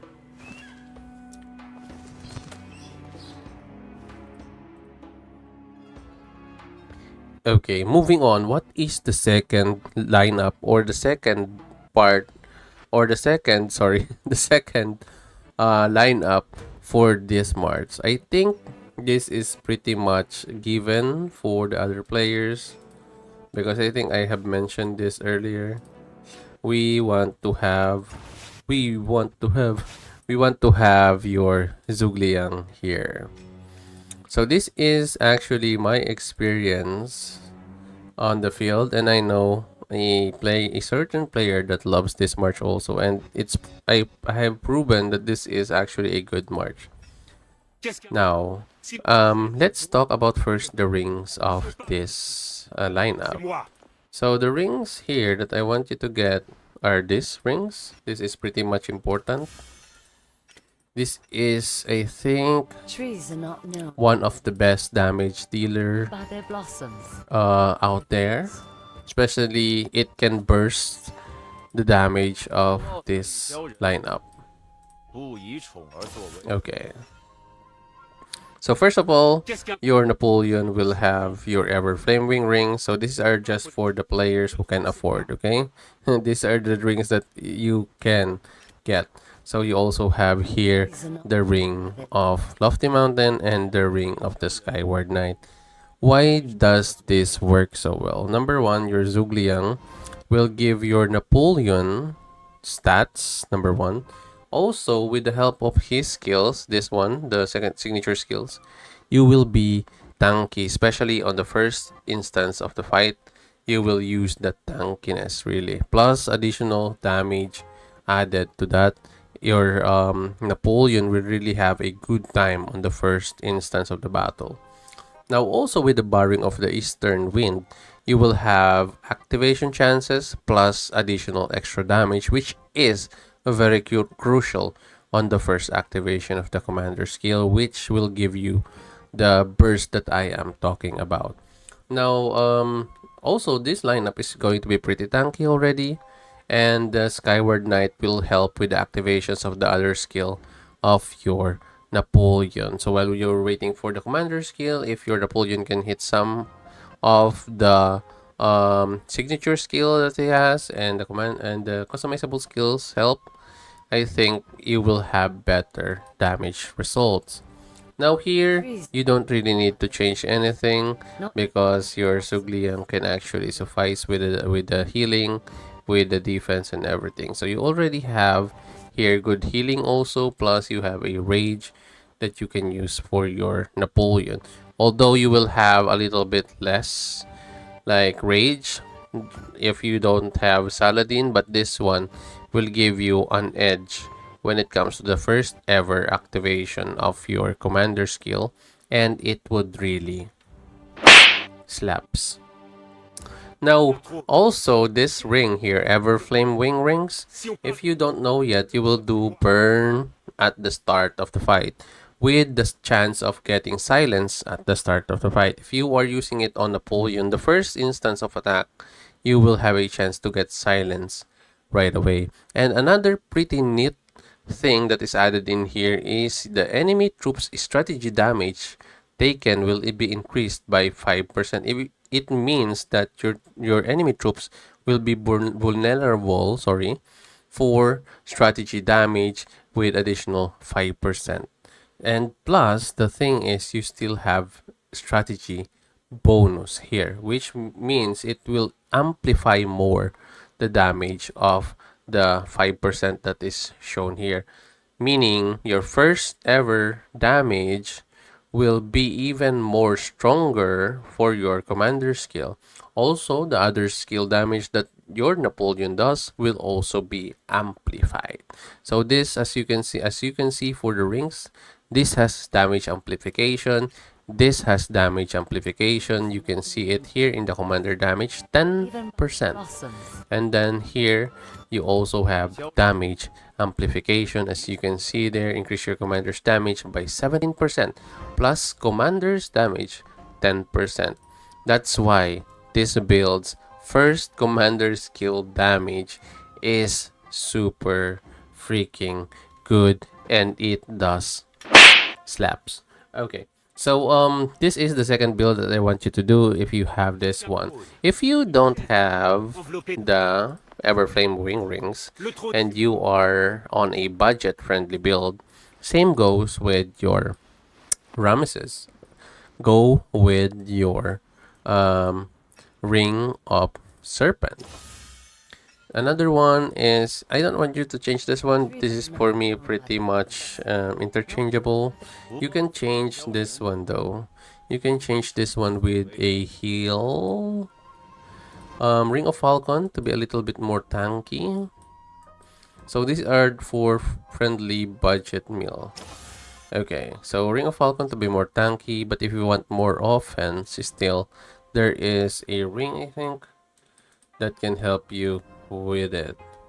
So where is the ring? I forgot the name of that ring. So yeah, but for me, I think if not the Ring of Crow, but I don't really think that you're going to need the Ring of Crow that much. But the sense if you're using a Ring of Crow is that when your commander skill hits, sometimes if it hits with the strategy, sorry, if you steal the strategy of the opponent, plus you gave your commander, also this is not, sorry, if you get your opponent's strategy, he or she, sorry, your troops opponent or your opponent's strategy will actually strategy defense will also be reduced because you steal the strategy. So in a way, in a sense, you will get also a somewhat like a negative armor for 3 seconds. And also, as I've said, you already have knocked down the armor of the enemy plus the strategy plus the damage. So you will have, for example, the enemy is a might hero, so you will have way more tankiness, number one. So on the strategy side, you will have better strategy, and you can give also that strategy to your commander, because this is Sugliang. Every stats that he gains, he can actually give to your commander. And then the strategy, when the strategy is lost from your opponent, she or he will also have a reduction on strategy defense, because the less strategy he has, the less they lose also the strategy defense. Plus extra here is an armor, so they will also lose armor, which is going to be good for us, especially for the normal attacks. And yeah, this is the ring if you want to be offensive, but if you want to be more tanky, Ring of Falcon. So those are the ring options for this March. And also, if you want, you could use the Egyptian chariot for me in your mercenary for this March. Also same as the one if you have Saladin, the Egyptian chariot is actually also pretty damn good. So all in all, this March and the last March with Saladin, the March with Saladin compared to this one is a little bit mid, but this one definitely is a good damn March. So anyway, so this is, I think, the top tier if you're going to ask me when it comes to burst damage. When it comes to spam commander skill, I think your Saladin will be the one that should be here.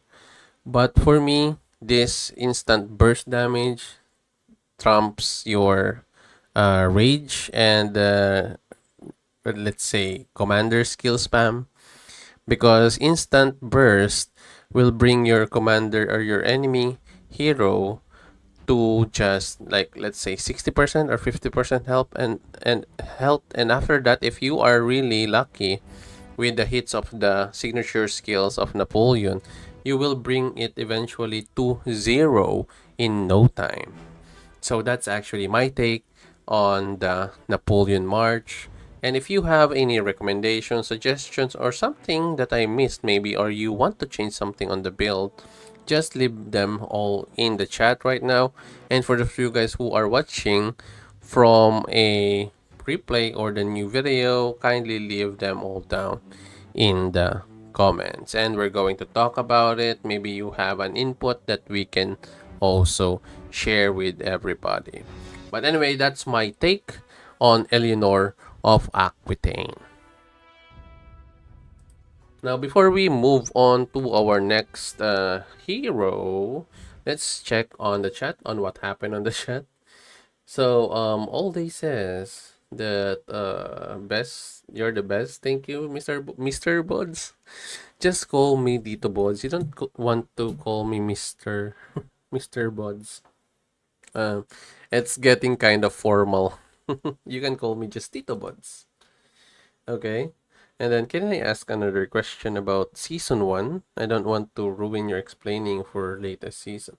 Okay, sure. Go on. Fire it up. What's your question for season 1? What's your question? Come on. Do it. And for those of you guys who are here, before we continue with the next hero, kindly leave all your questions right now so that I can read them on the chat.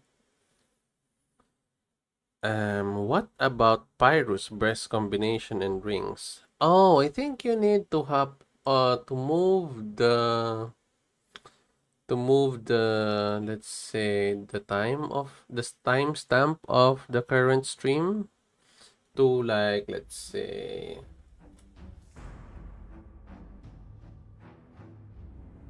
at around 2 hours. You can move it at around 2 hours and 30 minutes, and you will see the explanation for Pyrrhus. I explained there the best combinations, the alternatives, the rings if you are going to spend, and the rings for budget rings. But here, I want to show you this. This is actually the best build with your also your Sugliang. So Charlemagne, Pyrrhus, Sugliang, that is the build. You can also run this with Confucius. You can also run it like this.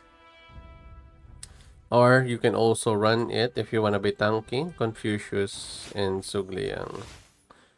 Something like this. But for me, the best build still is Charlemagne and Sugliang. This is the best build that slaps.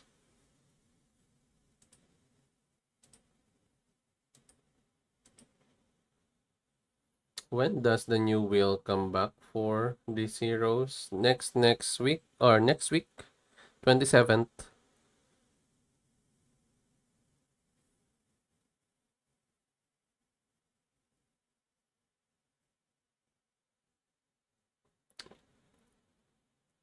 If you use Rani on pikes, does it work? From reading gives attack damage, and since pikes are all of counter attack, will it work?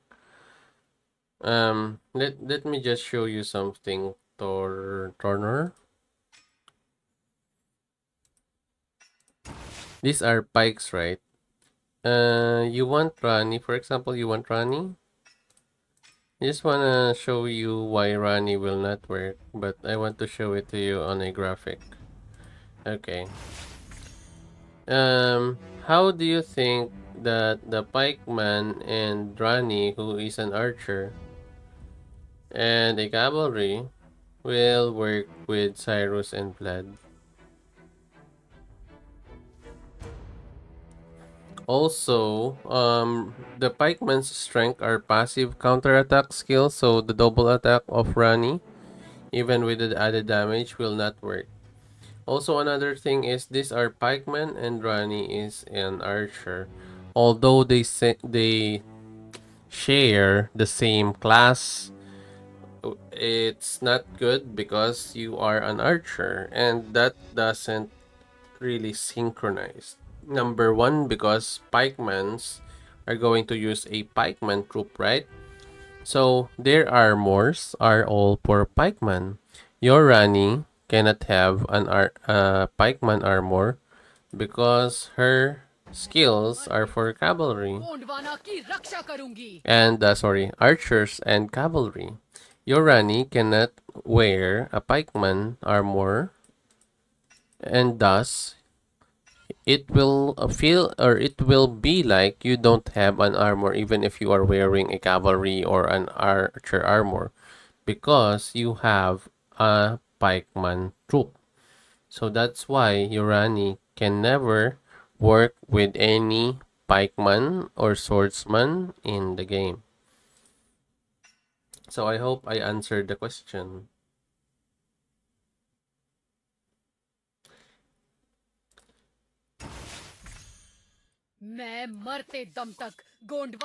It says it gives attack and damage, yes, and might, yes. It will give attack, damage, and might, yes, but can't you get that from your other heroes that are pikemen also?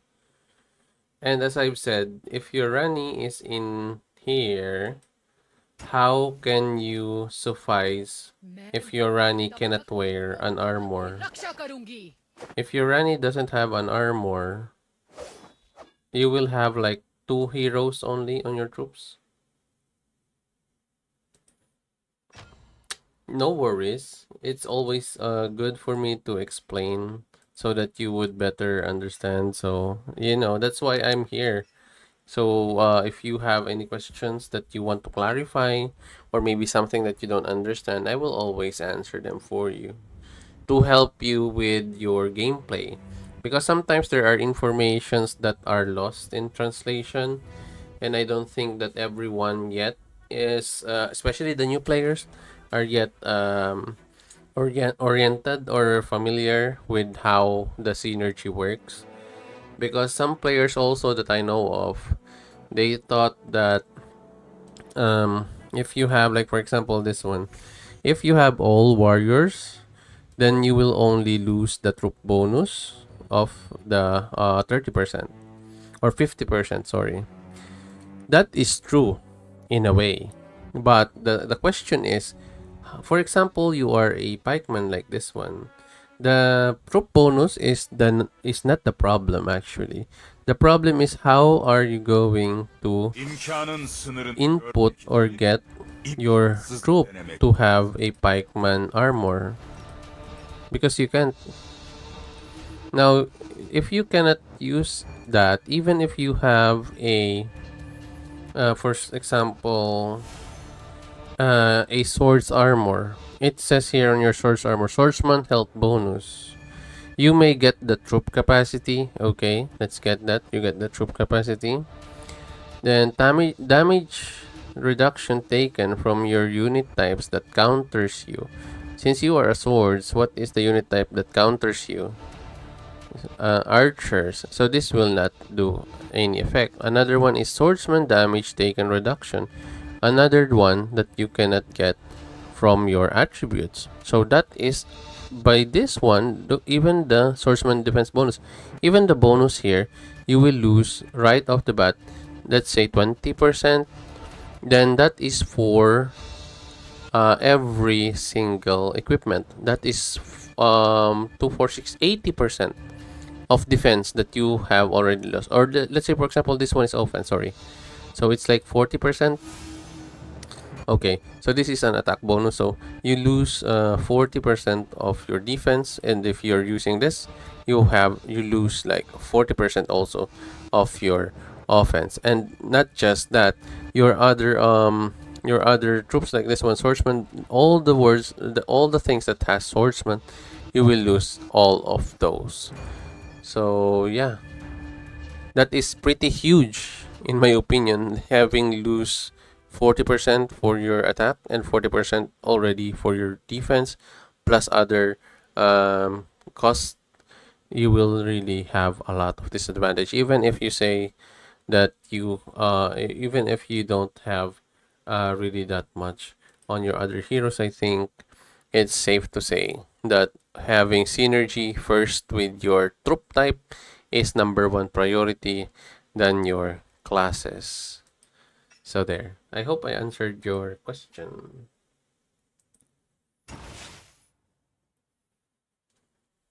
Okay.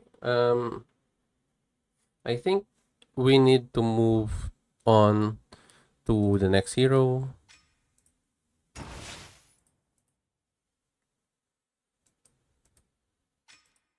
Okay, so next up, we're going to talk about now, where is he? This one. Okay, so let's talk first with St. Louis.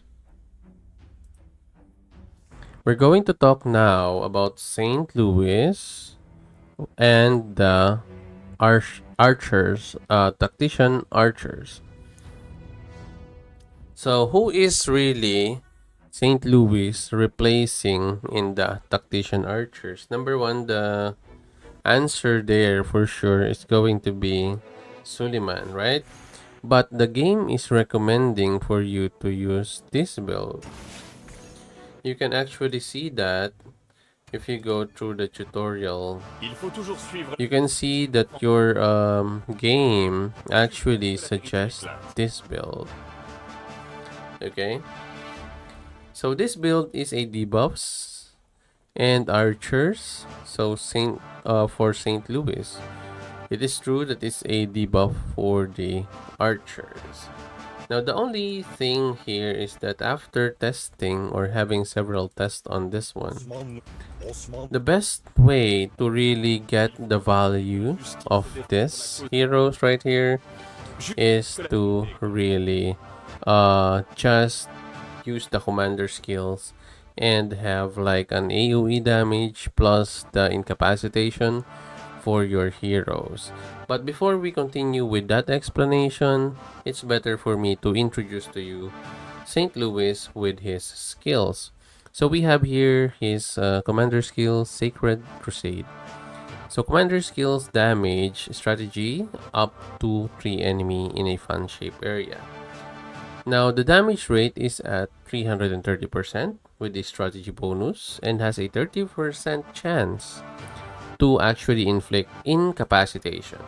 Now what is incapacitation? Incapacitation is incapacitating heroes and deals that these heroes cannot really deal any damage.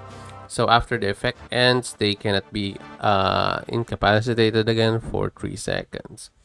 So this actually can help you guys out in the troops because if your opponent is actually incapacitated, you will have a huge advantage, especially if you have incapacitated multiple heroes in the for example, in the battlefield, you have incapacitated multiple heroes, and you will help your other troops or your other alliance members into defeating them. That is going to be a huge additional gain for your alliance. And also, since this is an area of effects, so 3 enemies at max will be a pretty huge also thing for your troops. Now also, he has the Sovereign's Decree signature skill. Now this is an active skill, alright? Active skill with a 35% chance of activation. This one deals strategy damage to your enemy troops. Now the damage rate is around 240%. Plus you have the strategy bonus. If your enemy unit falls below 85%, which is I think the only downside of this skill, this increases this skill's damage by 20%.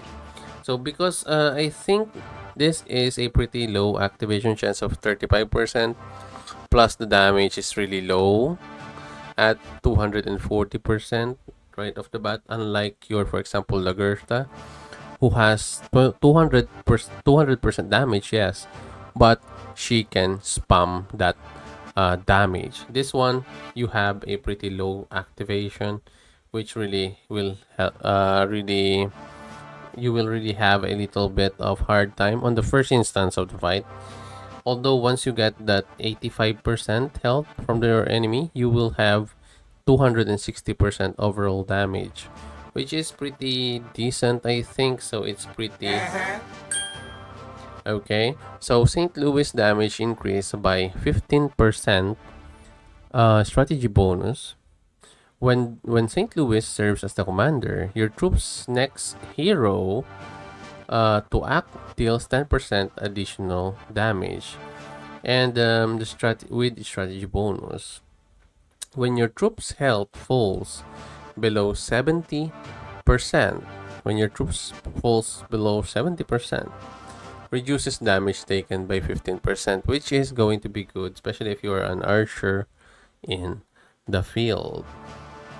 Now, another thing here is that you need to think who is going to be your second in command if you are using your St. Louis. So for the archers, if you are using Suleiman as the second in command, yes, it would work for the 10%. The only problem with that march is actually activation chances, because your Suleiman also has an active skill that also has like the same activation chance. So sometimes the RNG really isn't good with the skills, and sometimes you are being damaged, or you are damaged by other players before you can really activate so much. But I'm not saying that this is really bad. I'm just saying that it's pretty decent. But as I've said, your commander skill really will be your strength for your St. Louis, and these skills does slaps. Now for the customizable skills, we have Sacred Flame Judgment. Now this is also another active skill. So you have an active skill, activation chance of 35% also. This one deals strategy damage to the enemy troops with a damage rate of 220%. Now this also has a strategy bonus. When the enemy unit falls below 50%,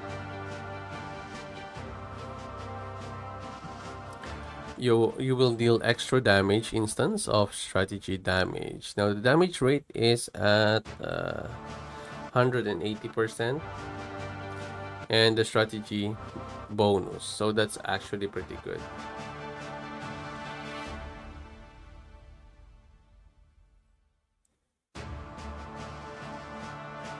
Now we have also another one here for the slot, but for me, you want your strategy master's gift because of the damage, plus it really helps with the activation chances.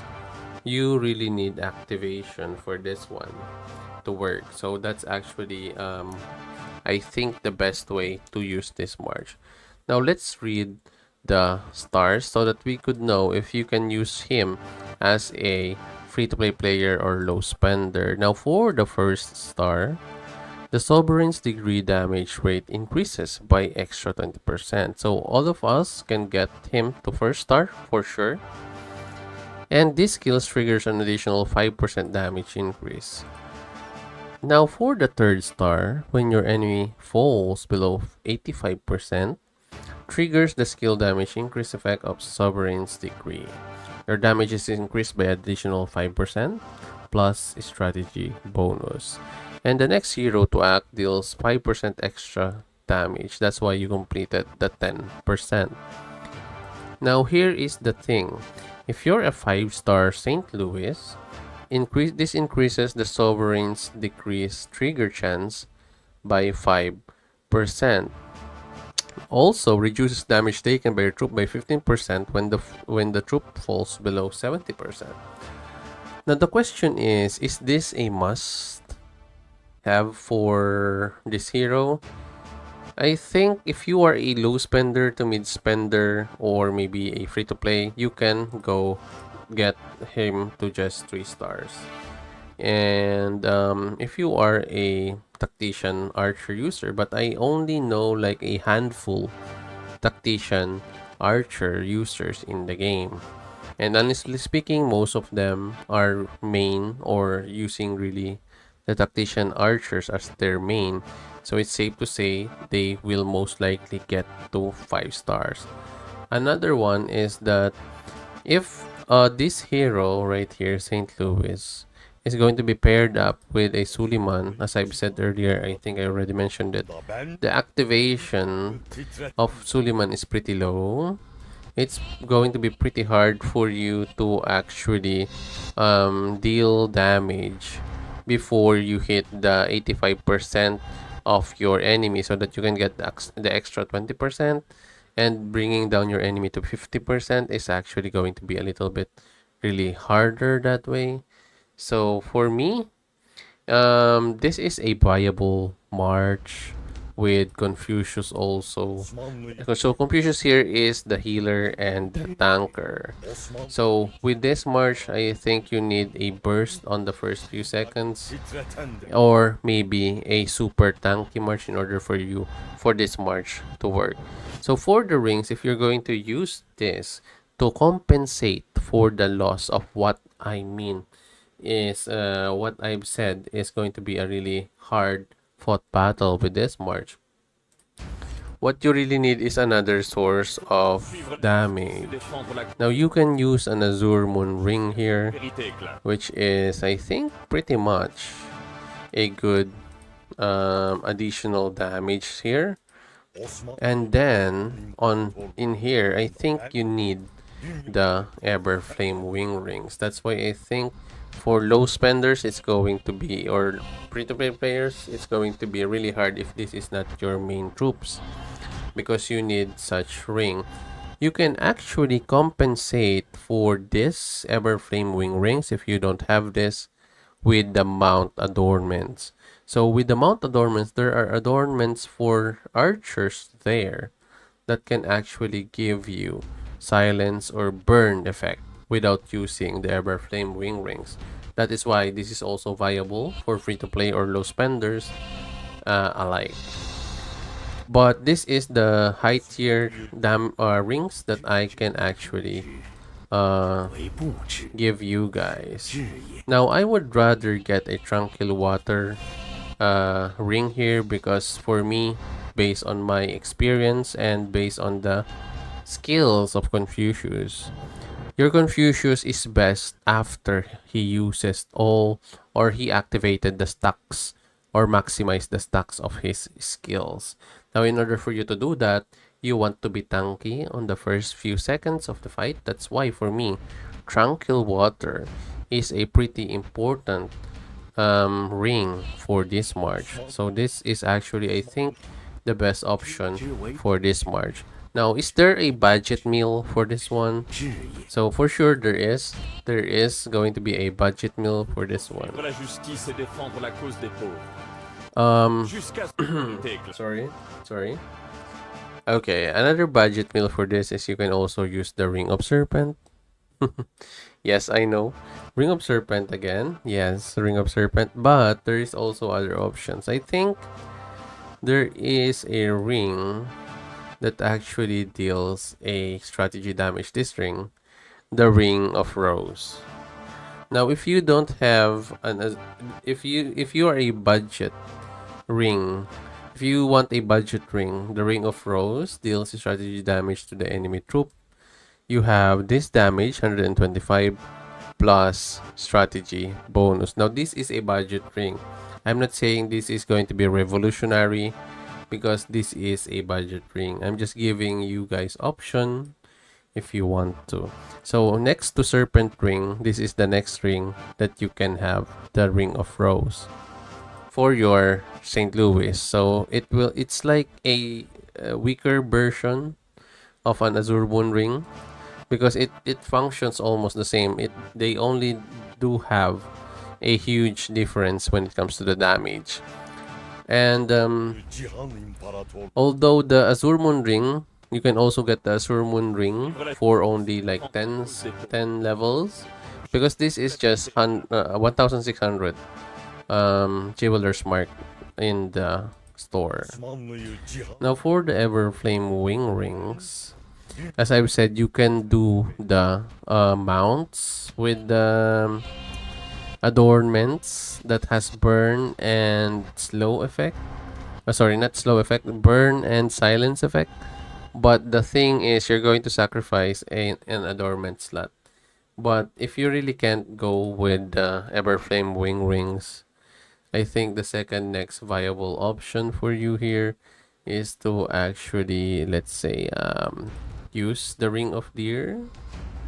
Ring of Deer really is also good in here to actually bump off your damage.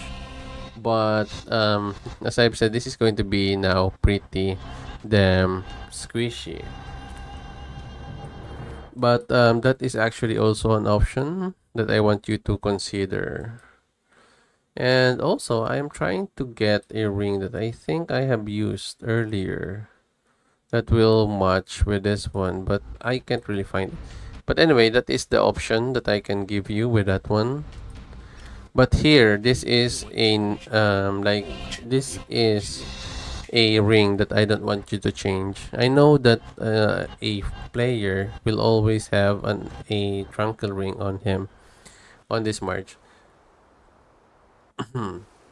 So now the question is, what if you don't have a Confucius, right? We don't have a Confucius. What's the other troops, or what's the other hero that we can use?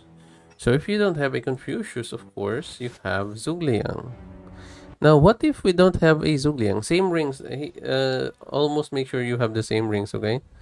So same rings. What if we don't have a Zhugliang? What else should we use? So you can also use here a Charlemagne, but you are going to be super squishy. Super squishy. So this is the least that I can give you, Charlemagne.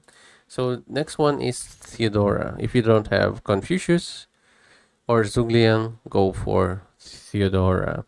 It will not perform the same, but it will be there.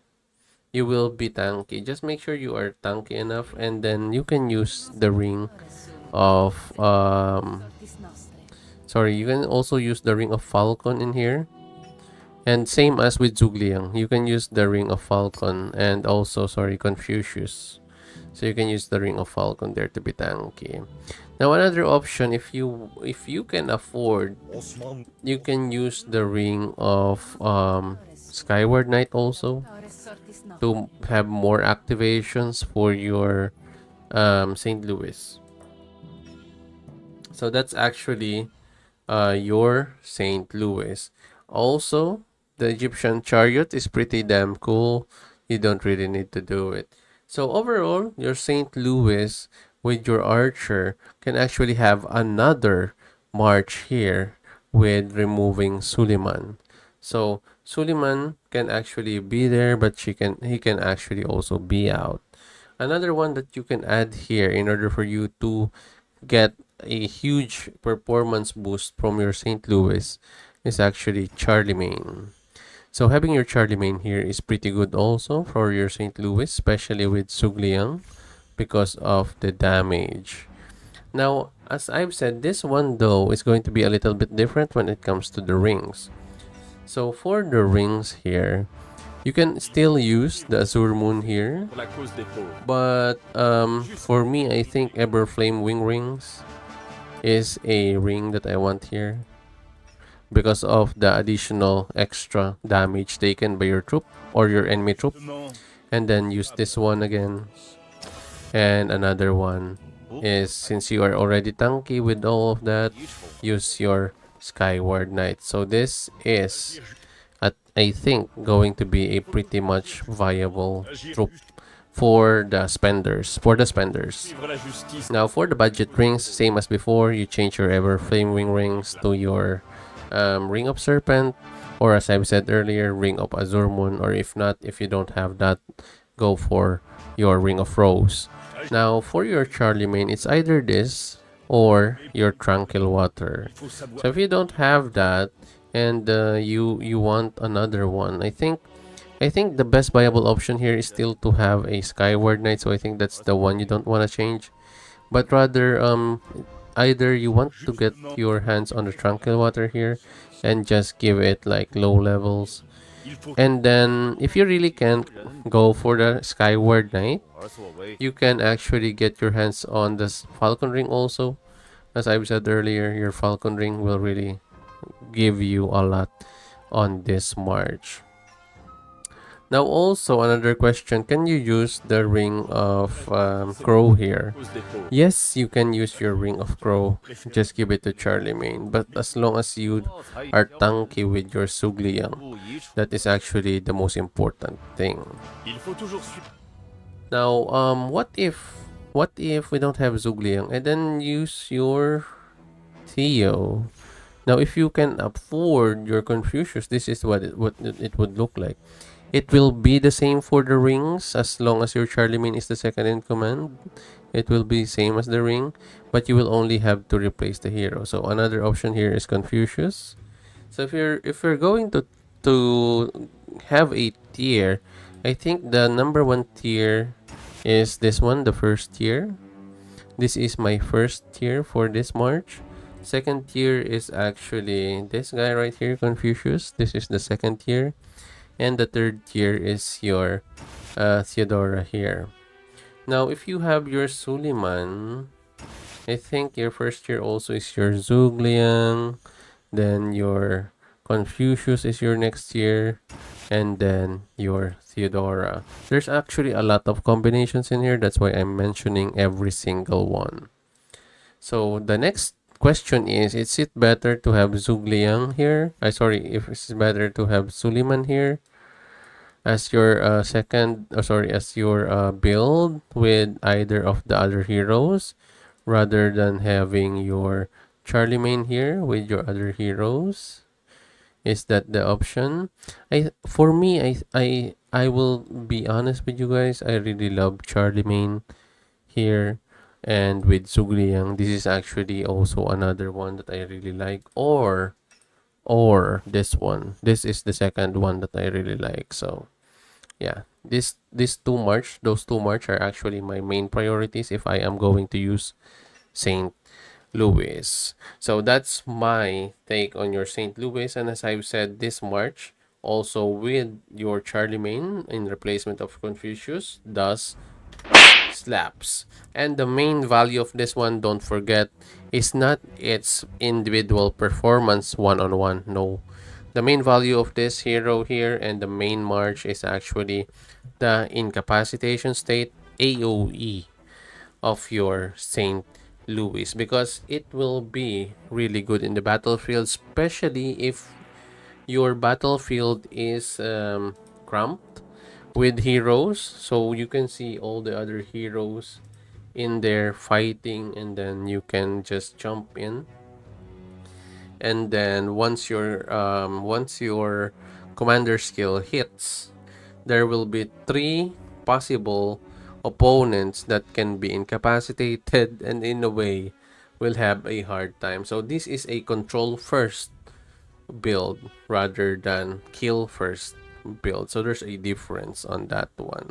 So if in the field we see St. Louis maybe in the next fights, once the advent is open for the new heroes, I think there will be like a new meta in the open field. The only weakness of this march is actually, let's face it, Lubus. So there's always going to be Lubus. So you must know how to position yourself in the battlefield. Now, next up is actually the next question. Is it going to be better for St. Louis to be here on the archers or in the pikemen? So as I mentioned just now about the Lubo problem, that is actually another thing with this march.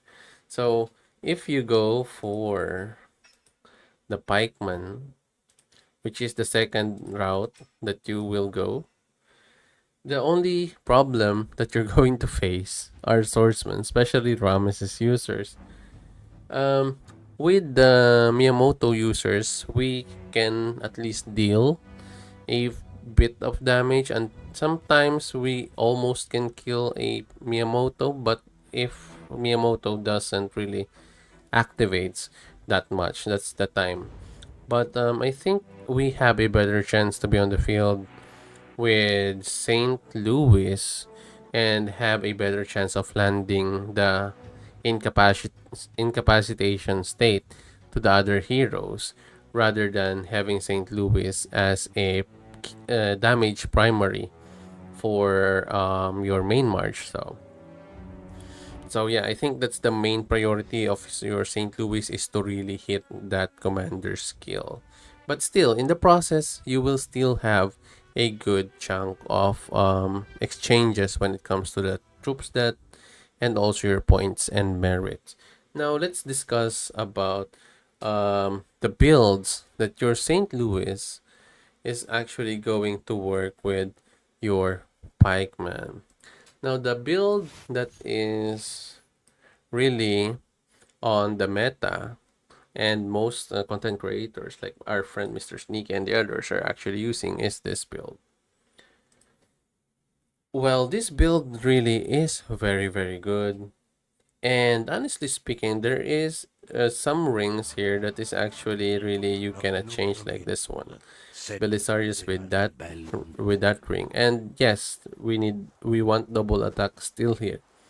Because we have a better chance, or we have a better results with double attack as the skill of Belisarius than your, let's say, crushing impact or tactical pursuit. On your Elizabeth though, if you do not have your crushing impact, the other option is your, I know, triple offensive. But yeah, your triple offensive though is a little bit on the, let's say, chances side, but still it would work. It would still work. So this is actually the build that you want to do as your first option, because your St. Louis, as I've said, has a skill that can boost your second in command or second hero damage. So this is actually the build that you want to do. If you cannot do, I think the Everflame Wing Rings here is actually very important in my opinion. And then on your Elizabeth, I think still the Tranquil Water to be tanky is actually a viable option, especially if there are swords in the field. You need that first block of damage. You need to block all of those damage, so you need to negate that one. That's why for me Tranquil Water is very important. So does this build has like a budget meal again? Yes, it has. I will say a Ring of Serpents still, because that's the norm, but I think the Ring of Lofty Mountain for your St. Louis is actually good also. If you don't have the Radiant Guardian ring here on your Belisarius, I think it's a bummer that you don't have that. But yeah, for the low spenders, I think you can use other rings. And I think one of the rings that is a possibility here, if you want to really use this march, is actually where is it? This one. It can actually also help, because this one will reduce the damage from an enemy hero, and then one of your heroes will actually have the damage. The only downside is you don't know which hero will have your damage, but one thing is for sure, you will have a commander's damage increase, which is pretty damn good in my opinion. And I think that's a good additional ring here for your troops if you are on a budget meal. And as I've said, you have a lofty mountain. You should have that if you don't have the other rings that I mentioned. Now for me, as I've said, Elizabeth, if you can just make sure that she is a little bit tankier. You can also use a Skyward Knight ring here, which is I think also important for activations, but rather I would rather, for me personally, will have the first instance of the fight to be tanky. So I use Tranquil Water. Now there is a catch to this build. There is a catch against a St. Louis. Whatever your build that you have your St. Louis on, the hero that you must stay away from are like the old Belisarius March, because the old Belisarius March with Ashoka will not be affected by your St. Louis controls. That's the sad part. But as I've said, you must choose your target. So if you have Belisarius, Elizabeth, and Ashoka against a St. Louis is going to be pretty mid. Sorry. And if you are wise enough, of course, your St. Louis is going to thrive in the battlefield. Other players are saying that St. Louis is for rally. Dame na. I think you are mistaken that St. Louis is going to be just for the rally, like what you did with Belisarius, Elizabeth, and Ashoka. Sure, Belisarius, Elizabeth, and Ashoka is for rallies. They can be. Sorry. Belisarius, Elizabeth, and Ashoka can be in the rallies, sure. But St. Louis, I will not waste. If I'm a St. Louis user, I will not waste his commander skill in the rally. You know why? Because your commander skill is pretty good. Okay? I think that is the selling point of your St. Louis, his commander skill. And if you're going to put this lineup in the rally, I think I want to protest with against you. But you know, it's your opinion. But I'm telling you actually what not to do, because for me it sucks to see a good field fighter with St. Louis who is not actually a good killer, but a pretty much has a skill that is open field worthy. So for me, you have to use that. And having this in the field, I think as tanky as you can actually make this lineup pretty damn solid. So as I've said, you just need to avoid some of the heroes like swords. Maybe that's why I want you to be tanky, so that even if that swords are attacking you, you can still release at least one incapacitation for multiple heroes. And also, besides Belisarius, Elizabeth, and Ashoka, your next counter, I think, are the heroes with the debuffs cancellation. Like for example, heroes with Immortal Army, like your Eleanor, and also your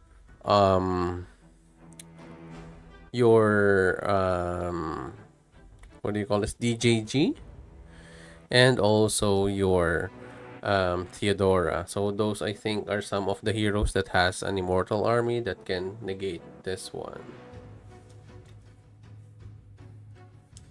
So another ring that you can use are actually maybe as I've said, Lofty, and then some of the other rings there I mentioned na already, like the Crow, and also the Ring of Deer, which is pretty good. So those are the budget rings also that you can use with this march. Now, there is also another hero that you can use as a support, which is DJG. Now, with this march, I think you want to be tanky than damagey, if you know what I mean. But you know what? I have experienced this skill here that is pretty good, and I think pretty important. Although this one should be changed once you don't have Elizabeth there. You can change this to Immortal Army.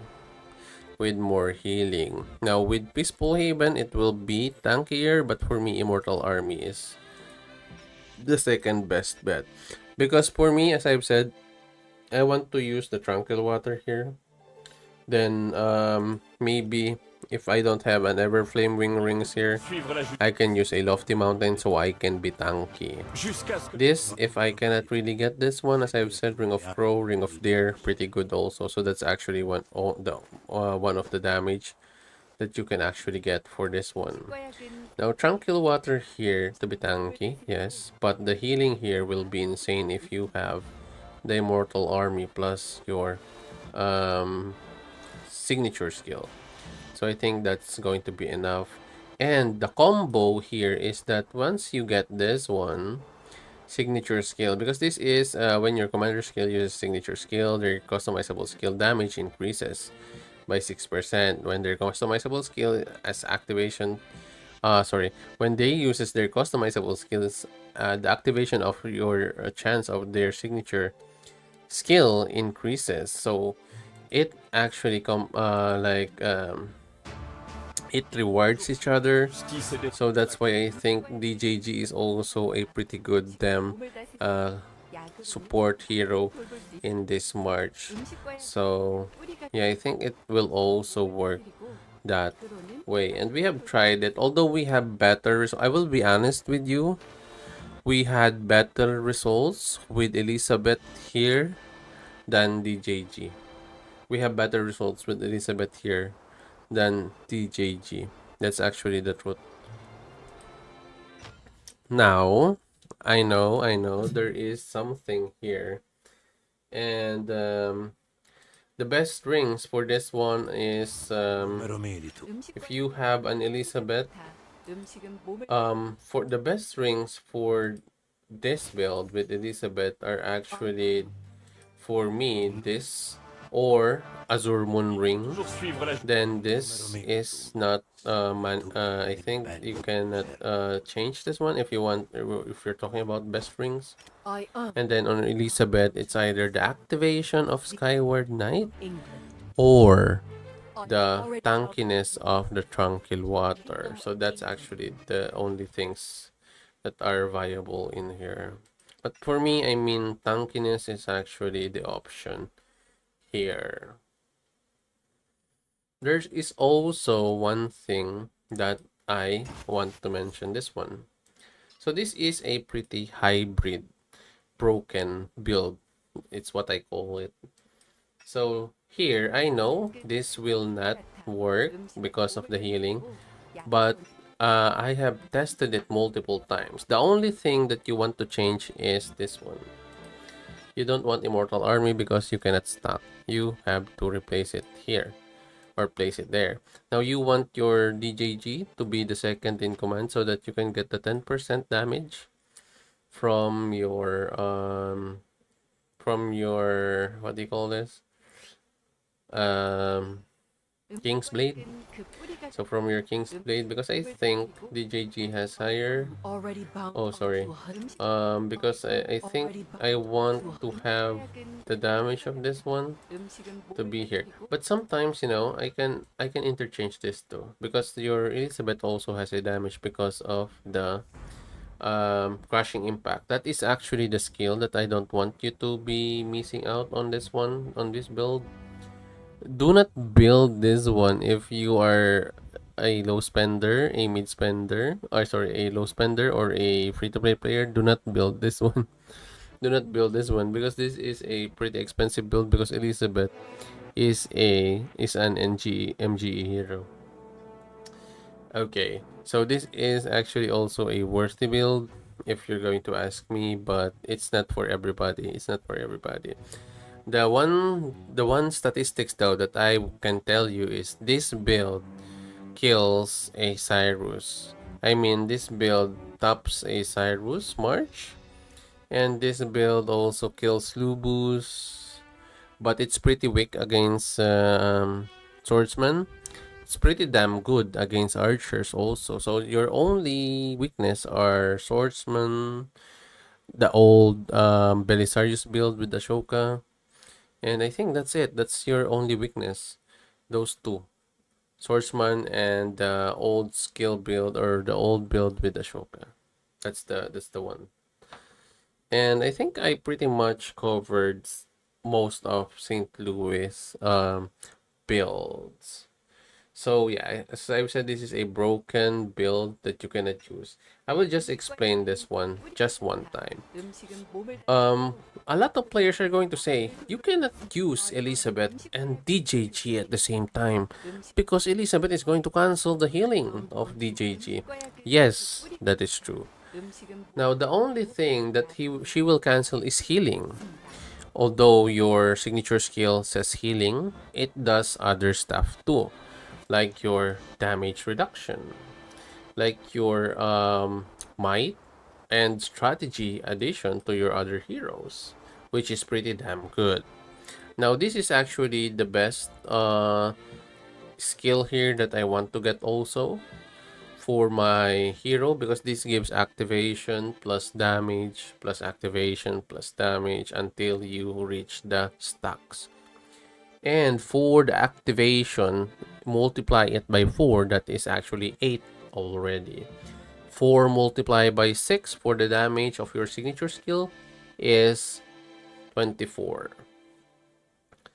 So this is pretty much a good build, but you need to really stack this one out in order for you to actually get the best possible outcome for this one. And I'm using Kingsblade here because that's the next viable option, and you cannot really get your Peaceful Haven because you cannot heal. You cannot get your Immortal Army because you cannot heal. You don't want your epic skills here because they are not really worth it. So Kingsblade is the only option, which also helps your other heroes to deal damage because your Elizabeth also has a damage on the Crushing Impact.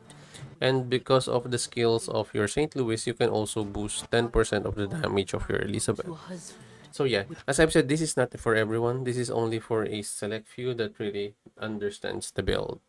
But anyway, I think that's about it for your St. Louis. If you have any question about St. Louis, that may be something that I missed on the information about St. Louis, kindly leave them all down in the chat.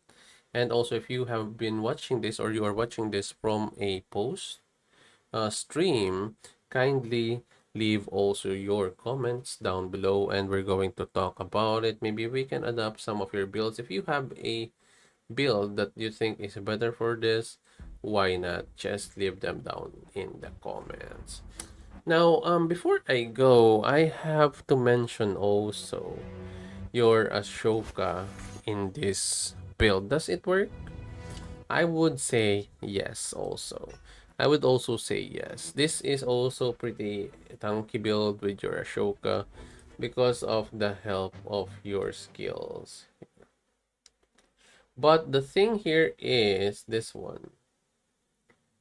Increases your commander's signature secondary skill strike activation chance, which your hero St. Louis is not a skill or secondary skill user. And also this one will not work, but as I've said, this will be a tanky one. Yeah, I think this will not work overall because of the secondary strike skill.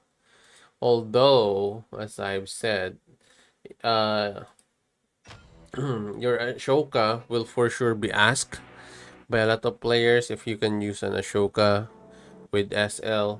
And I think now you know the answer because SL has a active skill based signature skill, and your Ashoka will not work in this one even if it's going to be tanky. So the only heroes that Ashoka can actually help in this march is actually Belisarius. So for me, and so not for me but for everyone, please do not use Ashoka in this build. Although you can use him, but you don't know how much value Ashoka's signature skill really is. So if you're not going to be able to use that, I'm not sure that for me the value of Ashoka is really or can be really used here. So For me, still, this build with Belisarius is the standard. And then, sorry, we have a build that is pretty broken, which is DJG. So you just need to change the skills. So for the rings, I pretty much also mentioned it already. So I think that's about it. For your St. Louis, for archers, and for St. Louis, for pikemen.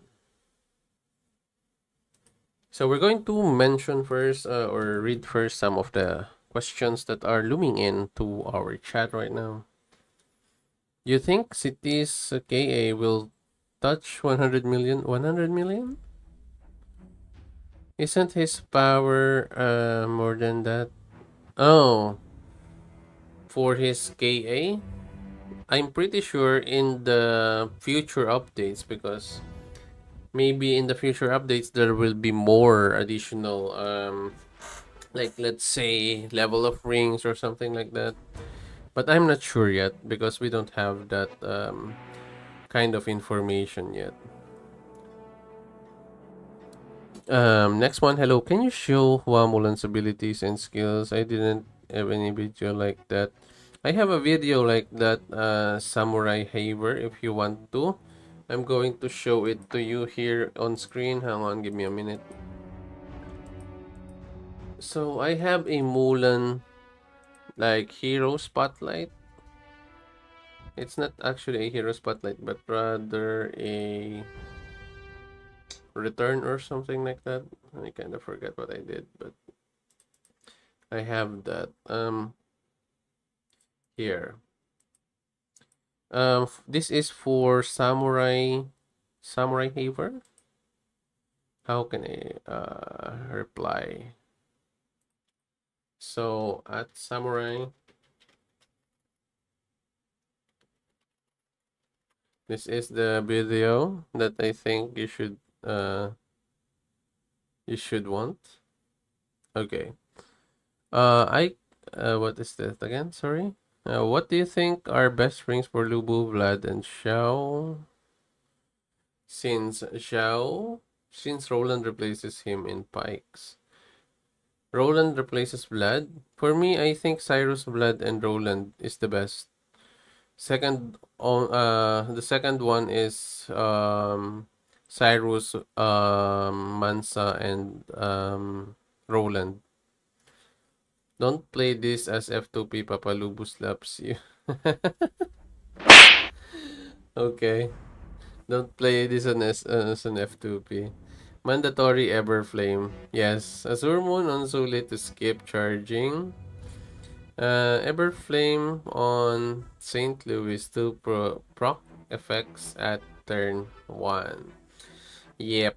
That is true. That is true. That's why I have him at Everflame Wing Rings. But if you do not have Everflame Wing Rings, the Azure Moon will really help you.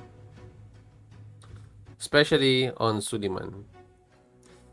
Next one. Best rings for Louis Belly Elizabeth lineup. I think I pretty much covered that one already. If I don't play archers, I only play pike. Is Saint Louis still a must-have hero?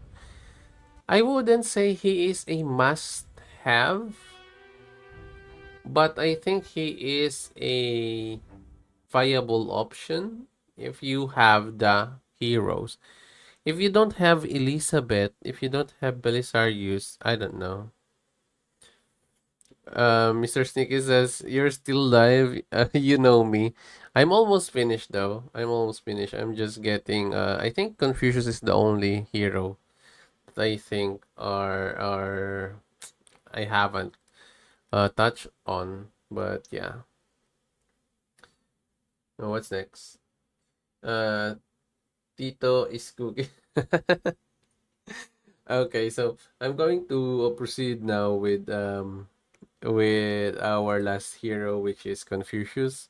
So hopefully I have mentioned everything that you need to know on this part of the video.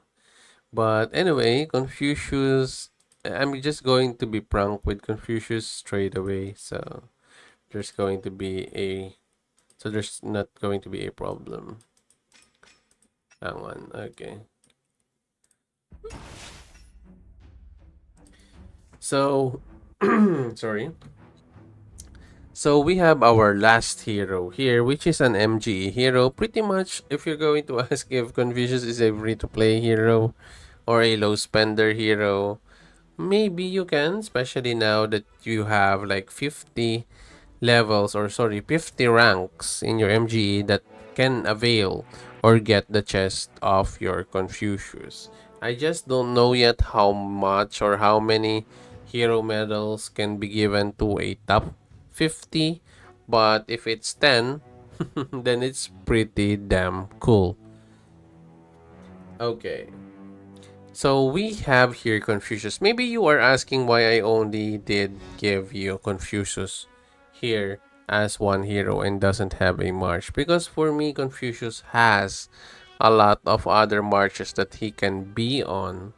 And for me, I want you guys to know first that Confucius is here to stay and here to replace for me either Theo or Charlemagne, but still I think Theo would be the one that will be ousted, like our baby boy, Barbarossa. So let's give Theo also a slap because she slaps because of being really reliable since season 1.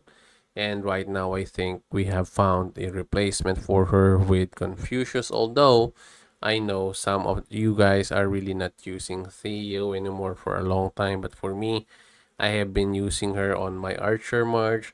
Although my Archer March are not my main march, I still was using Theo. So I would like to just say it here.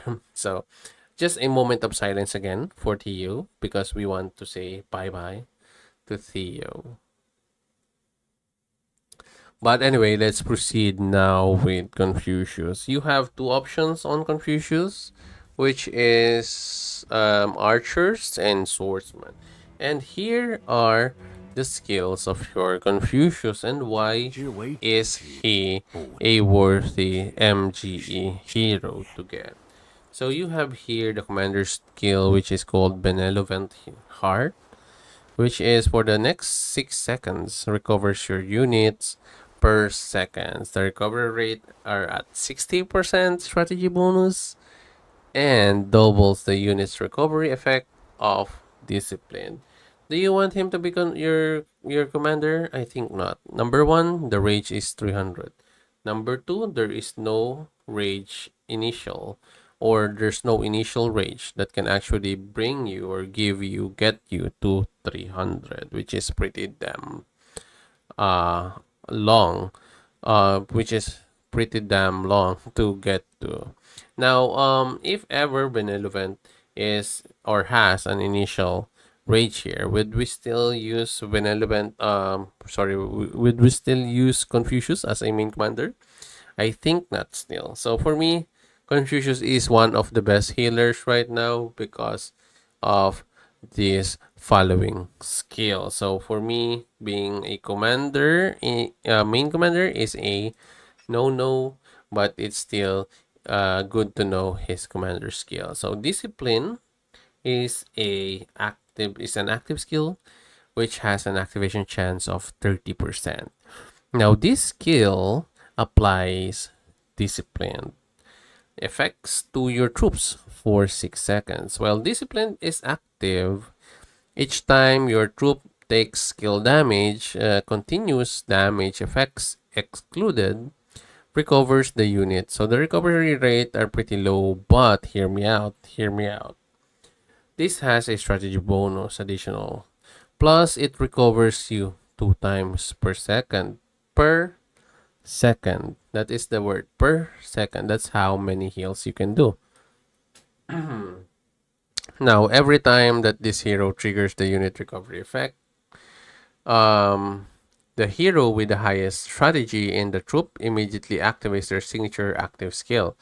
In that sense, do you know the other hero that can actually do that? But this time around, you need like 9 activations for your healings in order for you to do that. you know now. Yes, it's actually Charlemagne. So Charlemagne though doesn't really need this one. She or he has his own activation chance of 29% as long as he is the second in command or second or third part of the troop. Please don't debate me on this one. We have a 2-hour or 1-hour video about doing a Charlemagne and Confucius, Charlemagne and Confucius, exchanging those two on the second slot of the lineup of Pyrrhus, and we didn't really landed on if Confucius or Charlemagne did the activation or thus had any other changes on the activation chance, because both of them as the result almost landed on the same values.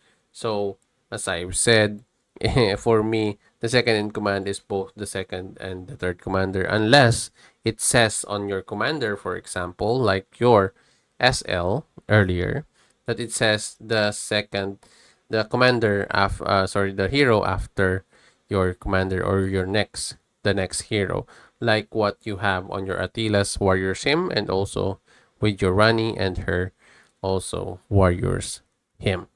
Now that that's clear, so you already know that or your Confucius has a skill similar to your Charlemagne. Now, this one triggers every 6 seconds. Effective when serving as a second in command. That's actually what I was talking about. And increases the activated skill damage by an additional 8% plus strategy bonus. Now, the only difference also with Charlemagne, although they have the same MO with the increases activated skill damage by an additional percentage, is that your Charlemagne has a higher additional damage. But this one also though has a strategy bonus, so it's going to be okay also. But if you are using a Pyrrhus, for example, I'm just going to give you this right off the bat. If you're using a Pyrrhus and you are using a Confucius instead of a Charlemagne, what will happen is that you will feel the difference between using a Charlemagne and a Confucius from the damage itself. If you're using a Charlemagne with a Pyrrhus and you deal that 4 times activation or 3 times activation, you will feel the 49%, I think 47% extra damage, because it will be like a burst of critical hit from a Miyamoto. That's how much damage it does. Now, versus your Confucius that has 8%, which the damage isn't really that much. And we did try the combination of Charlemagne and Confucius with your Pyrrhus, and it really do slaps. It really do slaps. It's really good. But there is still the word RNG. So it's not always going to happen. So we continue with this one after entering the battle. This one also increases this skill's trigger chance by 65%. It's talking about this specific skill, not the commander's skill. This is for 3 seconds. Now, each time your troop activates signature active skill, increases this skill trigger chance by 1.5%. Now, this is stack ups though, since we have a low level here at 1.50. This is stacks up to 4 times, up to 1 stack every 3 seconds, so a total of 12 seconds. That is also another thing that I want to mention with you guys. If you are using a Pyrrhus plus Confucius in a rally, that's actually the best way, or the best form wherein those two can actually thrive even more because of the stacks. Your Pyrrhus also has a stack on his I think customizable skill that works with a rally also. And then this also reduces your troops damage taken by 1.0%. Now we have here the strategy bonus, and also this one stacks to 8 times. 8 times, up to 1 stack every 3 seconds. Now based on this stacking is what I call it. Based on this, you will already see the potential, for example, in a rally or in a long fight. Long fight. If not a rally, a long fight. Okay, let's go do it there. But yeah, that is actually the potential of your Confucius, which is pretty good if you're going to ask me. And that's why, as I've said, he slaps. Okay, we have here next the Spring Breeze.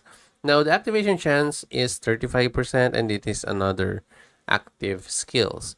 This one recovers your troop units, okay? Recovery rate at around 140%. And it has also a strategy bonus. And then, this one reduces might damage, which is pretty cool, by 12% for 3 seconds. This skill has a 50% chance to recover your troops unit in an additional 2 times. 2 times per second, or sorry, per activation. And with the recovery rate of 60% plus strategy bonus. Now tell me now that this hero is not a good healer. Because for me, the value of this customizable skill alone is pretty much a huge damn thing. In addition also to your signature skill, I think it's pretty much safe to say that your Confucius is already worth the MGE title. Now, another thing here is on your customizable skills, you will have these other options. But for me, Peaceful Haven as a healer is pretty damn important. I remember our fight. Mr. Sneaky and I had a fight or a skirmish, or let's say a sparring match in the Pioneer server. So he was using this March, I think. Is it me? We are both using this March or this hero, but we have a different March. I have a Ramesses, and he was using, I think it was a Napoleon. And then on the report, I saw that his Confucius has like 40 plus or 50, 43 I think, activation of Peaceful Haven. 43 in just, I think it was a minute or something like that. And based on that info, you will say that that is a lot of activations, right? Now hear me out. Do you know how much activation I only get? I think it's about like 20s or something like that.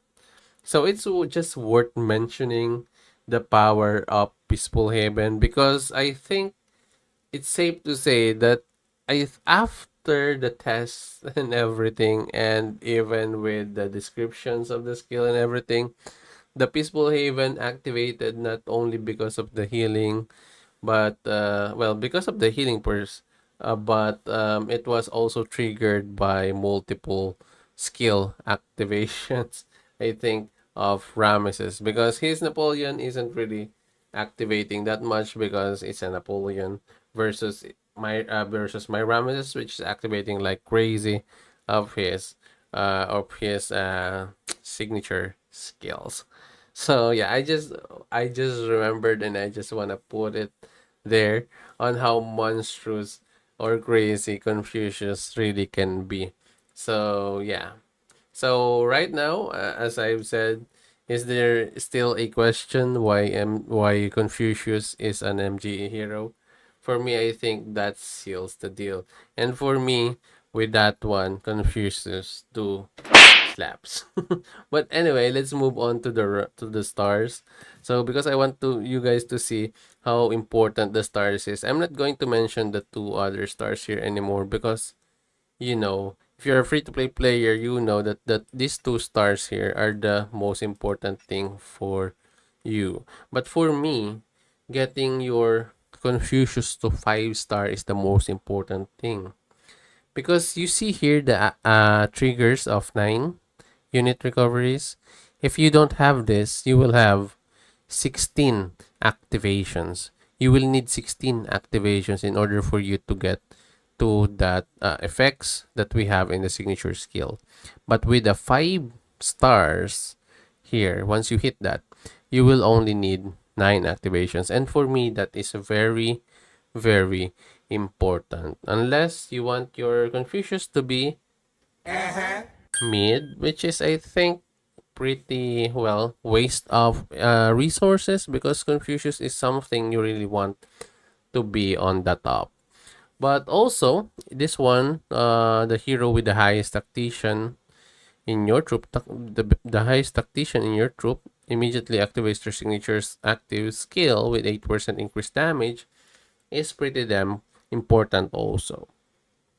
So yeah, all in all, the 5-star for me is a must for a Confucius to really get his value pumping. But anyway, since I've said that there are multiple lineups that actually you can use your Confucius on, and to be honest, I will be honest with every single one of you watching this video right now, may it be on live stream, may it be on replay, or on the video. We were confused on the first day that we know of Confucius. It's a pun that I intended, but that is actually the truth. We were confused with where to put Confucius with. There are only few lineups that we think Confucius is going to be good at, but there were other lineups that we have put Confucius on that it still worked. So we were confused with Confucius. And yeah, I don't really want to be corny or something like that, but I think that's the punchline I want to do. Punch in there. So yeah, I'm so sorry about that. So my joke, I think, slops. It's not slaps, it's slops. So yeah, I think I have made a bad joke or made a bad pun. But anyway, moving on so that we can recover from that fall. Where do you think your Confucius can work with? So let's say we have a Ramesses. So Ramesses Confucius actually really works well for me. As I've said, he is a replacement for Charlemagne or Theo. So also another thing here is that since your Ramesses needs time to be charging that freaking commander skill of his, he works well with Confucius and with Sugliang also. This is a pretty viable march. Now, number one question that's popping up in your head, I know. Is it better than Scipio? Is Ramesses Scipio Zugliang better still than your Confucius? I would say, for me, personally, based on the test, based on my experience of using Ramesses for almost I think it's safe to say a year already. I think still with Scipio, since Scipio has arrived, even with Lagertha before. Your Ramesses with Zugliang, whoever you place in there is going to be a good hero or a good lineup. But Confucius versus Scipio, I would favor Scipio based on the results, number one, and also based on my experience. So Scipio for me still, Ramesses, Scipio, and Zugliang is still the top tier, and they really do slaps. But next off, I think, is this march. So Ramesses, Confucius, and Zugliang for me is pretty damn good. Did you know that we have tried this out, fighting off the best march of Miyamoto, Scipio, and Lagertha? With full rings, just rings, no armors, just rings. And we did still do a pretty damn good job with this march. That is saying something really cool. Because honestly speaking, with the build of Miyamoto, we should not have like a chance maybe in a way to really beat that march. Because for me, honestly speaking, Ramesses with Charlemagne and Zhugliang will have a hard time on a full equipped ringed Miyamoto, Scipio, and Lagertha. And it does do have a pretty much less damage or less value when you have Charlemagne and Zhugliang with Ramesses. This is just versus a Miyamoto, I'm saying. But with the help of Confucius, once Confucius gets that stack and Ramesses do get his commander skill, there is actually a good chunk of damage in there. And the most important thing here is pretty much tankiness for me, I think.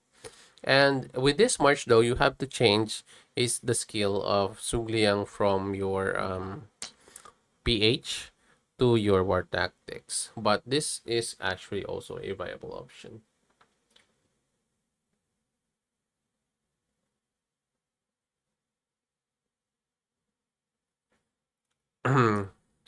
So yeah, I think for me, if I'm going to be the one to choose, I will still choose Scipio. But as I've said, this march is still as close to to that of Scipio. So I'm not saying that this march cannot beat a CPU, because just with just a little bit adjustment with the rings, with the builds and everything, there is a chance, or not just a chance, but a huge chance that this march can beat the CPU. So it just really depends on your build, especially with the addition maybe of your mounts and adornments when we come to the real world.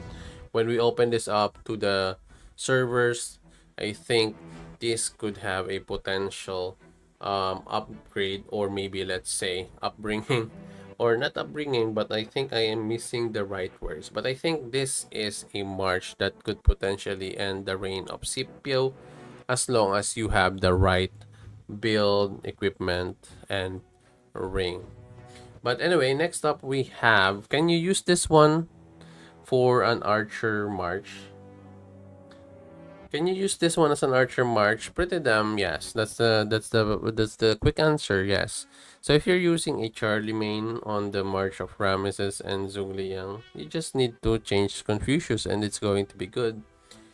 And also, one thing I want to say is that this march as a an archer pretty much do wins against other archer. And yeah, as I've said, the only downside of having an archer with a Ramesses is that first activation of commander skill. You know, on the field, this is on the field.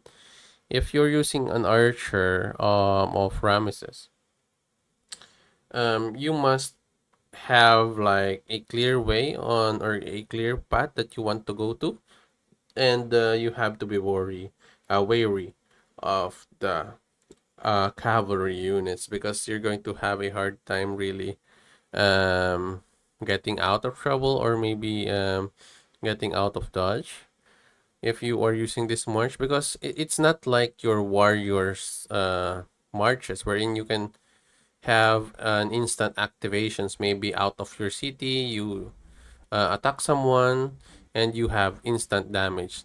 Also something like your Miyamoto. But we're talking about warriors, archers. So I think maybe Arslan or Mulan. So that's actually just the downside. I'm not saying it's bad, but it's just the downside of the march. But it's pretty damn good, because this march can defeat any other archer. I'm not saying it's always 100%, but it can defeat any other archer. Am I going to get Confucius? Yes, 100%. You know me. I use this march or Ramesses for a long time, and as I've said, Confucius can be viable with this march. Also, I will just change Ramesses with Pyrrhus, and now I have a rally march. And also another thing is that since this is going to be the norm maybe for the other players, I think you're going to see this march so frequent now, because especially if King Canute is going to come to the new servers in season 8, and I think King Canute, if he replaces Miyamoto, CPO will be there instead of the Ramesses March. That's why Confucius is going to be in this march for sure for a long time. And now let's see what other marches do you have for Confucius. Okay, what else do we have for a Confucius? As I've said, you can just change your march from a Miyamoto to this march. This actually also works. Now, I also said earlier that Charlemagne is better here for me, in my opinion, because of the burst damage and the RNG. But as I've said, this can still work, or maybe combine it also with Charlemagne. This also works so much. So that's two, or that's three marches already that I have mentioned with your Confucius. Now, next up, we also have like the old march of Sun Tzu. You can also work your Sun Tzu here. Sun Tzu magic with your Zhugliang. This can also be a pretty good march. Now, another one is, of course, your boy Suleiman. Where is my Suleiman? On the archers, your boy Suleiman can actually be pretty good also with this one. So this is another march that you can also use. Now, next up, if you have your SL, you can also use this march like this. Make sure that he's in the third one. This can actually work. This can actually work. And really, Confucius gives you more healing in here, and just make this lineup, I think, pretty tanky. So yeah, this can also work. So which other lineup do you think your Confucius works on? So there is this build, of course, of your archers, Marshal. Okay. Oh, okay. So I think I have them here on the other side. So let's just remove our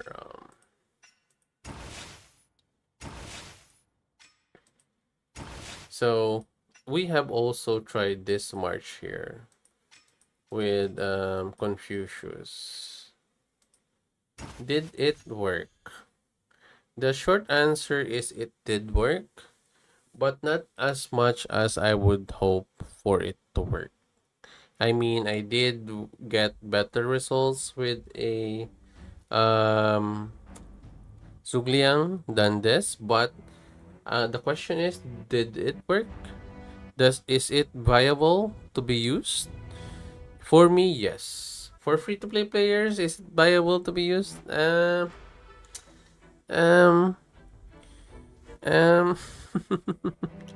actually a lot of because you know what? It's really hard to answer if this can be used by free-to-play players because, for example, we are on the state of Season 6. You don't know that the free-to-play players are actually a archer main. So they only have like one main hero, then a support hero, but they don't use their speed ups, their let's say legendary hero medals. And then one time you're just going to be shocked that this free to play player has a Confucius. That happened on our server. Like there are free to play players that had been saving for a long time, and then once they have their heroes that they want, they just top the MGE. Like literally top the MGE, like 100 million points. How can a free to play player do that? That's something to behold. But it's a long way before they did that. Like they waited a few seasons, literally seasons, in order for them to get in the MGE. And that's actually not impossible. So that's what I'm saying here. So that's why I have a lot of for the MGE hero, because for us, let's say free-to-play players sometimes can't go for the MGE, right? Because they don't have that much resources nor money to spend to get to that level. But honestly speaking, based on experience, as I've said, we had MGE hero winners as a free-to-play player, and that's why I have a lot of because I don't wanna say 100% that MGE heroes are not for F2P, because a lot of players I think disprove that theory. So I guess if you are an F2P and you can afford, why not? But I don't think this is the first I don't think this is the first lineup that you want to think about. In my head, this is the last lineup that you want your Confucius to be with. I would be even happier if you're going to use a Zugliang here instead of a Confucius. Maybe Isabella is going to be a better fit, but I don't think I want to have a conclusion yet about that one unless I have tried Isabella. But anyway, so those are the lineups I think that can be used by your or with your Confucius. So I think I have pretty much covered everything up, including all the heroes. So before we finish up on our topic for today, please don't forget to give this video a like and share it with your friends. Also, and if you are new to the channel, you like this kind of video, your hero breakdowns, tips, advice, and guides, please do give us love by subscribing and also ringing that bell, so you every time we have a new video or new updates from the game, or maybe we are going on live, you are going to be the first one to know about it. But anyway, I think that's everything you need to know about the upcoming Season 7 heroes. So the question is now for you guys in chat and in the comments. What do you guys think about these heroes? Which hero, after hearing this video, this commentary, which hero do you think you will get for your marches? And also, do you have other recommendations or opinions about these heroes? Or maybe you have questions, whatever your thoughts are, also kindly leave them all in the comments or in the chat, and let's talk about it. Anyway, I think this video here, or this topic here for this video is finished. So yeah, I think that's pretty much my opinion, my recommendations for these heroes here. And hopefully you can now decide based on that and based on the test that we have done for the past few days. And yeah, I think we're just going to answer some of the questions here before we go. But I think we have just like, let's say, 15 minutes before we finish up with the video. Hopefully you guys have enjoyed this lot. So with the fights early on and hero what do you call this, hero final verdict, and I'm introducing you to the heroes, the lineups, and everything that's the possibility of the heroes. So hopefully we do slaps and I don't want you guys to be like upset with me or something, that maybe my recommendations are a little bit. And really a lot of you guys have been saying thank you, and I really appreciate that fact that I can see some of you guys really do appreciate the things that we do, and really that is my fuel. That's why I do this every day, especially we've been streaming for long hours for the past few days, and because we are really enjoying what we are doing here. And if you are enjoying with us, that is actually a win for me, and I am glad that it's a good also with you guys. But anyway, here are some of the other questions here. Can you help me with the warrior swordsman? Should I pick for open field and rally? Help me, please. What warrior swordsman should I pick for open field and rally? Warrior swordsman. For me, the best warrior swordsmen are Miyamoto, um, Lagertha Scipio. So for that is for season 6. I don't know what season are you on right now, but yeah, that's how, or that's the heroes that I want you to get. And they can also be used in the rallies. I think the only downside of them in the rallies is sometimes they have a disadvantage when it comes to let's say what do you call this, tankiness.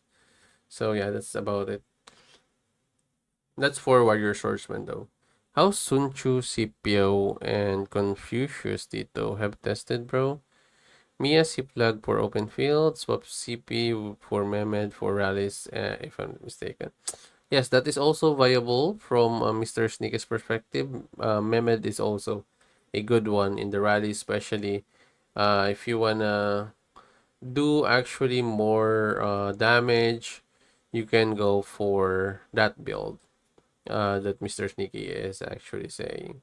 We did tested Sun Tzu, Scipio, and Confucius, yes. We do have, I think I did have a better results with, let's say, Sugliang. Mr. Sneaky says, my data says that doing the best, that's doing the best. But with Scipio, you are shorter fights, larger damage, but all 3 variants are close. This is new best Ramesses build for that from the test, yeah. But as I've said, there is the fights wherein Ramesses, Scipio, and Lagertha really do get that critical damage there. Very close. Okay. Okay, so Confucius is a must for Rams, 100%. Thanks for the Scipio Mansa for a Scipio Mansa and Roland. As an archer main who plays Ramesses Archer, this is the lineup I'll be using, replacing Theo for Confucius, so really good. That is true, Mr. Sneaky. So yeah, I think that's it for the chats. And even though we didn't really hit the goal that we have for this video or for this live stream, I do really appreciate everyone who has come into the live stream, and I do really appreciate all of you guys who are here still. And yeah, I think I have a blast this week because of these new heroes. I'm really excited, number one, for Pyrrhus and of course Scipio. And yeah, I think we're going to get Roland also, but I'm not sure if we're going to max him out because I'm going to prioritize my lineups for my swords because that's my main. And yeah, for me, I'm going to start to save up now for Confucius for the resources, the speed ups, so that I can fight for the MGE. But hopefully, the 50 ranks will have all 10, the number 50 and above, like let's say 50 to 40 to 30, will have already that 10 pieces of MGE heroes. That's really a good thing if you're going to ask me if that will be the case. Because sometimes they're going to not give it all at the same go, maybe like multiple MGEs, but hopefully they give us 10 right away for the level 50, or sorry, rank 50. And yeah, I think that's about it. If ever there are any new updates or any new things that I want to maybe let's say clear things out with, I'm going to do it in the video. But anyway, guys, I think that's it for me today. Thank you for joining TITOBODS stream today, and hopefully you have enjoyed with our slaps, and hopefully our video is not just mid, and also hopefully I don't. And yeah, hopefully you enjoy what we have made for you guys, or what I have made for you guys today. And as always, guys, have a great day to everyone. This is your TITOBODS, and I will see you in the next one. Ciao.